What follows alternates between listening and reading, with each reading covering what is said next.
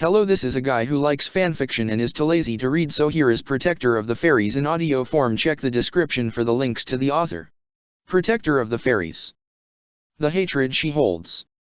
The excitement of the crowd hadn't died down since Toshiro and Karen fought. If anything, it was increasing as more mages started to approach and engage one another, as a few were in the process of right now. Chapati knew what he had to do to keep them all entertained and made sure to keep flicking between the battles as he brought up the scoreboard once more as an update. First, Sabertooth, 46p. Second, Quattro Cerberus, 44p. Third, Fairy Tail A, 42p. Fourth, Fairy Tail B, 40p. Fifth, Mermaid Heel, 38p. Sixth, Lamia Scale, 36p. Seventh, Raven Tail, 28p. Eighth, Garu Knights, 23p. Listening half-heartedly, Urza wondered how Raven Tail had gotten that point. She had heard about Toshiro being eliminated, but it had been muted slightly due to her being distracted, though she reckoned it had to have been one of Raven Tail's mages since she didn't think she had missed out on any of the other matches just yet. She probably would soon though, as she continued to stare down her opponent opposite her. Neither side had done anything yet, but she knew one of them would make the first move soon. Kagura, right? She asked, attempting to make some form of communication. She didn't really want to make the first move and play her hand. She'd rather take whatever her opponent had up her sleeve and counter it with her own power. Kagura used gravity magic from what she remembered, and her sword was almost always sheathed. Even now, when she had a blade of her own out on display, Kagura's remained sealed and bound. The woman even held the sheathed sword up ready to fight if needed, as if the sheath wasn't even restraining her blade. Kagura gave her a smile, a complete 180 from the look she had seen her give Miss Doggin yesterday. I am. And you're Urza Scarlet. Indeed. Urza continued to watch Kagura warily. You don't seem to want to fight me, do you? Kagura shook her head, the smile never leaving her face. And it was then Urza realized how fake it was. How unstable too, as if the real face Kagura wanted to show was bursting to come out and she was barely able to hide it. I actually respect you, Urza. Why would I want to fight you? That was a surprise, and the slight widening of her eyes probably conveyed that clearly to her opponent. Kagura chuckled softly, amused at the look on Urza's face. You don't remember me, do you? Remember you? Urza rattled her brain for an answer, but for the life of her she couldn't put a name or face to Kagura from anyone she used to know. I'm not surprised you don't remember me. It was years ago for me, and it was still long ago for you even if 7 years have passed. And I'm sure you don't want to remember me either.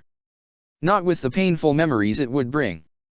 The smile held a piece of true happiness in it this time as some of Kagura's feelings bleed through her mask. I could never forget you though. You saved me, Urza. I saved you. It was back in Rosemary Village. I'm the girl you hid away and sacrificed your freedom for. Urza felt her blade slip from her hands, clattering against the ground.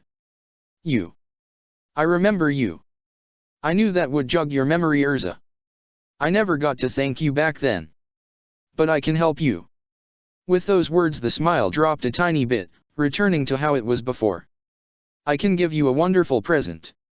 Urza frowned, still reeling from the knowledge of who this woman was. A present? No, it's okay. I don't need anything. You don't need to be shy. You'll love this one. I did plenty of research on you after all. You were my hero. When I heard about you in Fairy Tail, I wanted to come and say hi to you. I even took up a sword because I knew you started with one. But I did have another reason to come to see you. You survived the Tower of Heaven, and I hoped you would have known about my brother and what happened to him. Your brother? Kagura nodded. I can never remember too much of him nowadays. I was so young and it's been so long, but I do know he was like a shining light to me. But of course I lost him to the same darkness that stole you away. My brother's name was Simon. Urza felt her blood freeze. Simon? Her friend Simon? The same Simon that had sacrificed his life for her? The same Simon who had said he loved her before he died protecting her? He did once mention something about family, but it was so long ago and it had been merely a fleeting moment when he had said it. But one thing that stuck out was how she liked to wear this ribbon in her hair, tied above her head as a bow. The same style worn by the woman in front of her. I heard from Miliana about what happened a few years ago. She told me what had happened, how he had sacrificed himself for your sake. I wanted to hate you, I really did, and I think Miliana would never have told me if she had realized I might have come to that conclusion. But in the end I couldn't. From what Miliana told me, you were the woman my brother came to love. He loved you enough to die for you. And I can't hate you for that because it was his choice to make and not forced upon him. Then what is this about? Kagura's smile widened a bit, this time with a hint of madness and rage. It's about the man who killed him. It's about the man who enslaved hundreds when they should have all finally been able to go free. It's about Jalal. Mist Ogden? I know dash. Why are you calling him that disgusting name? Kagura tilted her head at Urza in a mix of curiosity and anger. We both know who he is. There is no point in pretending otherwise. That's what you've been doing, right? You've been trying to separate Jalal's identity into two parts. One part to hate, the other part to ignore, and then you've been focusing on the latter part to not get in trouble with everyone. You're wrong. Am I? I even went to the Magic Council to ask questions about him once. I actually got an audience with Grand Doma. He seemed very interested in my hatred, and he gave me a lot of information on him to help. What his magic is, how it works and its strengths and weaknesses, and he even told me of the day they failed to arrest him the first time. The time where that pesky Shinigami interfered and allowed him to walk around freely. A harsh laugh escaped Kagura's throat as she chuckled darkly. Can you believe it? I was shocked myself. That someone with such prestige and power would actually take on a criminal. I don't believe everything about what happened to your guild when you all became a dark guild, but I'm not blind to not notice that some of the causes could be possible. After all, how can you trust someone who would accept a criminal such as Jalal and welcome him into his own house? Ichigo has his reasons for what he does. He saw something others didn't in Jalal, or at least in Mist Ogden, the man who lacks all memories before his revival. But he's still Jalal, and you know that better than I do. I saw the reports.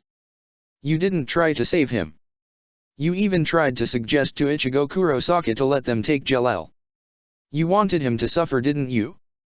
You wanted him to pay for what he did, didn't you? If you find Mist Ogden now, what would you do to him? If I find Jalal, Kagura corrected. She couldn't understand why Urza kept using that pathetic name. Jalal was Jalal. Nothing would change that. I'll kill him. That's what he deserves. I see.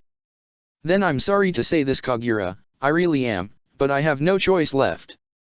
Light shone around Urza, and when it disappeared she was revealed once more in her black wing armor, additional plating over her right prosthetic arm.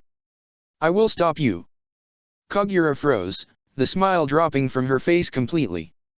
What? You heard me. I cannot allow you to continue with this plan of action. I will stop you here and now before you can engage this pointless path of vengeance. Didn't you hear me before? He killed my brother? He's living free right now. He hasn't even paid for a fraction of his crimes, and he doesn't have any intentions of doing so. And you are defending him. I'm not defending him, Urza countered. But he is, as much as I hate to admit it, a member of our guild. He may not be someone I can ever trust, but he is still one of us, and most of all he is trying to do good. He knows exactly the kind of man that he was, and he rejects that whole persona. That is why he is Mist Ogden. He chooses to become someone kinder. And because of that you will protect him. No. I will stop you because I will protect you. I will stop your path of revenge before you can enact it, and I will save you from the pain. I learned a long time ago that he is no longer the same man as he was, and nothing you do to him will ever bring you even a fraction of peace. So I will fight you in order to save you. Kagura brought her sheathed sword up. I don't get you. If you refuse to help me, if you refuse to step aside, then I will use my blade, archenemy, and make you move. And you are sure you can beat me with a sheathed blade? You'll find out, Urza. Don't worry. I won't hurt you too much. But I've come too far to allow you to get in my way right now. I will kill Jalal, even if it is the last thing I do. And this time, Karen and Yuzu aren't anywhere nearby to stop me. We'll see, stated Urza as she summoned a sword to her right hand, gripping it with both hands. Come. I'll break that resolve and reforge it for you. If that is your wish, I'll have to disappoint you. Kagura shot forward incredibly quickly as her gravity magic went into effect, reducing the pull on herself as she rushed towards Urza alongside the forces of the world. Urza quickly countered the other woman's overhead strike with a block, her arms shaking from the impact. She struggled as she felt herself being pushed backwards. The force behind the blow was tremendous, and the bloodlust was almost overpowering.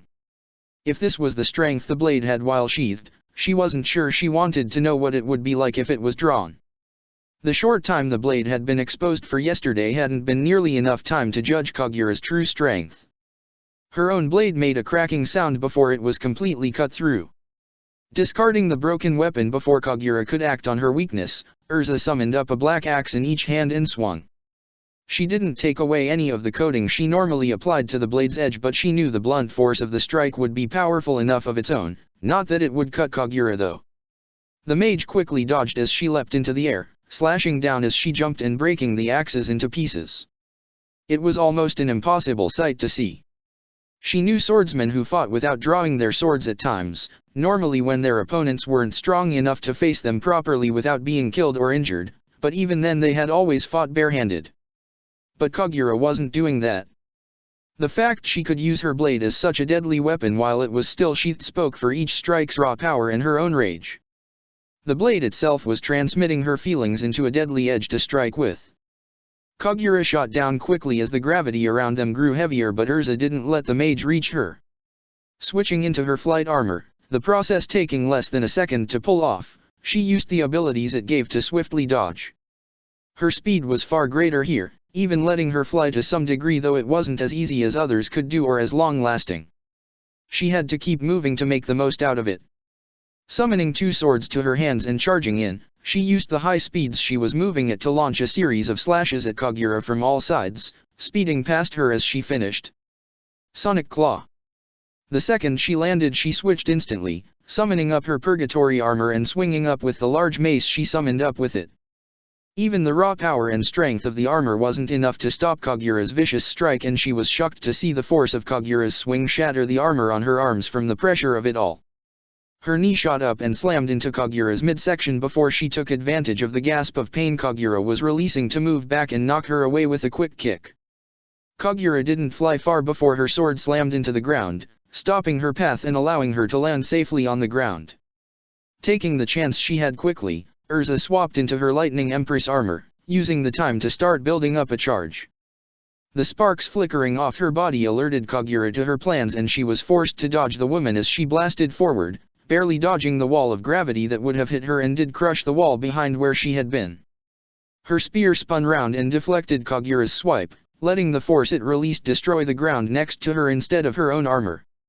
Unluckily, she had underestimated Kagura's own power, and her spear paid for it as it shattered to pieces. She couldn't afford to get hit. If she did, then the magic she had been building up in the armor would be wasted. As Kagura slashed at her again, she twisted her body away, her left arm coming up as a flash of light appeared around it. Kagura's strike connected only to hit a massive plated shield, barely able to even crack the plating. Connected to the shield was a small band then wrapped around Urza's arm, just over her Lightning Empress armor. It had been a gamble, but it seemed it had paid off. Her adamantine armor was her strongest armor in terms of defensive power. With it she had taken a point-blank shot from a Jupiter cannon and lived, along with stopping the attack in its path from reaching her comrades that had been behind her. The shields on their own though weren't as strong as when she used the full set, especially when she only used one shield. It seemed, however, that it was enough for now, but she had no illusions to the fact that the shield would break eventually. But it would take a beating at least beforehand. "Please give up now," Urza stated, letting her right arm get exposed as a large quantity of lightning danced along it. Unlike her wooden prosthetic, this one had many advantages. A stronger durability, better freedom of movement, and most of the ability to manipulate magic through it once more. And in this case, the metal that made it up was very good at conducting electricity like this. "I don't want to have to hurt you more than necessary. You are in my way. Disappear." A burst of gravity accelerated the sheathed blade as it flipped her shield up, sending her reeling back as she tried to recover. At the same time Kagura shot forward and slashed, tearing the armor she wore to pieces and sending her flying back even further against the rock walls of the caverns. Coughing in pain as she pushed herself back to her feet, the large shield being used as a crutch to stand with, she raised her right arm and clenched the fist, the electricity still safely contained around it despite the loss of the armor. This would be the limit of the strike it seemed, so she would have to make it last. The bill to get all her stuff repaired after this though was going to be ridiculously high. She was making Mistogan pay for some of this whether he liked it or not, because this was definitely his fault to a good degree. "I'll end this now," muttered Urza as she shot forward, deflecting Kagura's blade with the shield and knocking her back. Kagura recovered quickly however, dodging her swing. The blade was coming back up and threatened to destroy her arm, but Urza refused to give her that chance. She had lost her right arm too many times by now, and this arm in particular had been the best one she had since she first lost her arm. A row of blades appeared around her arm, simply hanging there as their combined mass halted Kagura's blade for a moment before the shockwave from the attack shattered them. It didn't matter now though. She had the second she needed, and in that moment she slammed her fist against Kagura's stomach. Volt crash! Lighting tore into Kagura's body and sent it into spasms, her blade dropping to the ground as she tried to grip her arms to stop the shaking. Her body collapsed against her will as her head slammed against the ground, her sight getting darker. Urza let out a sigh, a small amount of lightning still cycling around her arm that she allowed to fade away. She had been planning to release the whole burst but had stopped at the last second, aware that doing so might have been enough to stop Kagura's heart if she had been hit by such a concentrated burst. She was immediately on alert however when earth tore through the wall, perfectly aware on who that magic belonged to. That was Jura's magic. And being sent flying through the walls from the earth was Mistogan himself. Jelal! Kagura's eyes grew wild and Urza was forced to jump away as a sudden burst of magic exploded around Kagura, courtesy of her gravity magic. Pushing herself to her feet, the anger in her mind clouding the pain she felt, Kagura reclaimed her sword, one hand gripping the sheath while the other gripped the hilt. Jelal! Urza flinched as Kagura drew the blade in one swift movement, the bloodlust becoming almost unbearable. It was like she could feel the blade itself calling out for Mistogan's blood and life, egging Kagura on to slay him. Kagura threw the sheath away to one side and Urza knew what that meant. She wasn't planning on resheathing the blade anymore. She was going to charge and cut down anything in her way towards Mistogan, no matter if they were friend or foe. Her shield came up in time to block Kagura's quick strike, but it wasn't enough. With a single swipe, her shield was cut in two, the damage continuing on and shattering the random armor she had equipped quickly when her Lightning Empress armor had been destroyed. Kagura didn't give her any time to rest however, slashing again, and leaving a large cut along her chest as blood spilled into the air. It wasn't deep, but Urza still felt as if she had been sliced in half.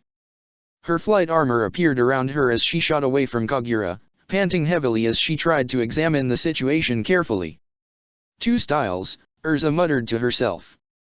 One for blunt attacks, a strong form, and one for cutting, a slashing form. That's how your style works, isn't it? When you unsheath your blade you switch away from the harmful blunt force to the deadly cutting power of the blade's edge. Kagura shot forward, stabbing with her blade. Urza barely dodged the blade's point, even with the speed of her armor, and the fact everything behind her in a line was destroyed made her glad she had done. There was a third form too. Concentrated power into the blade's point, in other words a piercing form. I get it, Urza muttered as she quickly slammed her broken shield fragments upwards, forcing Kagura to back away. Letting her body be covered in light, she switched once more till she was wearing one of most classic armors. Her Heaven's Wheel armor. I'll use this then. That won't work, Urza, spat out Kagura. Get out of my way already. No. I will stop you here. The room was filled with light and, when it cleared, hundreds and hundreds of swords floated around Urza. At the same time, her prosthetic arm was gone, moved to her equip space in exchange for a small bit of plating over the stump. You think quantity will stop me? Yes. I will stop you with my strongest technique. A technique that takes my skill to its maximum level. Infinite Blades. Protector of the Fairies. Being slammed through walls was not a fun experience, that was what Miss Doggin had decided. It was made even worse when it was Jura doing it, meaning you were essentially being slammed through walls by what were the equivalent of walls themselves. Jura lived up to his name and then some. Mustering up enough strength necessary for what he needed to do, Miss Doggin slammed both fists forward on the earth and smashed it into pieces, rays of light spiraling around him. He took a deep breath as he quickly took the time to recuperate. One thing that could be said for fighting Jura was that the man was not a fast man, meaning he could at least rest for brief moments like this. Jura could send him flying as much as he wanted, but the man still had to catch up afterwards if he didn't bother to go back to the older mage. Normally he would have, but his magic was at a crucial disadvantage in the small enclosed area. He was fast, much faster than Jura could hope to be, but the issue came from the fact that the area was so enclosed that Jura could negate his speed completely. Everything around the man was earth, and that made him deadly. He could even make the entire corridor be filled by a pillar of earth and use it as a battling ram with no room to dodge. That had only happened twice so far though. Jura had probably picked on how he didn't stick around when that happened, and it was easier for Jura to make him stick around if he used smaller pillars. The lack of space also made it hard to use any of his more powerful meteor spells, and he didn't even know where they were too, so he couldn't just call on a meteor from above to smash into the ground. Who even knew where this arena was, though he reckoned it was just below the original one. That still did mean though that he couldn't just use that spell without knowing how close he was to the stands, or whether or not he could summon it within the barrier or not. The soft sound of footsteps along with the ringing of the rings on Jura's staff alerted him to the man's arrival. Dusting off his suit, he tried not to pay attention to all the cuts it was getting. It was hard enough to repair as it was, and this just added extra work later on and made it harder to keep looking presentable. His time for a break was up though, so he shoved on his best composed look and watched as Jura stepped through the large hole his attack had created. "So here you are. I was wondering how far I sent you flying this time." "A lucky shot," responded Miss Doggin immediately, not wanting to admit how annoyed he was that he had fallen for such a ploy. He had been so close to getting a hit on the man, breaking through his defenses, and then he found out the man in front of him had manipulated him well enough to make him believe he had actually done it. In actually fact there had been a second layer to stop him, and he bet Jura probably had a third or fourth layer after that to deal with. This battlefield really gave Jura way too much of an advantage, but life wasn't always fair. Not many mages could fly after all, so a match on the surface would have been giving him the advantage instead. Thinking back as well, he had sworn he had seen Urza for a moment as he crashed through one of the rooms. It had been hard to tell from the angle, but it looked like her. Had she been fighting too? And if so, who? "I have to admit, I didn't expect you to be dealing with this situation as well as you have been." Jura gave a smirk to Miss Doggin. "From what I remember of you, your style is very based on speed and power. Somewhere like here gives me a massive advantage, and yet you haven't lost yet. Ichigo gave me orders I need to fulfill. I won't lose so long as I have yet to fulfill them." "Is there someone Ichigo wanted you to beat?" Jura shrugged. "Well, it matters little right now. After all, we are simply fighters right now. Nothing else matters." "I disagree. I don't see myself as a fighter or a brawler or whatever other nonsense. So long as I have purpose, then I am simply a man fulfilling his duty. And that purpose gives me a far stronger resolve than your will to fight and to battle strong opponents." "We all have our own resolves," said Jura, not annoyed but instead speaking as if he had heard this before. His voice was slow, almost patient-like, as if trying to teach and allow a student to understand him clearly. "No resolve can truly be said to be above another so long as you have made that your resolve. The only difference in the end is who has the power to carry out their resolve and who lacks it. And if both have the power necessary." Jura's grin widened to one of thrill. "Then we fall back on being, in your words, brawlers. Fight and see who has the superior strength, speed, brains, anything that can give an edge towards victory. You must have trump cards after all. Use them and steal victory from me." "Fine then." Placing his right hand over his heart, bright light burst out around it. Jura eyed the light in fascination as he noticed the difference from Miss Doggin's battle with Kenpeki. "That's different. Last time the light only shone from within your palm. Now it envelopes your whole hand. What are you?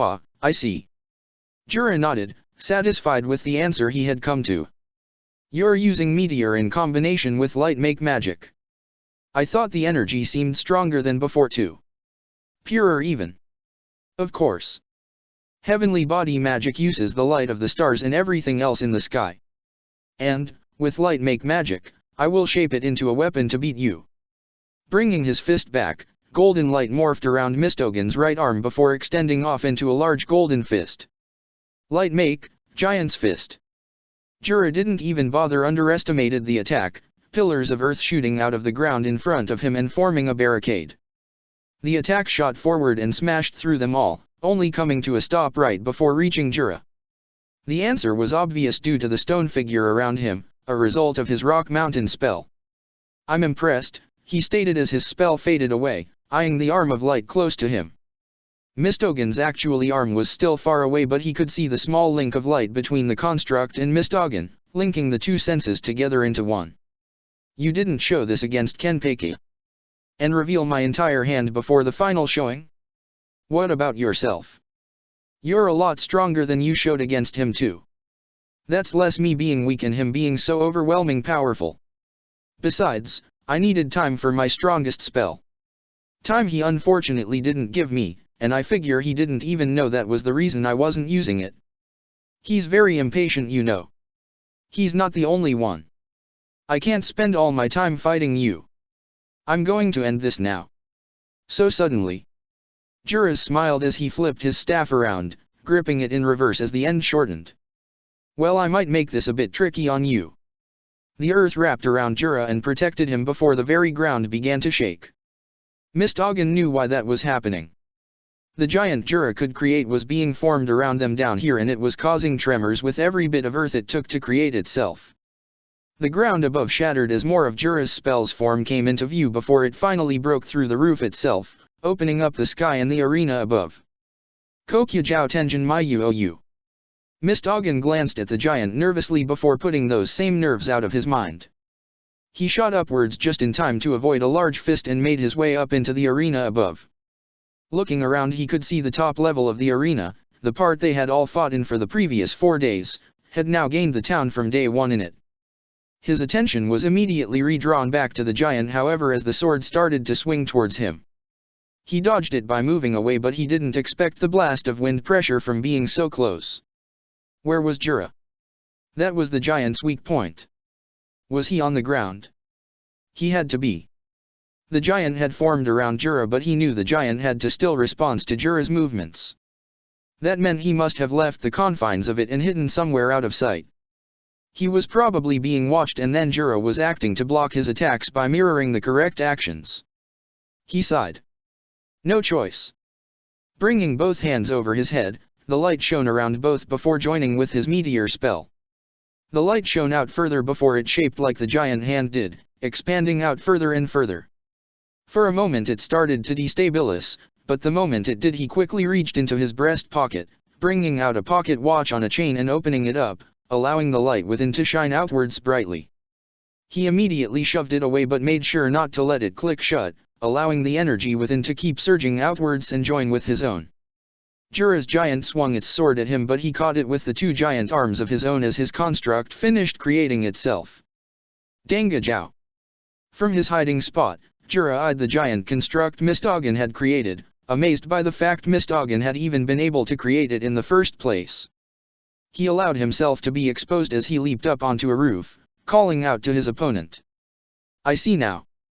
You learned light make magic to create your own legendary spell with your heavenly body magic. And like I learned about the wall to cross and overcame it, you did too. This is truly incredible. The praise wasn't false. What many saw was a demonic appearance with a large rope of energy tied around the energy body multiple times. The body didn't have much to it, being bonier from the details he could see. He though saw the effort that must have gone into making such a spell and the failures and joy that had come from it all. He had experienced those same moments himself after all.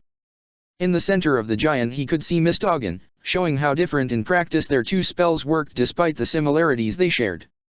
His required him to act out his moves and made him separate from his construct.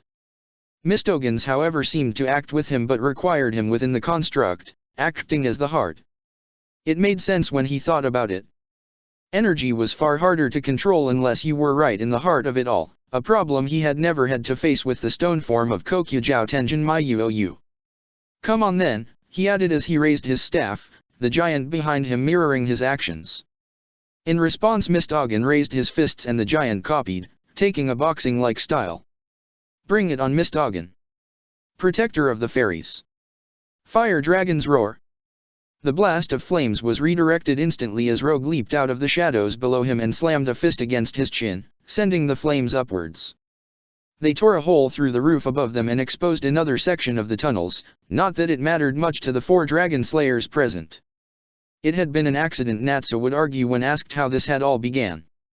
In actual fact, he had his doubts and believed Rogue and Sting had planned this, leading both him and Gajeel towards them after they had managed to regroup. What bothered him however was why. Dodging a fist of light, he sent a wave of flames back at Sting, the attack coming from Rogue being deflected as Gajeel forced him back. The 2 saber-toothed dragon slayers were definitely stronger than before. It wasn't much really, but it was noticeable. Maybe it was because the 2 were trying to fight as a team more than before. Last time they had overestimated their own strength and they had lost because of it. Maybe they believed they could win this time if they worked together, though he still wasn't sure. The gap back then had been a wide one, and it didn't help how ill the 2 looked. Were they even in any condition to fight? What had happened to the 2 of them? Why hadn't they used Dragon Force yet either? Well, it meant they didn't need to break out their full power yet to use against the 2, but it still bothered him. Sting and Rogue didn't honestly think they could win without it, did they? They hadn't even broken out their drives yet. What the hell is your game? Natsu shouted as he slammed a fist against Sting, sending him flying back against the wall and causing the mage to release a cry of pain. You 2 may be stronger than you were at the start yesterday, but you won't even break out your drives or Dragon Force. I know you're stronger than this. So why are you holding back? Surely by now you know we aren't the kind of people that can work on. They could be playing for time, suggested Gajeel. If I didn't think I could win, that's what I would do. That's arrogant of you, said Sting as he pushed himself up. You think we've already lost? No, I think you've already lost. Or at least you don't believe you can win. It's obvious with every blow. We haven't given up all hope yet, Rogue said weakly, and Natsu and Gajeel couldn't help but wonder why they kept going in the state they were in. Something about it bothered Gajeel however. The way they looked, it was just so familiar. But where? Where had he seen this before? Rogue's right, muttered Sting. We just needed it to settle down. Man, this is a horrible feeling right now. I feel like my insides are going to break apart. It's like I'm dying. And you 2 went through this? I'm honestly impressed by you both. Gone through what? Sting shook his head.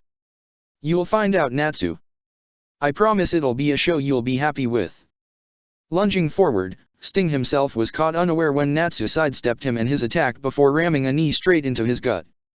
You didn't even see that coming. Yesterday you would have. What the hell is wrong with you? We aren't done yet. Yeah you are, muttered Gajeel as he slammed Rogue against a wall. Why didn't you fade into the shadows to avoid that strike? Yesterday you could have, especially when we consider how weak my grip is compared to how it could be. Both of you are getting by through your teamwork alone, but individually you're weaker. You shadows are slipping out of your control while your friend's light is dimmer. You can't win like this.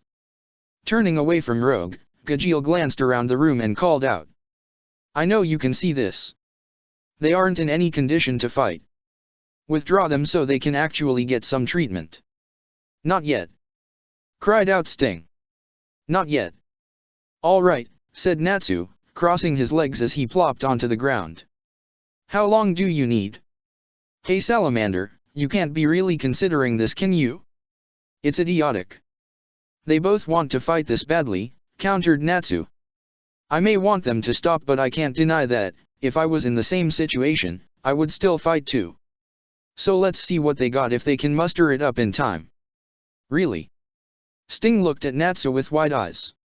You're just going to wait. A rumble tore through the tunnels, making them all unsteady as they tried to grab onto something. 10 minutes. shouted out Natsu as he tried to stop himself falling onto his back, his crossed legs making it hard to balance. I want to know who caused that and fight them. You have until then. All right, said Sting as he sat down himself, the tremors stopping except for the weaker ones coming from above now, and nowhere near the scale of the ones from before. 10 minutes. We'll be ready in that time. Just wait and see. Protector of the Fairies. King Du approached his ally on top of one of the large 4 statues, eyeing the sight below with distaste. He pulled his hooded cloak further around the trench coat beneath it, all of it white like many Quincy wore. The cold was dreadful up here but, from the look on his ally's face, Leal didn't even notice it in the slightest. Leal Barrow, a man he rarely saw. His Majesty must have been really interested in the affairs of these games. Out of all 4 here, he was by far the rookie of the group.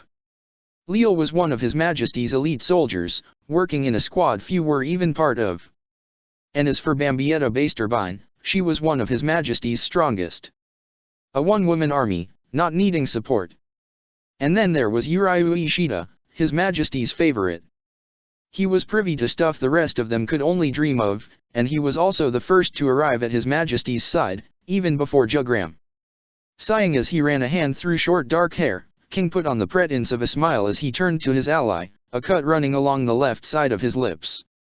Anything good? Leal looked away from his sniper rifle, glancing towards him with a bored expression. Like always his left eye was closed, a crosshair mark over his closed eye. Kane couldn't understand how the man wasn't cold up here. He had a sleeveless vest on, even if it did have a furred pall drawn on his right shoulder, and had his trousers cut short by his calves. The hat he had on was a good choice at least with the fur but it was still not enough in his mind. At least the man had their emblem on his hat and had the right mind to keep to white colors. They all had a fascination with that color.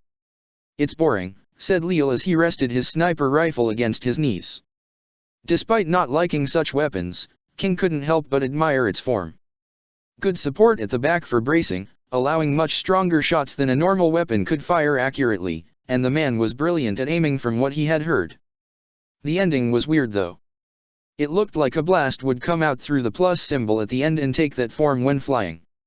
He was quickly brought back from his thoughts as Leal continued speaking. Why are you here? Same reason you looked away from your sniper rifle's scope. We're both bored. And why come to me and not Bambietta? She's watching the games alone, and you think I want to go near that crazy bitch? Besides, it's more noticeable when people all wearing white group together. At least up here they can't notice us easily. I suppose. Leal glanced at his sniper before giving the arena below a look, in particular the giant constructs fighting one another. One would swing its sword but it would either be dodged to the side or ducked under or even caught at times. It was interesting to see he supposed but at the end there was no finesse to it. It was merely 2 giants with unimaginable strength clashing against one another and trying to put the other down. He hasn't fought anyone yet has he? Muttered King and Leal didn't need to ask to know who King meant. No, he hasn't. You think His Majesty will be happy with all the info we got about him from yesterday? He has yet to use anything near his full power. What we have seen so far has been within His Majesty's expectations. We however need to witness more and report anything beyond this. His full power is a complete unknown. He won't use it here. Surely His Majesty knows that. There is always a possibility. At the very least it is data to be analyzed. I suppose, King muttered. Why the hell is His Majesty so interested in this guy anyway? I get he's this hybrid. Leal shivered at King's words. But that doesn't seem to be enough justification for all this. You saw his strength yesterday. The threat is just. That's not what I mean. I respect His Majesty, more than words can convey, but I can't understand why he wants us to observe him. Just observe him. I mean if he's so dangerous then why not kill him when a chance creates itself? Why wait and let him live? I don't pretend to know the reasons of His Majesty. His mind is far more powerful than our own. He sees things we can only struggle to imagine. If he tells us to observe someone, we observe them and don't go against that order. If he wanted us to eliminate him then he would have said so. Ishida would know wouldn't he? He was the one who was made the leader of this little group after all. As I said before, I don't pretend to know the reasons of His Majesty. Put it out of your mind and focus on the task at hand. If we need to be informed of something, then we will be. Until then we obey. King sighed. I guess. Settling down, he returned his gaze to the screens below to watch the matches unfold. At least we get some entertainment while we wait. If I didn't have this, I probably would have killed someone with all this waiting. Protector of the Fairies. Weak, muttered Kenpeki as he threw Miliona's unconscious form away from him, one ear listening to see if that annoying announcer as he declared him the victory. He wasn't too bothered about that, but he wanted to know what rank this person had been for points, hoping she had been low down. He frowned as he heard the number 2 being called out, giving another glance towards the defeated mage that was being teleported away. Ah. So that was the goal of this guild. Or at least that was what he hoped.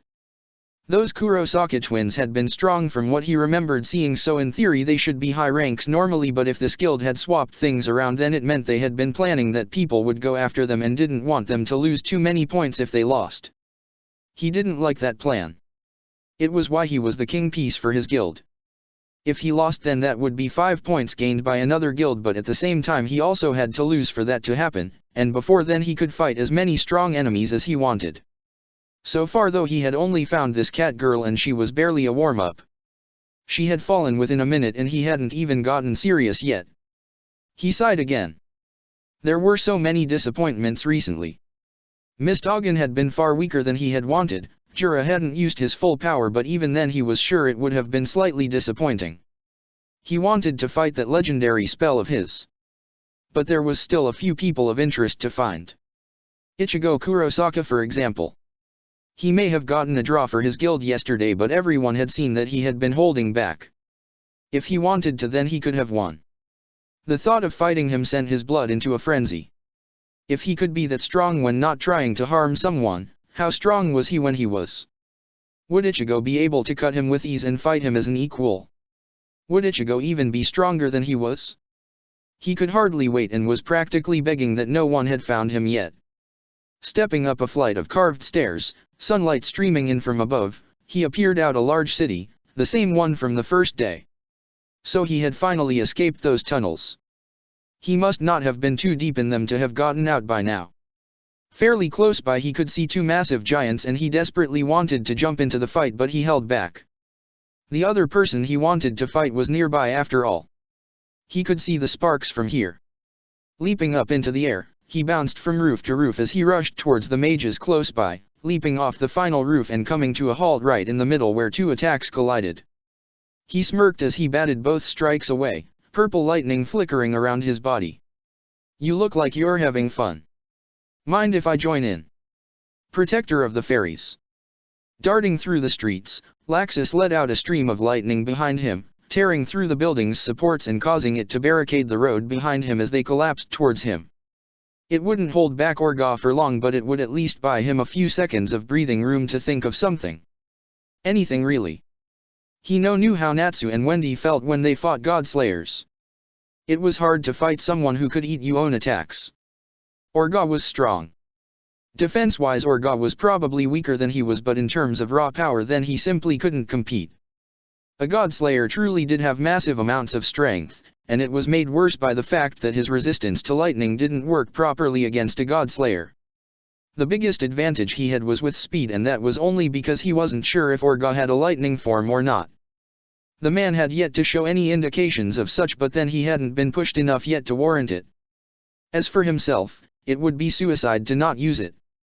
His speed was the only reason he could dodge the stronger attacks and actually get some in himself.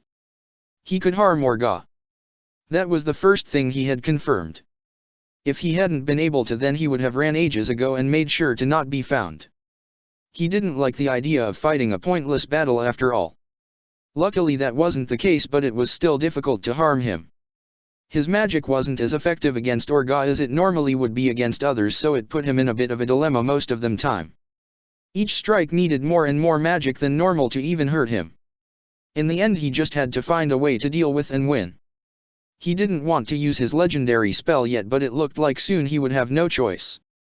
The fairy law aspect should be strong enough to overcome or even ignore his defenses and put him down for a while, but if it could win without it, then he'd rather not have to rely on it. The power behind it was far too strong to use and was only best saved for when the basic version of his legendary spell couldn't work. All he needed was time to charge up the energy and store it ready and decide at the time what to use. He wouldn't be able to afford waiting for it generate if Orga realized what he was up to and tried to stop him. Lightning God's Bellow. A storm of black and yellow lightning tore through the rumble he had used as a barricade as Orga charged through it, an arrogant smirk on his face as he aimed a punch at Laxus's chest.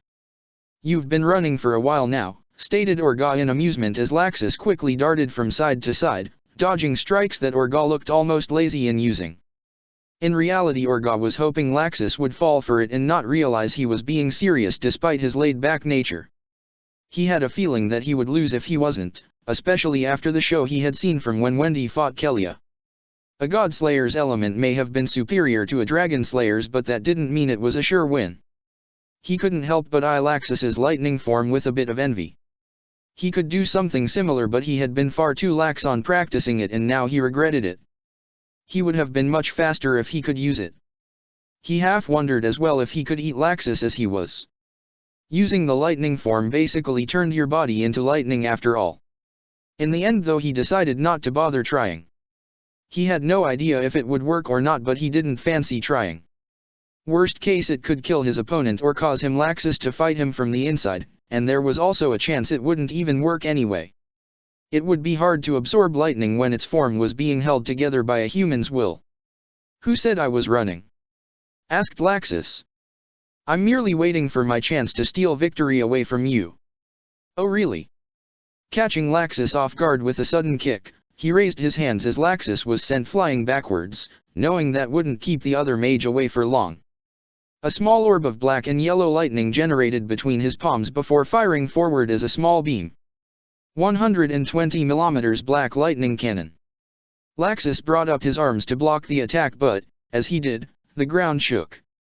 It trembled massively as a giant of earth broke through the ground and the shockwaves caused Orga to lose his balance and for his attack to skim along Laxus's side instead. Laxus let out a grunt of pain, but it was nothing he couldn't deal with. This was what he had been waiting for. A chance. There wasn't enough time for his thunder-piercing lance spell, but he could do something else. Rushing straight ahead at max speed, lightning exploded around Laxus's fist as he materialized in front of Orga, slamming his fist against the saber-tooth mage's chest. Dragonslayer's secret art, roaring thunder. Orga roared in pain as he was sent flying back, his feet digging into the ground to break his flight. He had only moved a few meters when he stopped, immediately retaliating.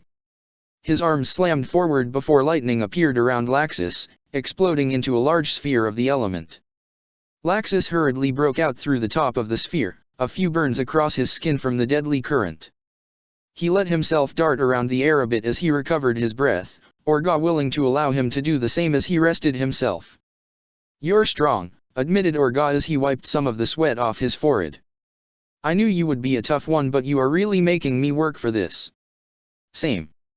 I was rather hoping I could avoid fighting you if I could, but you can't always get what you want." Landing nearby, Laxus brought his head back a bit. Lightning Dragon's Dash. Lightning God's Dash. Roar. Bellow. Right as the two attacks were about to connect, a figure shot in between the two blasts. They had little time to do anything before both blasts were knocked to one side, purple lightning flickering along the ground where the newcomer stood.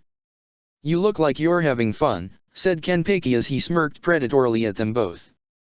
The wide smile on his face made him look slightly mad as he stood there, his eyes almost begging for them to let him join in, and both knew his following words weren't a request.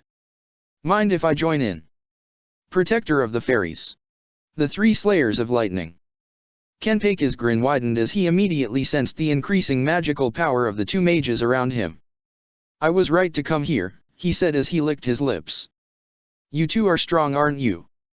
"Kenpeki's Araki," muttered Orga as black lightning flickered around him.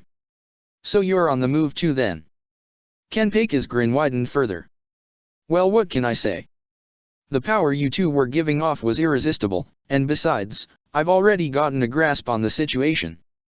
The reason for why we're in different positions and levels. In the end, it is the strong that will congregate on the upper levels.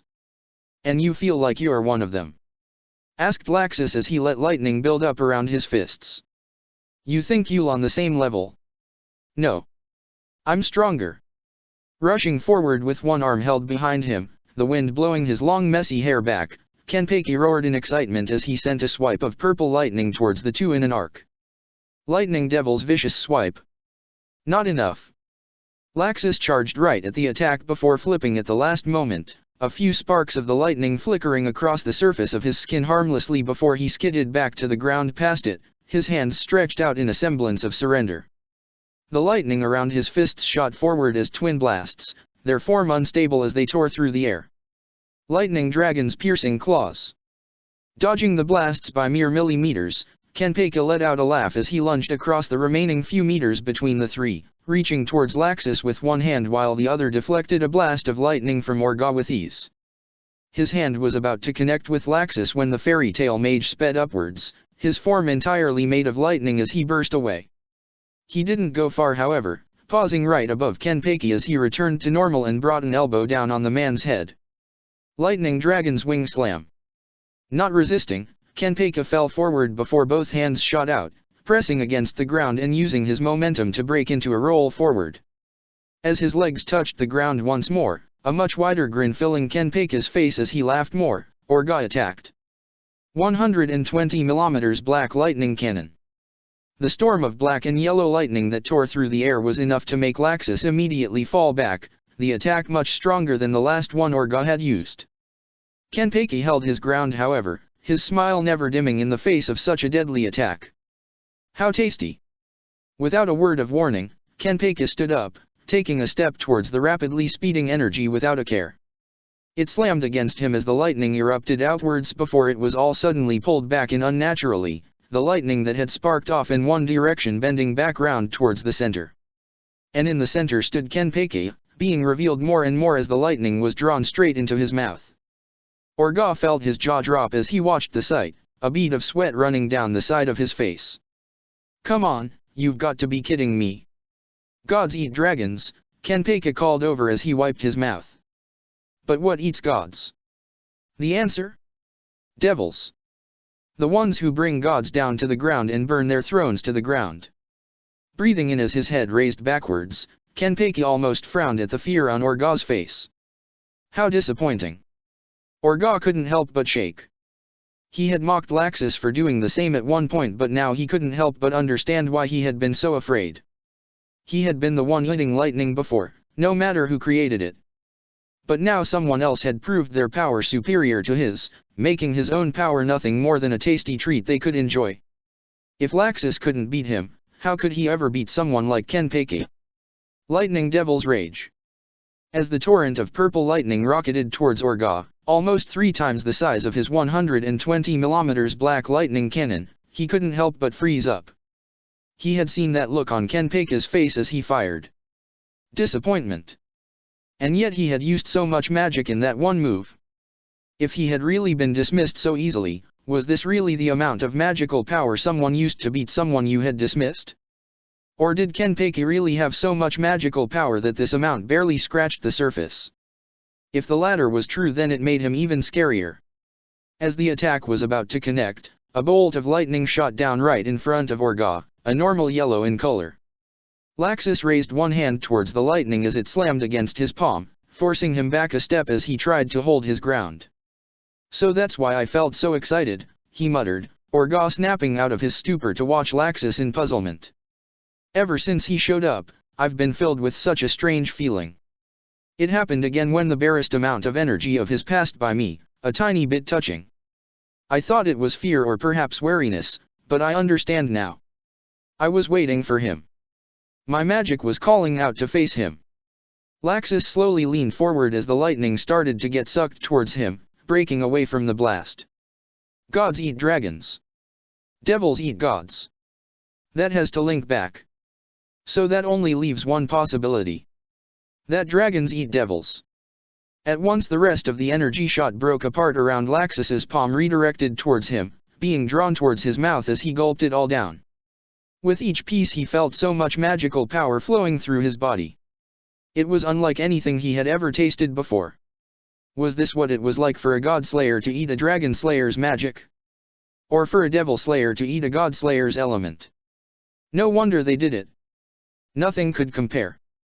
As the last drop of lightning was absorbed, Laxus gulping the last bit down as his body unwillingly expelled lightning around him due to being unable to process all of the raw amount of energy coursing through his veins, he turned his attention to the man who had fired the blast. Kenpaki's smile was back. If anything, it was worse than ever, his eyes wide with joy. Fantastic. Fan-fucking-tastic. You're brilliant. If you can eat my own attacks, I won't be able to beat you easily. Kenpaki laughed against, barely able to hold in the insanity at the edges of his tone. I knew you'd be good, but not this good. Stretching his arms out wide, Kenpaki smirking invitingly at the two. Come on then. Fire everything you've got at me. Let's see if anyone out there is stronger than I am or not. Let's see if your ability to absorb my magic will allow you to win in the end.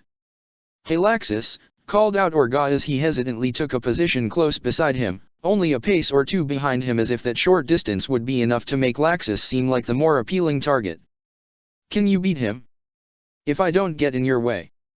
Laxus cracked his knuckles before resting a hand against his neck as he leaned it to one side, keeping a watchful eye on Kenpaki, the man seemingly happy on allowing them to make the next move. I don't know, he muttered quietly, not wanting Kenpaki to hear him in case it upset the man and made him charge at them. I can eat his magic, but it takes time when there is so much of it. I have a resistance to it, but I know from what Natsu told me that even a weaker quality power can damage a higher quality one if enough force is behind it. And I know from eating that attack of his that he probably has more magical power than the two of us combined.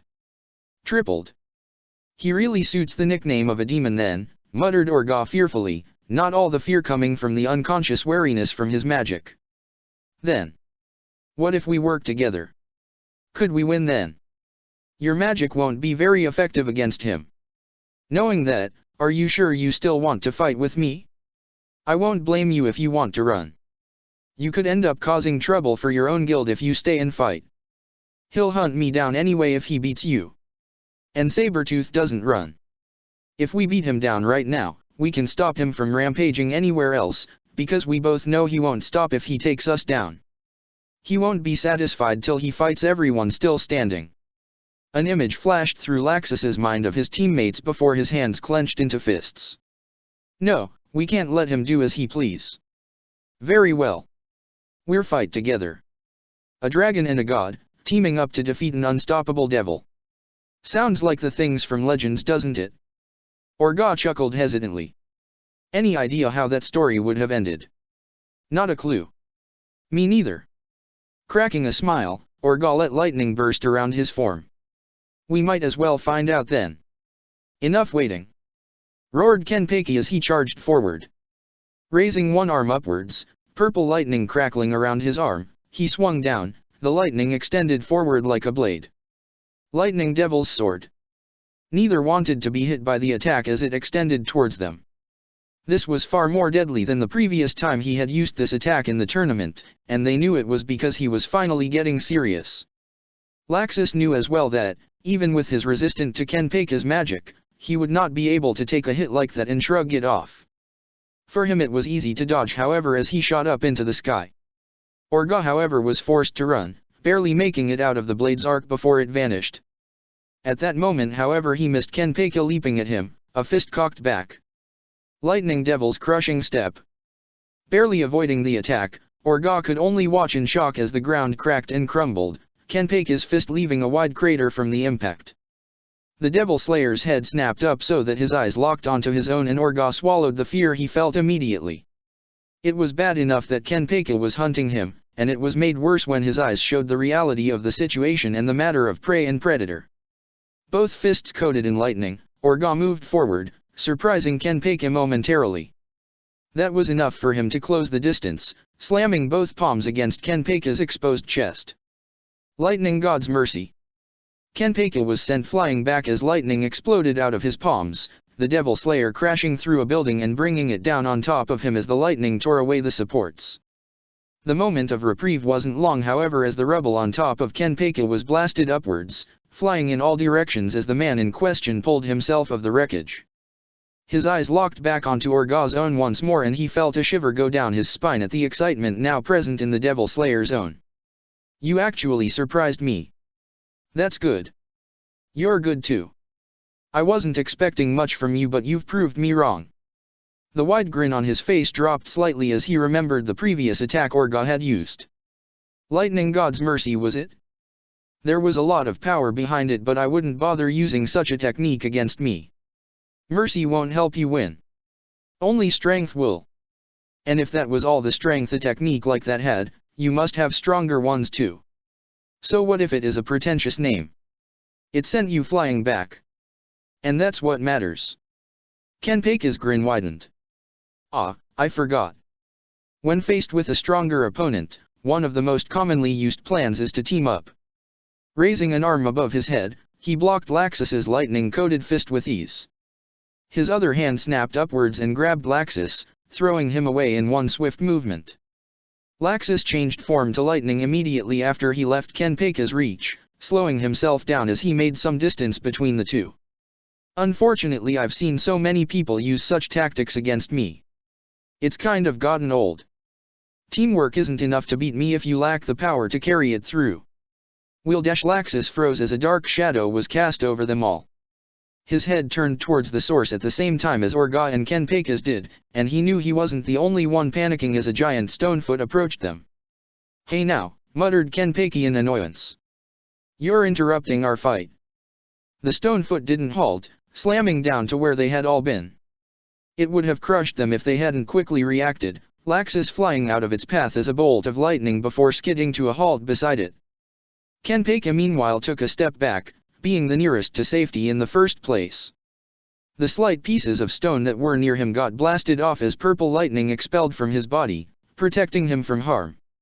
Orga however pulled out the most impressive escape, having flung himself upwards and onto the knee of the stone giant itself.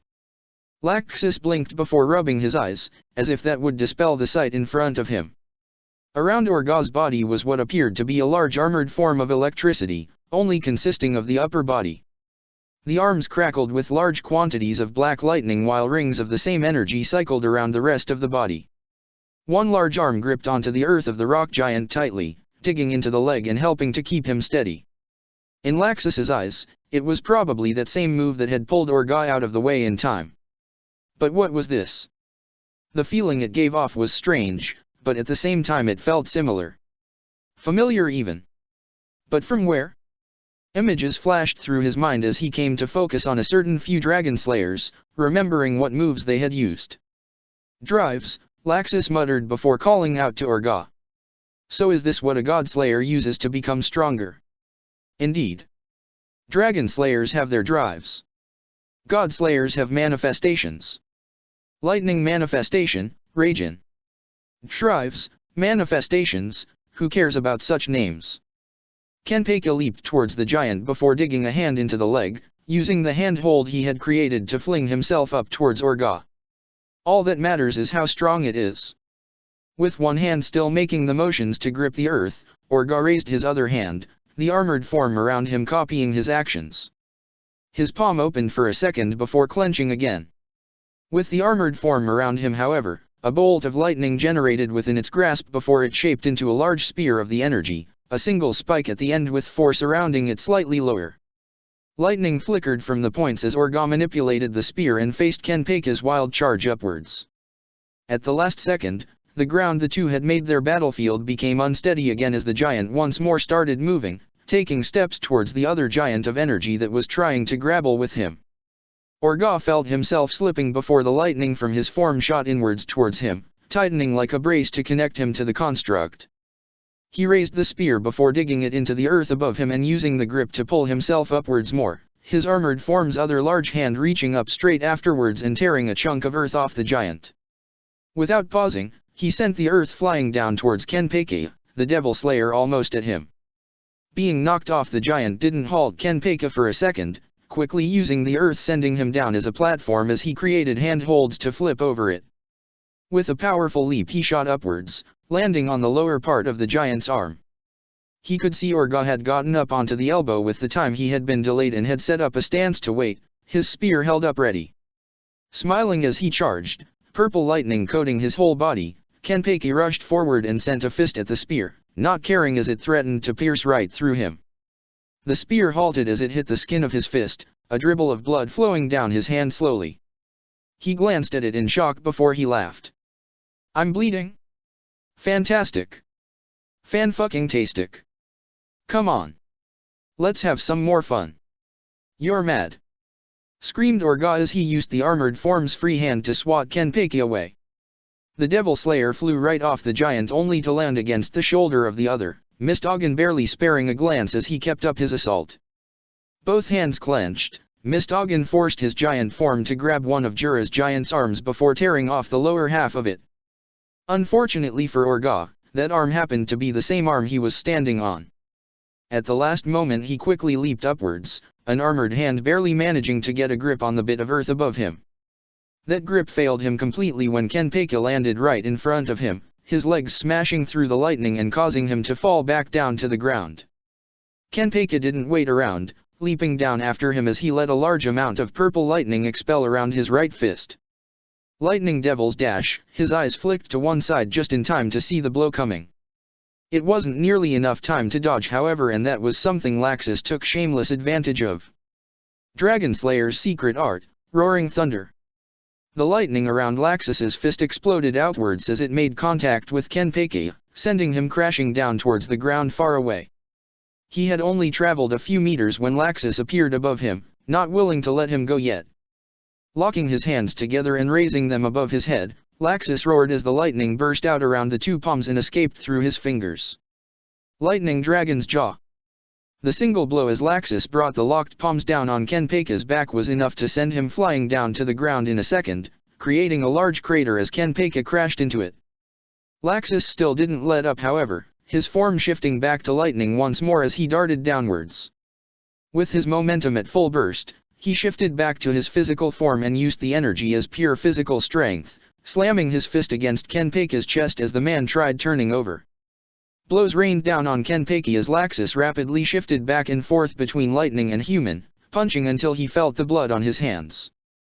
Preparing to finish it, he brought one last hand back and extended his fist out so that his fingers joined together as a point.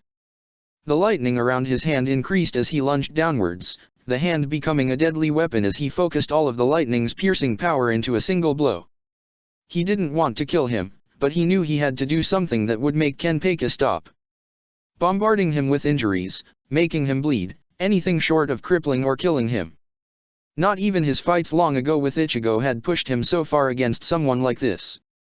Not even Hades could compare. At least Hades's power had some secret behind it and why he hadn't been hurt. This man could get hurt and yet could tank it all to an unprecedented degree. But with this, he'd end it. He didn't need to aim for anything vital. He just needed to make sure Kenpeki could no longer fight in any good condition. As Laxus' hand was about to hit by Kenpeki's side however, the man's previously motionless form moved, his hand reached up at the last second and gripped Laxus's own mere inches away from the skin. Laxus's eyes widened as all the smoke and dust from his previous attacks cleared, revealing a shocking sight. There were bruises and blood across Kenpeki's body but the blood was barely flowing, the injuries Kenpeki had sustained almost minimal in appearance. A lot of the bruises looked like they barely hurt, and worst of all was the look in Kenpeki's eyes. The man looked disappointed. "My side? You had a perfect chance and you go for my side."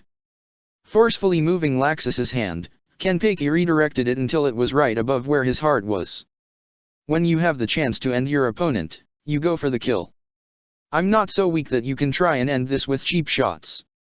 He sighed. "And here I had so many expectations from you after those first two strikes. They actually hurt. But now I'm just pissed." Laxus forced his hand out of Kenpeki's grip as he flung himself off Kenpeki's body. The Devil Slayer dusted himself off as he stood up, stretching his arms out one by one before cracking his neck. "All right then. I'll show you what happens when I get annoyed. Try and survive longer than a few seconds, won't you?" Laxus brought up his fists in preparation before he felt the world spin, Kenpeki's punch sending him flying. "How? He had barely seen the man move. And then suddenly a fist had appeared in his face and had sent him flying. He glanced back as he saw the flickering sparks of purple lightning around Kenpei's form. Did this guy have the same ability that he had? Could he turn into lightning too? You couldn't even dodge that. Kenpei scowled as the lightning intensified around him. You better focus or this really will end right now. Again Kenpei shot forward, this time Laxus seeing it properly. It was slightly different than his lightning form. When he shifted he completely became lightning, able to move incredible quickly and shift to and from with a moment's notice. But he could see Kenpei's version functioned in vastly different ways. Instead of maintaining that form, he shifted for a mere instant, the change happening so quickly that he almost missed it. However, it was faster than he could go during the same amount of time. Kenpei had to be breaking down completely into lightning before scattering rather than holding himself together in a larger mass. It was the only explanation of why he had managed to move so quickly. As Kenpei reformed, however, he was already ready for the man, bringing his hands together and creating a large clap sound as energy exploded out around him. Lightning Dragon's Wing Beat. The shockwave as lightning exploded outwards caused Kenpei's form to get knocked back, powerless to stop the blow as he materialized. Using the moment granted to him, Laxus called forth all the energy he had been storing, allowing his strongest spell to form immediately in his waiting palm. He didn't need to rush forward, the spell he was holding more than long enough to reach Kenpei at this range. Dragon Slayer's Secret Art. He muttered under his breath, pouring everything he could manage into this one blow. Thunder-piercing lance. A burst of excitement shone through Kenpei's eyes as the attack was flung at him. He had only a second to move, but to Laxus's dismay that was enough. He dodged to one side, the lightning skimming across his side and leaving a large gash as blood leaked from the wound. The whole spell detonated in a blast of lightning as Laxus tried to capture Kenpei in the blast, but a small part of his mind already knew the result, and it was only made clearer as the smoke vanished and Kenpei was revealed once more, having a few burns as the side facing the blast but not much else. Even the blood from his side wasn't slowly Kenpei down, the wound being forcefully burnt shut by the intense lightning Kenpei admitted around his hand and pressed against it. Laxus couldn't help but shiver. Could nothing even slow this guy down? You were so close, muttered Kenpei in disappointment. That almost hit me. But you hesitated. That time you used before lunging forward ruined you, even if it was only a second. You shouldn't have hesitated. But you were strong. I'll be respectful and finish you with one blow as thanks for that. Bringing his right hand behind his back, a massive amount of lightning burst out around his hand before extending down along his arm and halting at his shoulder. The sheer quantity of energy tore away at the ground and Laxus almost covered his ears as the loud screeching noise filled the air.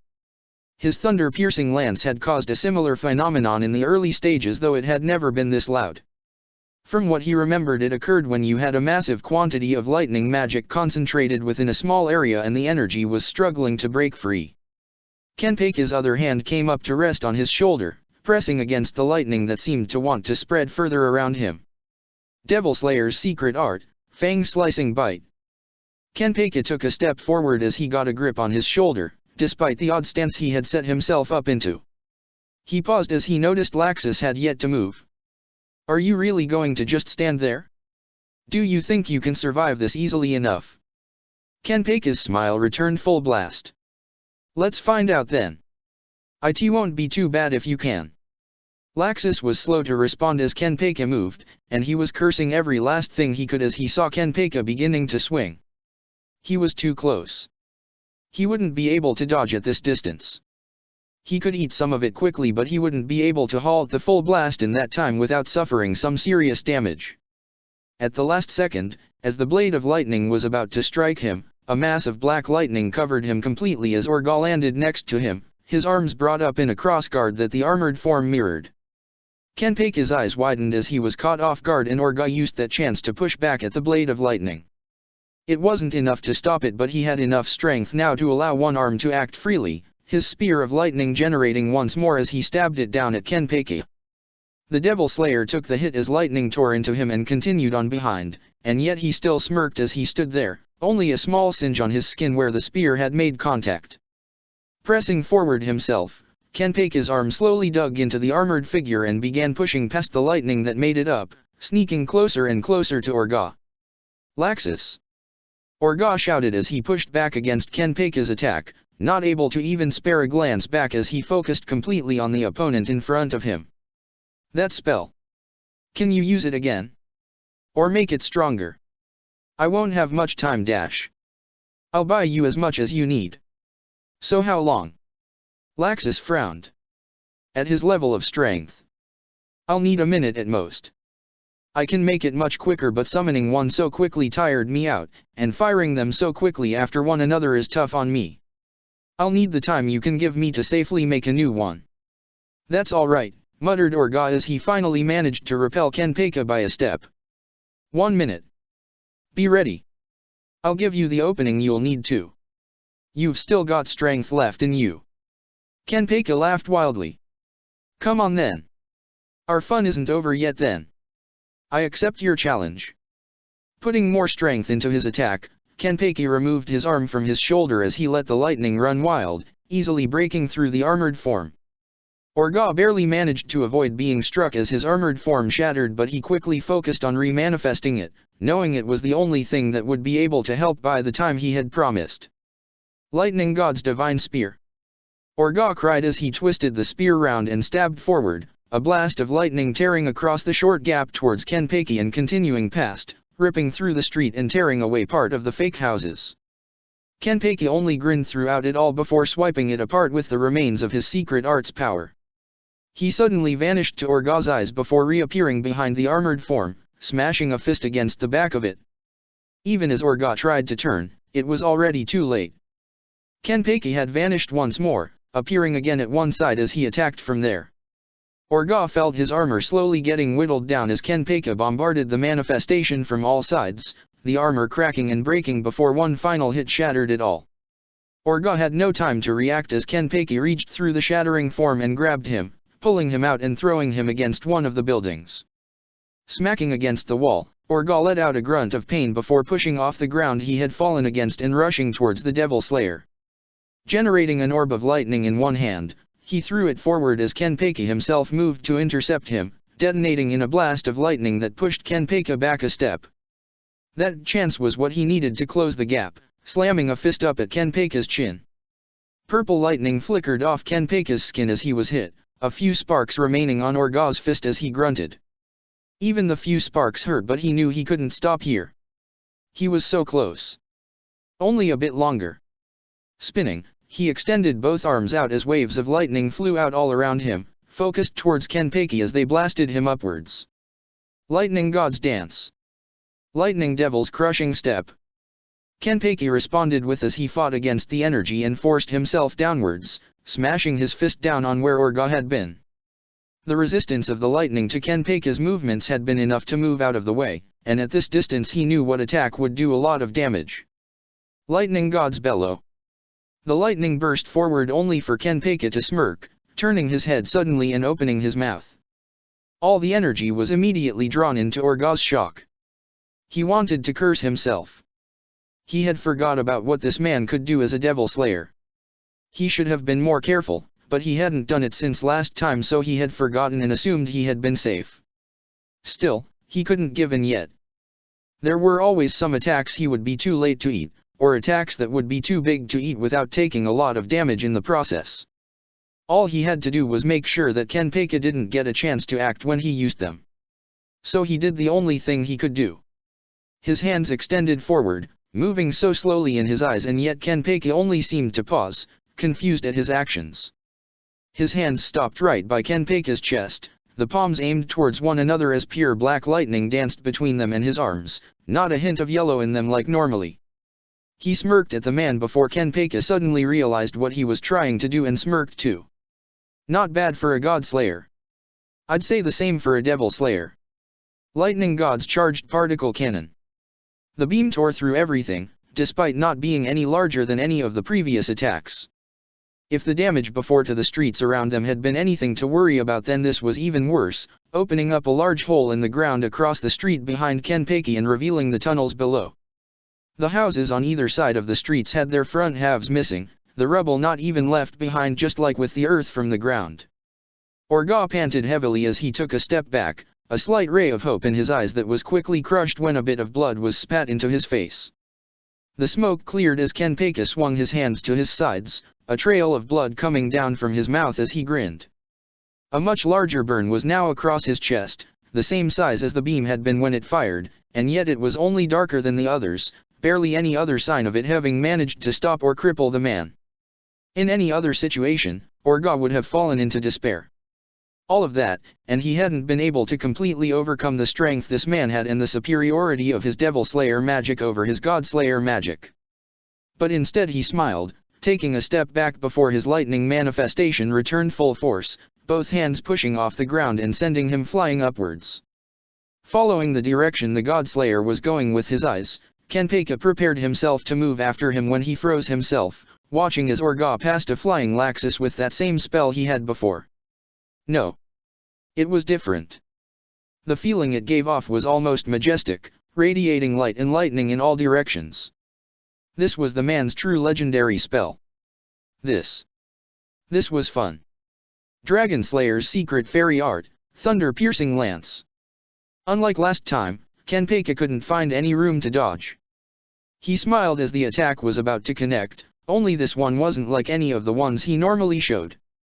This one was off fondness as he remembered all those years ago when people had been able to challenge him, hurt him, and even beat him. The attack hit before everything detonating in a massive blast, tearing away the block around them. As it finally died down, no house caught within the blast radius remained.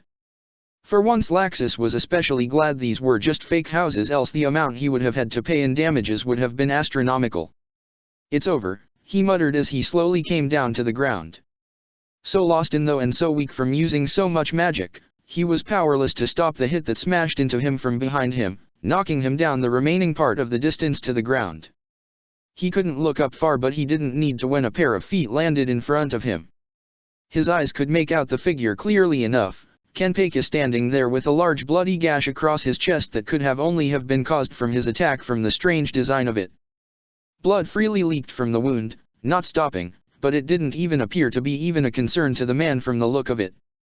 And he couldn't help but despair because of that. After all that, it still wasn't enough. He didn't even have anything left to use. "That was fun," commented Kenpeki as he looked down at him, knowing the fight was over whether they wanted it to be or not. "If I hadn't released my full power at the last second, I would have lost. I might have even died from that kind of attack. You really took my advice to heart. Keep it up and you might be able to beat me in the future. At the very least, I haven't felt such a feeling in years." Kenpeka turned, but not before muttering out a last word gruffly. "Thanks. UN, unbelievable," cried out Chapati as he watched the outcome. Kenpeka's Araki has defeated Laxustriar. Quattro Cerberus obtained 3 points. "I'm not done yet," cried out Orga as he rushed down from the sky, preparing to slam an armored fist down on Kenpeka. At the last second, however, his body froze up, his manifestation around him breaking apart before a single kick from Kenpeka caught him in the chest and knocking him to one side. He coughed up blood as purple lightning flickered around his fallen form, looking up in shock as Kenpeka eyed him. "What? Dragons have stronger bodies than any other. Gods have more raw power behind their every action. I envy you both for that. I don't like this aspect of my magic, so I'm glad you resisted it for so long. After all, the advantage devils have is not power or armor, but the unique traits of their magic to wear down their enemies like a poison. A curse. My body. I can't move. It'll wear off," stated Kenpeki as he started walking away. "I might as well go see if anyone else here can fight as well as you two." A mad grin stretched across Kenpeka's face that both saw clearly. "I haven't had so much fun in years. Where are the others? Where's that hybrid? Ichigo Kurosaki?" Laxus froze before he tried to move, ignoring the signs of the teleportation magic around him as it began to remove him from the arena. "No. I won't." He felt so weak, but he couldn't just stop here. Kenpeka wanted to fight Ichigo too? A monster like that? For once he wasn't sure if Ichigo could win, so he couldn't let this man go after him. He had to stop him. He had to. But it was too late. His vision faded into darkness as the magic took him away, doing the same for Orga as Chapati exclaimed about another 3 points for Quattro Cerberus. And Kenpeke? He kept his wide grin as he jumped down into the large hole Orga had created to the tunnels. No one else that he wanted to fight right now was on the surface. It was back to the boring task of searching. Besides, there was something else he wanted to check. His blood was on edge and he knew something bad was going to happen. He just had to make sure he was there in time to experience it. Protector of the Fairies. Infinite Blades. Kagura chuckled before she grabbed her chest, breaking out into full-blown laughter. Oh God, you're serious? I expected something grand there, but you really do mean to go at me with quantity. The laughter slowly dying down, Kagura directed a harsh glare towards Urza. Even after I've shattered your armors and blades, you still take me lightly. Lightly? Urza shook her head, her eyes keeping track of Kagura's position just in case she decided to take advantage of her sudden distraction. Hardly. You are strong. Incredibly so. And when it comes to swordsmanship, I can't hold a candle to you. After all, people would describe me as a skilled wielder of weapons. Always skilled. Never anything greater than that. Never a master. Looking around the room at all the blades, Urza chuckled as she noticed all the spears, axes, lances and any other weapon she had summoned when she dragged them all out of her equip space. Well, maybe the name was a bit pretentious. Infinite weapons, however, didn't sound as impressive, and we fairy tale mages are nothing if not dramatic or bold. Kagura scowled. If you're done with these jokes, I told you, Urza cut her off, her eyes freezing Kagura for a moment with the coldness in them. I'm not underestimating you here, and neither am I overestimating myself. What you should bear in mind is not to underestimate me, else you might regret it. I won't hold back against someone who is going in for the kill. Kagura huffed. Say whatever you want. The result will always be the same. And it starts with your defeat. Leaping through the air, gravity magic propelling her higher, Kagura raised her blade up high as she poured energy into the blade. Gravity shifted around her before sending her flying down at Urza at a fast speed. Urza, however, didn't let it distract her.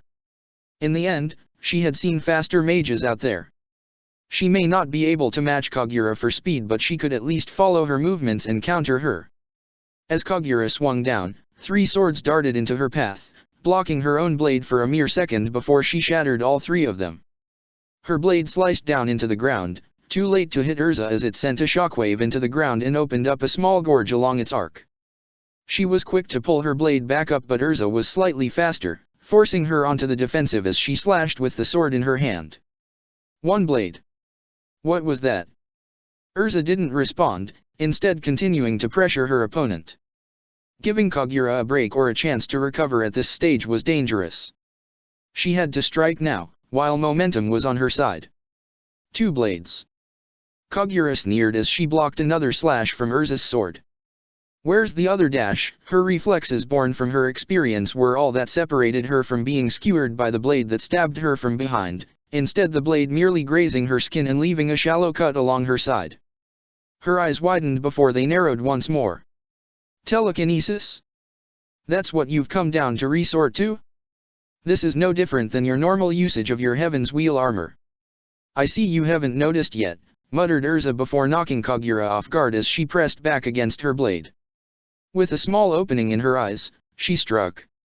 3 blades. Kagura frowned as she blocked the strike, already prepared to dodge the swords that would be fired at her. She let one sail past her and the other that had been aimed at her should be. Fear. For an instant she felt it. The kind of fear you only felt when you might die if you don't dodge. The gravity around her shifted as she used it to break through Urza's blade, just in time to spin round and block the 3rd blade. Her eyes shook in shock as she realized how the blade had struck her. This wasn't Urza's normal telekinesis. This blade wasn't trying to pierce her. It was slashing at her as if Urza herself was holding the blade. How? How is this possible? 4 blades. Kagura heard the voice, almost as quiet as a whisper, and she knew instantly she had to move. From all four sides, 4 blades struck, one held in Urza's hand while the other floated in the air. With no way to go, she jumped, gravity magic sending her flying upwards. 5 blades. Again blades struck out, a mix of pierces and slashes happening all around her as she hurried to deflect them all. This wasn't normal. These blades shouldn't move this easily. And each was as skilled as Urza was with the blade. It was like fighting multiple versions of her at once. I won't be beaten here. Kagura shouted as she brought her blade back, aiming the point towards Urza. If I beat you, then all these blades stop, right? Correct. Then fall. Gravity shifted before Kagura was accelerated right at Urza, preparing to skewer her on her blade. If necessary, she'd rip of the woman's remaining arm and see how she fared them. Her blade was almost at Urza when she saw the woman's lips moving, the words sending a shiver down Kagura's spine. 50 blades. She was helpless, but still she wasn't one to lose. She knew the level of difference in skill, and she wouldn't lose in swordsmanship. Her gravity magic burst to life as it spun her, allowing her blade to move quickly and shatter 30 of the blades in a single swing. The momentum also threw her off her original path, causing her to avoid the other blades. With that she had. Wait. There was one more. She saw the blade moving and almost felt insulted. In the end the blade was only going to pierce her from the way it was positioned. However, that blade never moved, and instead pain rippled across her back. She screamed as she collapsed forward, barely keeping a grip on her blade as she dug it into the ground. Turning her head, she saw the blade that had hurt her. It wasn't a sword. That blade belonged to a naginata instead. Was that why Urza had only used blades so far? To make her lose sight of all these other weapons that weren't swords? Do you want to know why I never became a master swordsman? Asked Urza, returning the broken shards of her weapons to her equip space. Those who do normally have a love for the blades they use, and trust me when I say that I certainly had that. But in reality, I could never have become one. Because I love weapons. Every single one fascinated me. I couldn't choose a favorite. So I just spend all my time learning how to use each and every one. Each blade I wield, I know every aspect of its power. The weight of the blade, the speed it swings through the air, the durability of the metal and how much strain it can take. But I could still never choose. I only switched out when I swapped armors. Urza glanced at the stub of her right arm. I lost my arm for the sake of my comrades, but I can't deny that I used to wish I had it back in the beginning. I would think, why me, or haven't I already lost enough? But now I can't help but regret those thoughts. Because without my arm, I've become stronger than I ever could have been with it. I can no longer wield a weapon in that hand as well as my left, but instead I developed this technique. Infinite blades. I thought of it because of these two parts, stated Urza as she continued, still keeping a critical eye on Kagura in case she tried to move. But she didn't believe the woman could move in such a state. The wound she had given her was not life-threatening, but neither was it one enjoyable to obtain, and the pain would undoubtedly be breaking Kagura's focus. Infinite blades was my solution to both matters. People think Requip was the first magic I used, but only a few know otherwise. Levitating one of the blades towards her, Urza released hold of the blade she had and exchanged it for the other. Telekinesis. It was always particularly strong for me, either because of my large quantity of magical power or because I had been born with such a talent. And with the loss of my arm, combined with the experiences I gained to make my first prosthetic arm work, I learned how to move other blades too. That is why I named this technique Infinite Blades. Because it allows the potential to wield infinite blades at once, of whatever type I want. I may not be a master of one blade, but with this spell I don't need to be. My experiences with so many weapons counteract any weakness that once was. Kagura breathed in slowly as she tried to stabilize her breathing. It wasn't working. She could still feel that roar in her head, calling for Jalal's blood and the removal of any obstacles in her way. There would be no exception here. Magic spiraled out around her as it started to warp the room, the gravity going wild as her focus and control fell to almost nothing.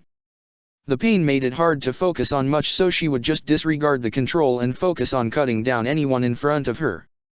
"Stop," Urza said softly, the coldness in her eyes dying down. You can't fight in such a condition. If you do, then you will only aggravate your injuries. Shut up. I won't lose here. Not while he is still alive. Is vengeance so important to you? Nothing will change anything. You know that, right? Would Simon want you to avenge him? Don't you lecture me! Screamed Kagura as she charged forward, oblivious to the blood pouring down her back.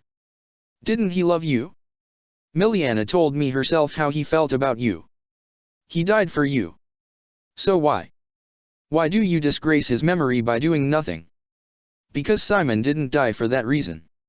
Dodging the wild slash from Kagura, she quickly brought in 5 blades from all around her to try and pin the woman down. Even when she was weak, Kagura was strong. He died to save me. Not to plunge me into despair and into a cycle of hatred. He wanted me to be happy, not to spend my life obsessed with avenging him.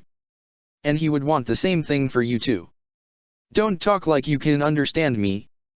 The entire room shook as Kagura poured more of remaining magical power into her gravity magic. If you can't understand.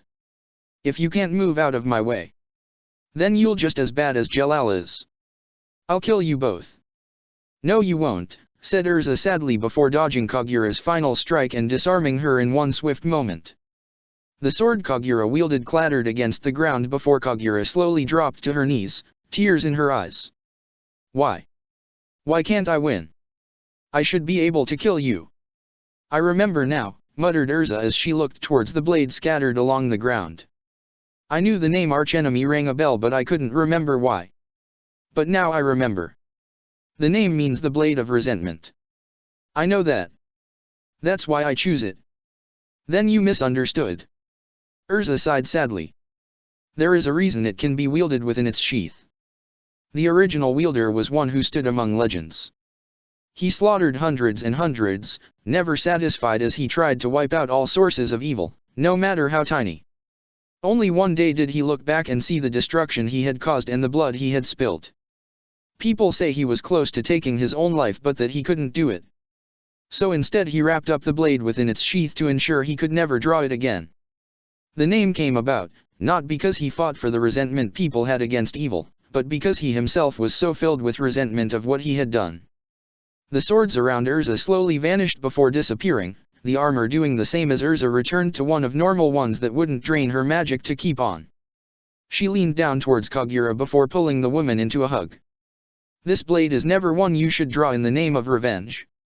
It is a blade that becomes strong when sealed, and it drawn only when the need becomes truly necessary to protect someone.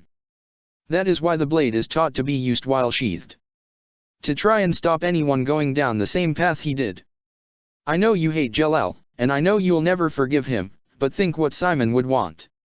Would he truly want his precious little sister to waste her own life for his sake?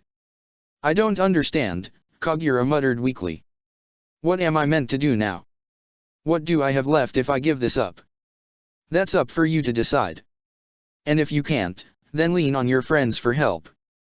And if that still isn't enough, you can lean on me. We can even talk about Simon sometimes if you want to remember him. I'm sure I know plenty of things Miliana didn't know. I'd like that. Good, muttered Urza softly, letting go of Kagura as she vanished through teleportation magic. She let out a sigh before collapsing down on the ground, sparing a glance towards the blade lying on the ground. She'd have to return archenemy to Kagura later when this was all over. For now, she'd try and get a bit of rest. The day was only beginning and she was already this tired. She could barely pay attention as she heard the announcement of her gaining 5 more points for Fairy Tail. Hopefully no one else would find her before she gathered back some more energy. She didn't think her mind would be able to take using infinite blades for much longer. It was extremely taking to use and became even trickier when it came to coordinating so many blades at once, as if they were in her own hands. If she didn't say the number of attacks each time, then she could barely focus on moving the right amount. Well, at least it was over for now. For how though, that would be the big question out there. Protector of the fairies. I blame you for this, salamander! Shouted Gajeel as he darted from iron to iron, his lightning form barely giving him enough speed to avoid Rogue. The fact they were still underground was his greatest advantage, merely because he had fired iron everywhere to maximize his possible routes. Still, when he had reluctantly agreed to Salamander's request to wait, despite knowing it was foolish, he hadn't expected this. "What's wrong?" asked Rogue, and Gajeel found it hard to be annoyed when the man sounded so concerned when he spoke, as if he couldn't understand why he had caught up in strength so much. "I thought you were faster than this. You haven't seen anything yet." He arrived at the nearest source of iron before bouncing right into Rogue's path, almost clipping him the lightning as he shot past. He reformed right at the iron beside him as he lashed out, his fist shifting into an iron club that lightning sparked around as it extended towards Rogue. Lightning Iron Dragon's Club. The attack hit Rogue before continuing right through his chest.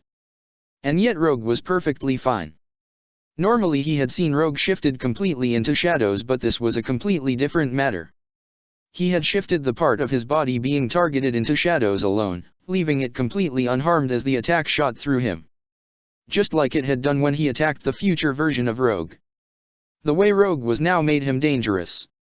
His entire body was cloaked in a thin layer of shadows most of the time, light shining out around him too. The two elements that should have been polar opposites were instead making Rogue far stronger than he had ever thought he could have become. What had he called it? White Shadow Dragon Mode. That was it. Sting had the same mode too, only it was reversed for him as he had coated himself in light with shadows flickering around him. From what he could see every so often of Salamander's fight, in the brief moments where the two of them overlapped, Sting was currently the faster of the two. He also had that intangibility trick Rogue did, which made it harder to hit, though he wasn't as skilled as Rogue was yet, just like how Rogue wasn't as fast. The downside to that ability, however, meant Sting had become a lot faster, actually turning into light and moving as such. It wasn't nearly as fast as light from what he had seen, but it was pressuring Salamander immensely, and it wasn't like he could go and help even if he wanted to. "Damn it," Gajeel muttered. "God damn it." His skin quickly changed to iron as spikes sprouted all around him, lightning crackling on the top few on his back. He let the charge build up quickly as he brought some time, rushing Rogue with a chain sword hand. That intangibility was a pain, but he could deal with it so long as he put enough power into his strikes to overcome Rogue's own magic, and that meant a lot more electricity than normal. He quickly channeled the spare lightning he had down his arm as he electrified the blade, swiping at Rogue's exposed side. Realizing the danger, Rogue dropped down into the shadows, moving far quicker along the ground than he could anywhere else.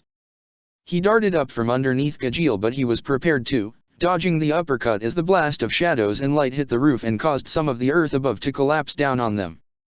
They both darted out of the way, one as lightning while the other as shadows. Safely reappearing at one of the iron spikes nearby, Gajeel smirked as he felt the amount of charge that he had managed to build up. "Got ya," he muttered as he spun round to face Rogue, the man drawing his head back for a breath attack. "Oh no you don't." White Shadow Dragon's Roar. Dragon Slayer's Secret Art. Gajeel roared out as both hands shifted into iron spikes, positioning them side by side as a massive cone of lightning appeared around them both. Thunder Railgun. Both spikes launched as they shot forward, already at Rogue before his breath attack had closed even a fifth of the distance. If Rogue's back hadn't been against a wall, then he would have been hit immediately, but unfortunately for Gajeel he simply faded back into the wall and avoided both strikes, the two blades destroying the entire wall just after Rogue managed to slip down onto the floor in time. As the wall came down, Natsu came flying through, darting around the iron as he fired off flames on each hand for momentum. Sting was close behind, not losing him. "I've got you, Natsu!" Sting shouted excitedly as he lunged forward, grabbing Natsu by the foot before sending him flying against one of the walls before he could react to stop him. Natsu was inches away from the wall when he stopped, flames firing off from both hands at an alarming rate in order to slow himself down in time. Natsu let out the breath he had been holding. He couldn't believe he had been pushed this much. It was fun and all, but they needed to win, which made him really regret his choice to wait despite how respectful he had wanted to be to the two dragon slayers before. If he didn't watch his guard, then he'd lose in an instant. Still, it was a completely different battle from yesterday's one. Sting's White Shadow Dragon mode was forcing him to use his Heavenly Flame Dragon mode to its very limit. He was just glad the training during those 3 months had paid off. The problem was now that Sting was powerful enough that he had to move faster than before, and he could only really accelerate dramatically with his feet when he was attacking. As such, he had to manage his speed with his hands. His maneuverability like this skyrocketed, to the point where he could even fly in the air unassisted by anything but the flames of his hands, but the problem was that it was a bit trickier to attack. A punch or something like that was easier, but some of his more complex techniques were tricky to use when he had to keep darting all over the place. "You tricked us, you know," Natsu muttered as he wiped some sweat off his brow, keeping himself steady in the air with his other hand. "We didn't expect you to have this up your sleeve. Just when did you learn this?" "We may have had a bit of help," Sting admitted sheepishly. "This guy came to me and gave me the suggestion. If we weren't strong enough to win against you in your dual element mode, we should instead get one for ourselves. I don't know if we could have done a better job at picking one or not, but we made do with the time we had." "So you and Rogue eat each other's power," muttered Natsu. "You've gotten much stronger in only a day, and you don't seem to be losing control of that power like I did, yet it's definitely extremely strong." "You right on that, Natsu. Remember the feel of this power. This is the power we'll use to beat you." Raising a single hand, thin beams of shadows and light bending around his fingers, Sting rushed forward, Natsu barely dodging him as the flames on his hands pushed him away to one side. Or at least he thought he had dodged it, until suddenly the energy exploded off Sting's palm and lashed out at him, leaving multiple cuts as the energy whipped back and forth. White Shadow Dragon's rough silk. Natsu let out a grunt of pain as the flames intensified, getting him away from the energy. That much power, and it wasn't even a secret art? Just what the hell was up with his White Shadow Dragon mode? He definitely had the most power within his dual element mode so far, the fight had shown that, but that was only because of his mode's ability to produce such large quantity of flames and his previous experience with it. Sting was keeping up with him after learning this only a day ago, and probably only managing to get it settled down when they had given him and Rogue the chance. Lost in his thoughts, he didn't even notice until it was too late, and at that point he had already crashed into Gajeel and sent them both tumbling to one side of the cavern. "What the salamander? Get off me!" Natsu groaned as he pushed himself off, the flames on his hands having died down as he landed unwillingly. "Why the hell did you get in my way, you metal bastard? What did you say, flame breath? You heard me, scrap for brains." Gajeel clenched his teeth before he turned away from Natsu, watching as Sting and Rogue walked to join one another. "Hey Natsu," he muttered, the fact he called Natsu by his name telling the other Dragon Slayer just how serious he was being. "We're in trouble here, aren't we?" "Yeah. They're strong. So are we. Just. God damn it." Gajeel clenched a fist. "What about your secret art?" Natsu's eyes widened before he viciously shook his head. "No way. Not a chance. Don't you remember what that thing did to Laxus during training? If I used it against them, they might die. They shouldn't. The power they have right now is more than enough to keep them alive, but that's all right. We just need them defeated." Natsu sighed reluctantly, seeing the man's point. "How long can you give me? I'll need time. It's hard enough to use on most days without hurting myself, so I'll need some preparation. You remember that large tunnel a few minutes away? Rush there and begin preparing. I'll lead them down and hold them off for about 2 minutes. That enough time?" Natsu tilted his head for a moment before nodding. "All right. Don't do anything reckless, will you?" Flames igniting around his hands, Natsu took off down the corridor. "I'm counting on you, Gajeel." Sting and Rogue exchanged looks before a silent sign was sent between the two. Whatever Natsu was planning, to the point that he was willing to allow Gajeel to hold them off due to his confidence in it, meant only one thing. They couldn't let that attack happen. They didn't even acknowledge Gajeel as they rushed forward, one as shadows while the other as light. Right before they passed, however, they were forced backwards as 2 volleys of spikes flew into their path. "I won't let you past," growled Gajeel as iron covered his whole body, just like it did with his iron drive. The tail and wings were still present, but the spikes on his back were now larger than before, and the armor along his arms as well was far denser than before, looking like the arms had been bloated. Lightning sparked across all the small spikes across the armor as Gajeel clenched his fists, the metal extending over them to form deadly spikes. Lightning Iron Drive. You can use a drive in this mode, asked Sting in shock. How? We can barely keep control of the energy we have currently. Gajeel didn't treat them to an answer, not willing to allow them any hints. The truth was that, out of all four of them, his dual element mode was by far the weakest. It had been the easiest to master because the strength it gave him wasn't as vast as Natsu's own, but instead it complemented his current skills and gave him a few more. But because it was so similar to his normal magic, it meant he could master it to the point where he could even use his drive again, something Natsu had tried and instantly regretted when the flames threatened to run wild once more. Leaning down towards the ground, Gajeel roared as he let spikes fly from his back and shoulders. Lightning Iron Dragon's spike shot. Sting and Rogue instantly dodged, not risking getting hit in their element forms in case they could still be hit. The lightning coursing through each piece hinted as much.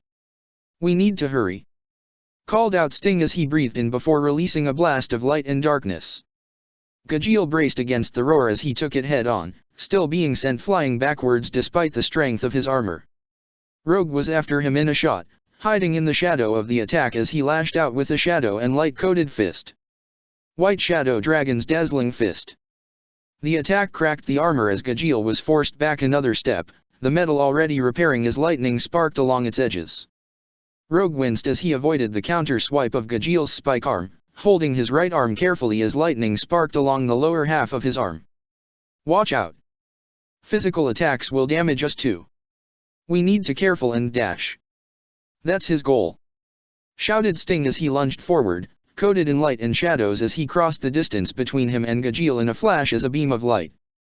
He passed right through Gajeel's legs before he darted back up as he hit the ground, returning to human form as he lashed out with both hands. White Shadow Dragon's Nova Blast. From both hands burst a massive amount of energy, exploding against Gajeel's back and tearing away half of the armor in a single blow. Already it was beginning to regenerate as Gajeel spun, catching Sting in the side with one of his large arms. He wasn't caught by the spike, but the blunt force from the swing still sent Sting crashing against a wall. Rogue didn't waste the chance, however. Gajeel's armor was still recovering, and right now Gajeel wouldn't turn in time. Closing the short distance between him and Gajeel, he slammed his unharmed palm against Gajeel's exposed back, the energy spiraling around it. White Shadow Dragon's Claw. A blast of the two energies shot forward and knocked Gajeel forward a step before he could no longer move, a stigma of magic etched on his back that restrained his movements. Knowing it wouldn't be enough for victory, however, Rogue brought back his hand once more, tightening it into a fist before slamming it back forward on the stigma. White Shadow Dragon's Dazzling Fist. Gajeel let out a cry of pain before the rune exploded on his back, blasting away the rest of his back armor and some of the metal along his sides. The rest slowly crumbled as his magic hit its limit, unable to keep regenerating the armor without the necessary amount of magic to keep the drive running. Falling to his knees, Gajeel slammed one fist on the ground, the only thing keeping him from falling to the ground completely. Not yet, 70 more seconds. Without warning he lashed out at the two of them, his arms extending into clubs as they slammed into both of them and knocked them back briefly. It wasn't enough to keep them down and he knew it, but he didn't have to last long. That brief moment had been another 3 seconds. I won't let you past. Shifting to lightning, Gajeel darted rapidly between the two of them, snapping of punches and kicks as fast as he could and, when all else failed, using his own body to block their paths. Get out of our way, roared Sting as he swiped out with his hands, a blast of shadows and light destroying all the metal rods around them. With nowhere to move to, Gajeel's form shifted back to normal and he let his Lightning Iron Dragon mode end, far too little magic to keep it going. Rogue. Her dash. I said I won't let you past. Gajeel charged at the two like a madman, his only weapon the arm he had shifted into a blade as he swiped at the two of them. In his head he quickly counted down, counting off each second as it went by. Hurry. Gajeel smirked as he caught Rogue by his leg as he almost slipped past, throwing him into Sting to knock both of them back. 43.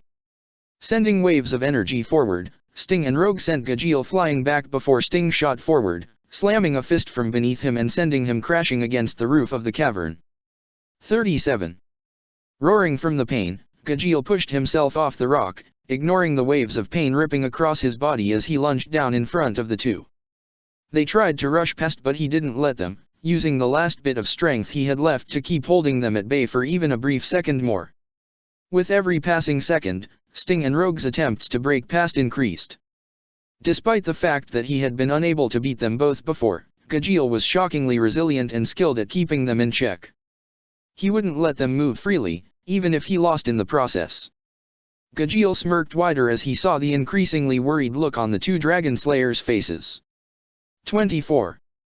The pain was getting worse, but he didn't have to fight for much longer. Just a little bit longer. 23. 22. 21. The moment it hit 20, he felt the wind get knocked out of him, Rogue having used Sting's latest attack as a distraction to sneak a hit in. And it was a tough one, especially with how weak he felt. However, he didn't fall, instead gripping Rogue's arm tightly and holding him in place. The shocked look on Rogue's face was priceless, and it was probably what stopped the man from escaping so suddenly. His element form would have let him break free easily, but he knew the man had a nagging doubt in his mind because of the amount of strength he was still showing. And that moment cost them enough 5 seconds as Sting tried to help his friend. Gajeel gritted his teeth as he felt the punches connect. He was on his last legs as it was, and he wasn't sure if he had the energy left to even dodge right now. However, he didn't need to for much longer. 15 seconds. Rogue broke free and he let him go, making sure he still stood between them and Natsu. Only a bit longer. They were looking at him warily now. 12 seconds. Finally having enough, Sting and Rogue brought back a fist, the dual energy around each of their arms. White Shadow Dragon's blinding wing. Both fists shot forward as a blast of the energies continued past their reach, and yet Gajeel couldn't find the strength left to dodge. Instead he raised his blade arm, using the edge to try and deflect the blasts. At full strength he might have been able to, but as he was now, he was helpless. The metal shattered as his arm forcefully returned to normal, the rest of the energy exploding against him. And yet he somehow managed to hold his ground, despite how burned his body was from the raw energy and how tattered his clothes were. Only 7 more seconds. Raising a shaking leg, he tried to take a step forward before he almost collapsed, barely managing to keep himself upright. A flash was all he saw before Rogue's fist connected with his face, knocking him back as he slammed against a rock wall. 4 seconds. "Let's go," said Rogue hurriedly. "We may not be dash." Gajeel laughed, drawing both eyes in shock due to him still being conscious. "Gee, hi. You really think I'm done yet?" 2. "Take this." Sting grabbed Gajeel by the remains of his tattered shift before throwing him to floor, causing Gajeel to let out a short cry of pain. 1. "Now hurry, Rogue. Let's go." Gajeel smirked as he watched the two speed along the corridor, going as fast as they could. Slowly he let out a croaky laugh as he smiled, ignoring the teleportation magic around him. 0 huh? Gee, hi. You better win this salamander. I'm counting on you. As the two Dragon Slayers darted round the final turn, they came face to face with Natsu down a long corridor. They wished they could have seen what was behind him, but the wall of flames stopped them. Sting froze as he took in the flames properly, noticing how they all seemed to originate from the outstretched right hand Natsu had raised behind him as he stood with his legs evenly apart. His other hand was raised in front of him, his fist tight as he held it up on front of his face. "So Gajeel kept his promise," muttered Natsu. "Thanks, metal bastard. This is for you." Sting and Rogue felt a shot of fear go down their spines as the magic being emitted from Natsu shot up dramatically, flames bursting out from his left hand as it ignited itself in flames. It was then Sting and Rogue noticed the difference in the size of the tunnel at Natsu's side, the flames seeming to extend outwards and backwards at a size different than the area they were in. It was as if the flames had burned away the rest of the corridor to make room for them, and with the power they were giving off it seemed likely that they had done just that. Dragon Slayer's secret art, Heavenly Flames, Mode Burner. Protector of the Fairies. Kin in magic, kin in power. Sting and Rogue both frowned as they heard the name. Mode Burner. Rogue eyed the technique warily before tapping Sting slightly with his arm. "You heard what he said first, right?" "Yeah," Sting muttered, equally on guard as Rogue was. Dragon Slayer's secret art. It was bad enough that Gajeel could use a drive, even if we were powerful enough to beat it. But he was willing to gamble on Natsu because of this. To think Natsu already created a secret art for a form not even his original.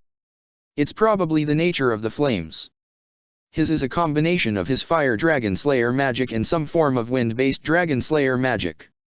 Likely Wendy marvels due to the naming. That means he probably learned so quickly because all this technique consists of is a larger quantity of flames primarily. You're right, called over Natsu, holding his feet steady even as a bead of sweat rolled down his head. In the end, Heavenly Flame Dragon mode is merely a mode that amplifies my flames to new heights.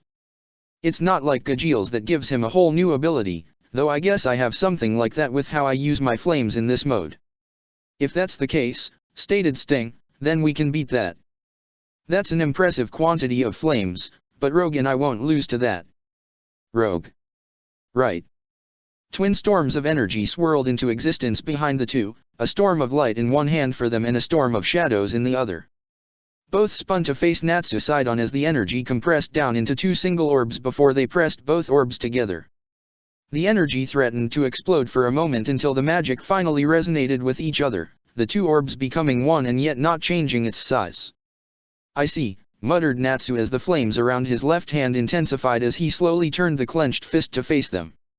Unison Raid in White Shadow Dragon mode. I'm glad I'm not holding back. Take this.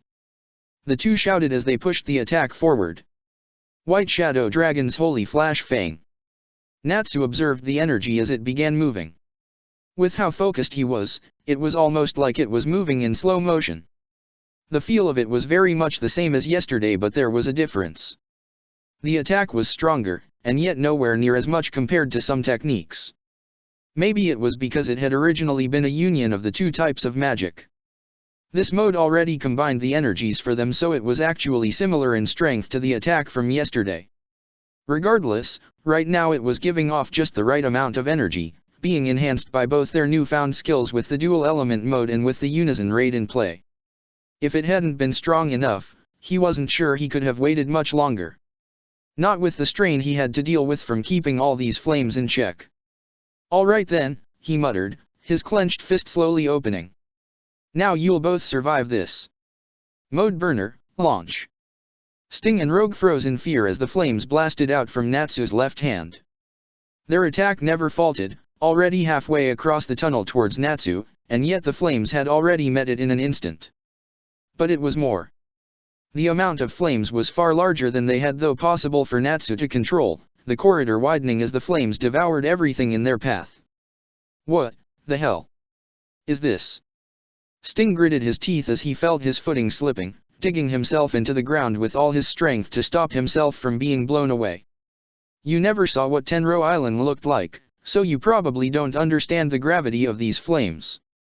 Despite the quietness of Natsu's voice, the two of them could still pick up his words just barely. The island burned, destroying most of its natural beauty. And these flames were the ones who devoured it all. Flames that burn so brightly that they will devour even the sky itself to fulfill their goal. Flames I struggle to keep in check by controlling my movements carefully. As the seconds passed, slowly the combined power of Sting and Rogue slowly began to be pushed back, the two quickly pouring more and more energy into their spell to try and halt the flames' progress. But my secret art is not so carefree. This spell is designed to use the full force of all my power to devour anything in my path. I'm glad you two were strong. That means you'll survive this. We're not out yet. Pouring more energy into their spell, Rogue and Sting managed to push back the flames a brief bit before the progress quickly started to be lost once more. You can't do it, muttered Natsu, quietly this time so they couldn't hear him. This spell isn't something that level of power can overcome. The force of this spell is so strong that the reason I only use one hand is because the other hand is needed to support myself. Without these back flames, I'd be sent flying myself. Bracing, Sting and Rogue barely managed to hold on. Sting clenched his teeth before letting out a roar as he tried to push everything he had left into the spell. Even if they couldn't fight after this, he wanted to beat Natsu. Just once. Sting. Do you trust me? Sting frowned as he glanced at his friend before nodding. With my life. Thanks. Do as I do then. Rogue stepped back before releasing all grip on the spell, Sting doing the same. Immediately the spell fell apart and Natsu's eyes widened in fear as he screamed at the two. What the hell are you two doing? His right hand moved as he pushed it downwards, moving his left hand up at the same time. The path of the flames moved, but it wasn't quick enough to put Sting and Rogue out of the flames' reach. The rest of the flames forcefully tore a hole upwards, continuing further and further before blasting up to the surface and smashing into the rock giant above and clipping the side of the light giant. As the flames finally died down, Natsu desperately looked towards Sting and Rogue in worry. Rogue was easy to identify, light to medium burns covering his body as his arms formed a cross shape in front of him. The faint flickering of shadows was the only indication of the wall that had been hastily thrown up at the last moment, and that was probably what spared him from the brunt of the assault. But where was? A blow to the back of the head sent Natsu tumbling, falling to the ground as Sting slammed down on top of him. Natsu glanced upwards as best as he could, but he doubted he had the strength left to fight. That spell had taken everything he had and probably more too. He rarely felt this weak normally. As the teleportation magic started to appear around Natsu when he made no attempts to move, Sting frowned before slowly smiling. I won. I won. I won. He paused before looking back to Rogue, getting off Natsu and slowly moving towards Rogue. No. We won, didn't we? Thanks. You wanted to beat him the most, replied Rogue as he collapsed down on his back. I'm glad I was right. He really seemed reluctant to use that spell, and he was happy when we used a powerful one of our own. He wanted us to attack him in order to use the spell at full strength and ensure our survival. I guess. It was risky though. You know what Natsu is meant to be like better than I do. Am I right? Sting shrugged as he smiled wildly. I guess. We won. I can't believe we did it. Sting glanced back towards where Natsu had been, the mage already gone now. I'm just glad we didn't take the full brunt from that. Rogue nodded. The flames had destroyed the entire corridor, increasing its width and height by at least 3 times its original size. And the path the flames had dug upwards was nothing short of ludicrous. It had torn through what looked like 6 other floors before reaching the surface, and from there it had continued further upwards into the sky. No wonder Natsu had wanted them to fight that spell with their full power. If they had taken a hit from that without any form of protection, they probably would have been killed. Well then, muttered Sting as he slumped against the ground, avoiding any of the areas that looked new. They were probably boiling hot anyway. Let's just rest for now and try to recover. Before he could even finish his sentence, the wall nearby was crushed to pieces as a black blur shot through. It skidded to a halt right by where Natsu had been, drawing 2 equally black blades as it turned, a head of orange hair sticking up. It came from here, muttered Ichigo as he glanced around, his eyes eventually settling on the 2 of them. The coldness present in them shocked the 2. It was almost like he was looking at them as if they were a deadly enemy, one he had to crush completely. And then it was gone, confusion lacing his eyes instead. You two? You're the source of that magic. That was probably Natsu, muttered Sting. With someone like this in front of them, victory was now gone for them unless someone else arrived in time. He used a pretty strong spell. It wasn't him. The ones he was fighting. They were you two, right? The 2 nodded again, causing Ichigo to sigh and for his eyes to flicker towards his shoulder. We were correct, right? Ichigo ignored him for a moment before finally turning back, sheathing both blades as he walked towards them. Well, seems I was wrong. Sorry about this, but we kind of need the points. Unless you want to surrender. Sting looked towards Rogue before glancing around, eventually lowering his head. No one else was coming, and he couldn't sense anyone nearby either. All right. We give in. Teleportation sprung to life around them, making Sting suspicious for a moment at how fast it had been. Were they being watched so closely that the spell had already been made ready? They didn't have much magic yet, but they still could have fought. So how had they already come to believe that they would surrender? Was it just because of Ichigo standing in front of them? Well then, Ichigo muttered, Sting just about managing to pick up the words as Ichigo walked away. Strange. The guy was talking to himself and yet he couldn't understand why. I know, I sensed their magic. Can't believe the magic matches so well. You sure he might not dash? The words were cut off as they vanished, reappearing far away in a medical ward. Meanwhile Ichigo kept walking back in the arena, his mind elsewhere. For a few minutes, he had sworn he had sensed him. Acknowledge. Protector of the fairies. Are you alright, Kisuke? Kisuke's head snapped up to face Yoriyuki, coming face to face with a pair of worried eyes. From the look on her face, he had obviously been ignoring her for a while now. How distracted had he been to not even notice her trying to get his attention? Sorry about that, he said sheepishly, laughing lightly as he raised one hand to remove his bucket hat. He sighed as he brushed his hand against it, wiping off non-existent dust. It was a calming method if nothing else, and right now he really had to calm down. You're nervous. Kisuke resisted the urge to flinch. He was too skilled with his poker mask to let it break because of something as simple as that, no matter how good Yoriyuki was at reading him. He placed the bucket hat back on his untidy mop of hair as he glanced at the screens, watching Ichigo walking away from the defeated dragon slayers. That ended quickly. They made the right choice with what they had left.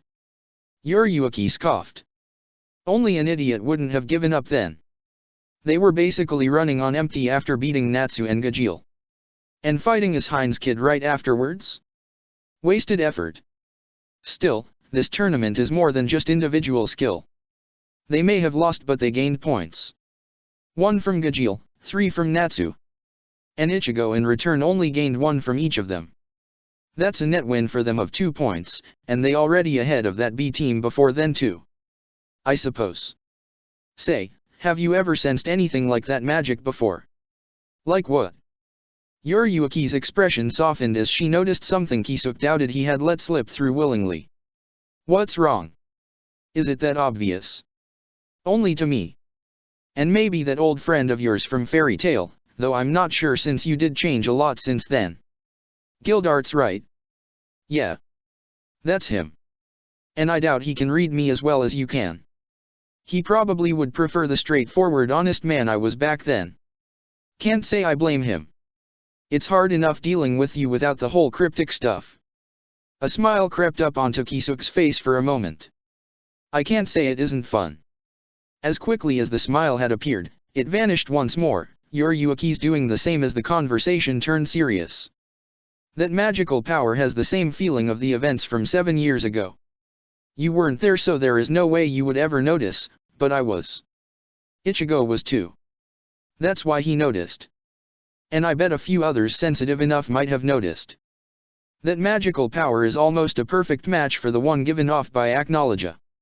Yoriyuki laughed before cutting off sharply when she realized Kisuke wasn't joking. You're really not kidding, are you? Dropping her head into her hands, she let out a groan of frustration. God, what the hell does this mean? Is Acknowledge a dual element type? I'm not sure. I can't say I'm an expert on the nature of dragons myself. I always focused a lot more on humans and the nature of some forms of magic.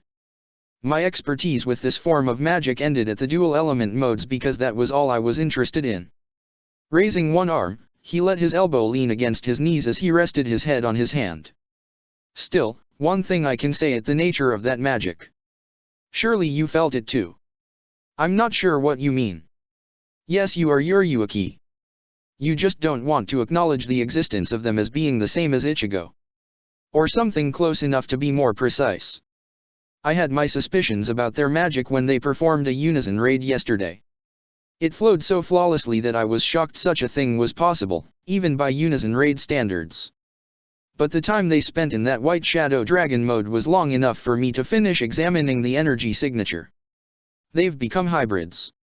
Yoriyuki shivered, hating how that word caused so much fear in her when few others could. I don't understand though. Ichigo is one because of the balance between the magic within him, all three being part of the same trinity. But Sting and Rogue are only dragon slayers. For them to be the same as him. You're right, Kisuke admitted. To be like Ichigo, they would have to also be devil slayers and god slayers. But they are hybrids all the same, if just on a lower level. The important aspect to complete sets, to balance out the weaknesses of forms of magic and make them all into strengths. The holy light of the white dragon. The consuming darkness of the shadow dragon. The two elements are at the opposite ends to one another, and lack any other major weaknesses or strengths against any other element. They are alone, and yet because of that they form a far smaller cycle than normal. They may not be a pure hybrid like Ichigo, but they are the next best thing. A Dragon Slayer hybrid. And with how powerful Dragon Slayer magic is in the first place, it matters little that they aren't pure hybrids. They're still incredible deadly either way. Yuruki's fist shook suddenly as her eyes widened in shock. How? How much power do you think a dragon hybrid would have? I see you realized it too. If their magic is a match for Acnologia, then it is even worse. Acnologia is the most powerful dragon that Fiori know. It's the most powerful dragon that the world has ever seen. Even now it is ranked as one of the most dangerous creatures to ever walk the earth, and is something few have ever survived an encounter with, and never because they were strong enough to challenge it but because they got forgotten about, like tiny ants in the dirt.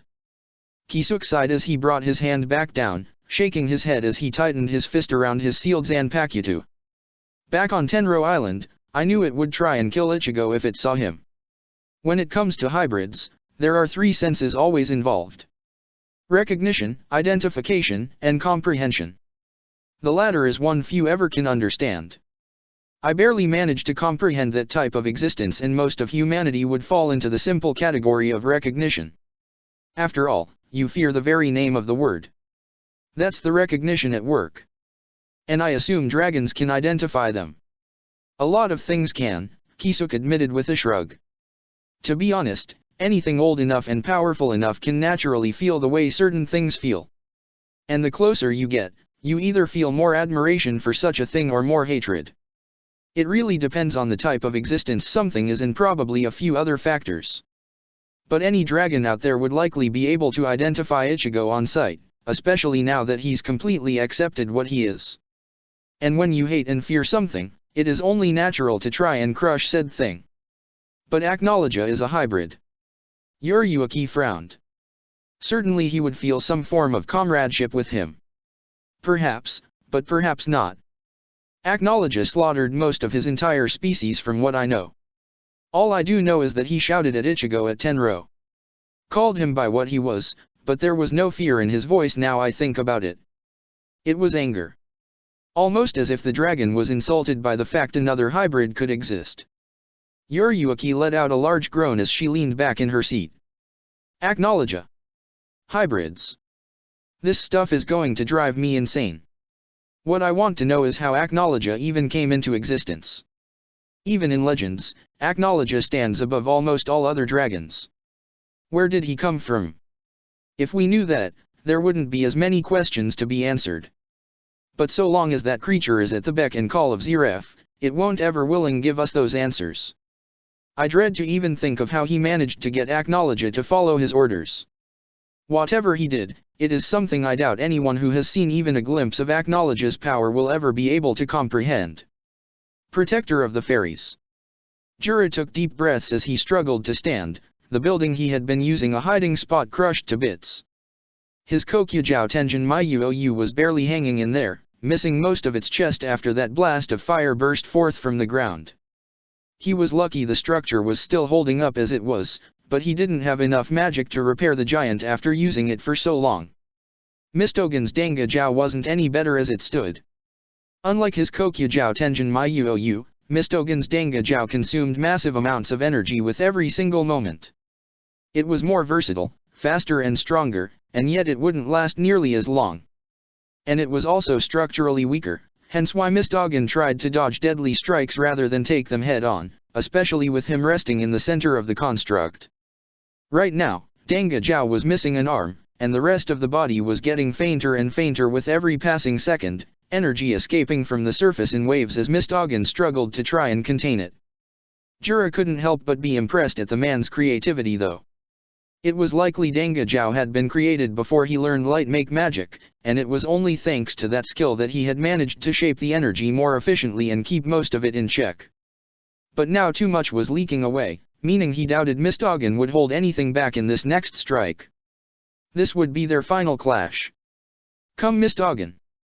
Jura roared as he held his staff up, Kokyujou Tenjin Myuou copying him even as some of the earth the giant was made up of crumbled and fell to the ground. Let's finish this. Mistoggen didn't bother speaking, instead letting out own cry act as his response. As Kokyujou Tenjin Myuou began to move, Mistoggen struck first, darted towards Jura instead.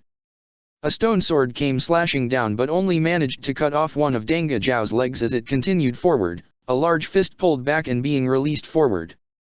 Jura smirked as the fist approached him, Kokyujou Tenjin Myuou's form shattering all around him. Mistoggen's eyes widened in shock as Jura swiped out with his hands, abandoning his staff on the floor as he swung his arms out and clapped them together. Kokyujou Tenjin Myuou, rebirth. The earth flew together, catching Mistoggen and his Danga Zhao in the center of it all as rocks bombarded him from all sides. Mistoggen abandoned the entirety of Danga Zhao as he separated, dodging the projectiles as fast as he could with Meteor.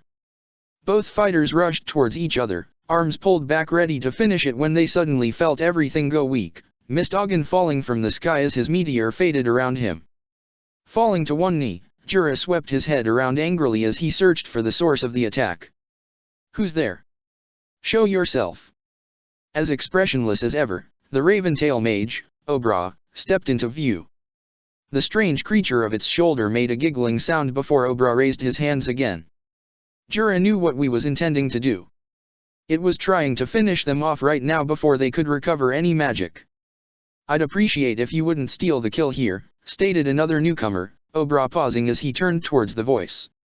Renji sighed as he stood on top of one of the less destroyed buildings, his sword resting against his side, already in his shikai. I doubt I would find Jura weakened to such a state anywhere else, and I've been waiting a good 10 minutes for some kind of opening. I won't have you steal Sabertooth's points right now. Obra tilted his head at them before making a strange noise, raising his arms up. Renji immediately darted to one side, unsure of how the mage's magic worked. It made others weaker, perhaps even affecting their magical power, but he didn't know if it was an area blast or a linear shot. If it was the former, he'd have a hard time avoiding it. Linear shots he could avoid. Darting around quickly with Shunpo, Renji raised his blade upwards before swinging, Zabumaru extending as he swung it down towards Obra. If he couldn't risk getting close in case it was an area blast, he'd instead switch to range attacks. Obra turned slowly, far too slowly to ever dodge his strike. Right before it connect however, a blast of light shot towards the Raventail mage, slamming him against a wall and causing Zabumaru to scrap along the ground instead. Renji scowled as he looked towards Obra, seeing the crumbled form of the mage. Wait! What the hell was that thing? It looked almost like a puppet. Shocking! Exclaimed Chapati as he watched the fight in progress. Mistoggen has taken down Obra at the last second. That's another point for Fairy Tail B. Renji swore before turning his attention back to Jura and Mistoggen, both mages struggling to stand. A single point won't change anything you know. It will if we climb up 1 point at a time. Mistoggen clenched his fists, only able to summon a small glow of meteor to his hands. Glancing around worriedly, he sighed in relief when he spotted what he was looking for. Jura. Temporary truce. Fine with me. At least until we beat this upstart. Upstart? Now you're sounding like an old man. Jura laughed as he ran a hand down his beard. I suppose I might do, but I'm not that old yet. His eyes narrowing, Jura reached down for his staff and picked it back up, letting it extend to its normal length. Let's end this quickly before anyone else shows up. It's too late for that, stated Renji as he brought Zabumaru back. Hell, Zabumaru. Dodging out of the White Blade's path, Mistoggen lunged forward, moving as quickly as he could. His guard was weaker on his left side however and Renji moved far more quickly than his exhausted state could track, sending him flying into one of half-collapsed buildings. He didn't have time to see if he was getting back up but the small sign of light probably meant he was being teleported away. Chapati's comment a moment later confirmed just that. Mistoggen has been defeated. Sabertooth obtains another point. Only a single point. Renji muttered as he dodged a wall of spikes, being careful where he stood. I expected more after waiting so long. Focusing his attention on Jura, he smirked. But you're certainly going to be worth a lot. An opponent such as yourself is unquestionably your team's king. How, Zabumaru? The earth wall Jura summoned wasn't enough, lacking the normal amount of magic he would fuel it with. It crumbled as the Zanpakuto broke through before leaving a large gash across Jura's chest as the man fell. Renji let his Zanpakuto withdraw before it returned to its sealed state, quickly sheathing the blade as Jura was teleported away. And Chapati's words next confirmed just what he had wanted to hear.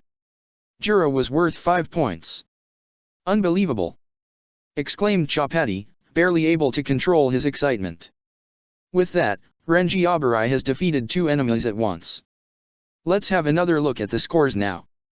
Renji spared a glance upwards as they appeared and smirked, happy with what he saw. First, Sabertooth, 56p. Second, Quattro Cerberus, 52p.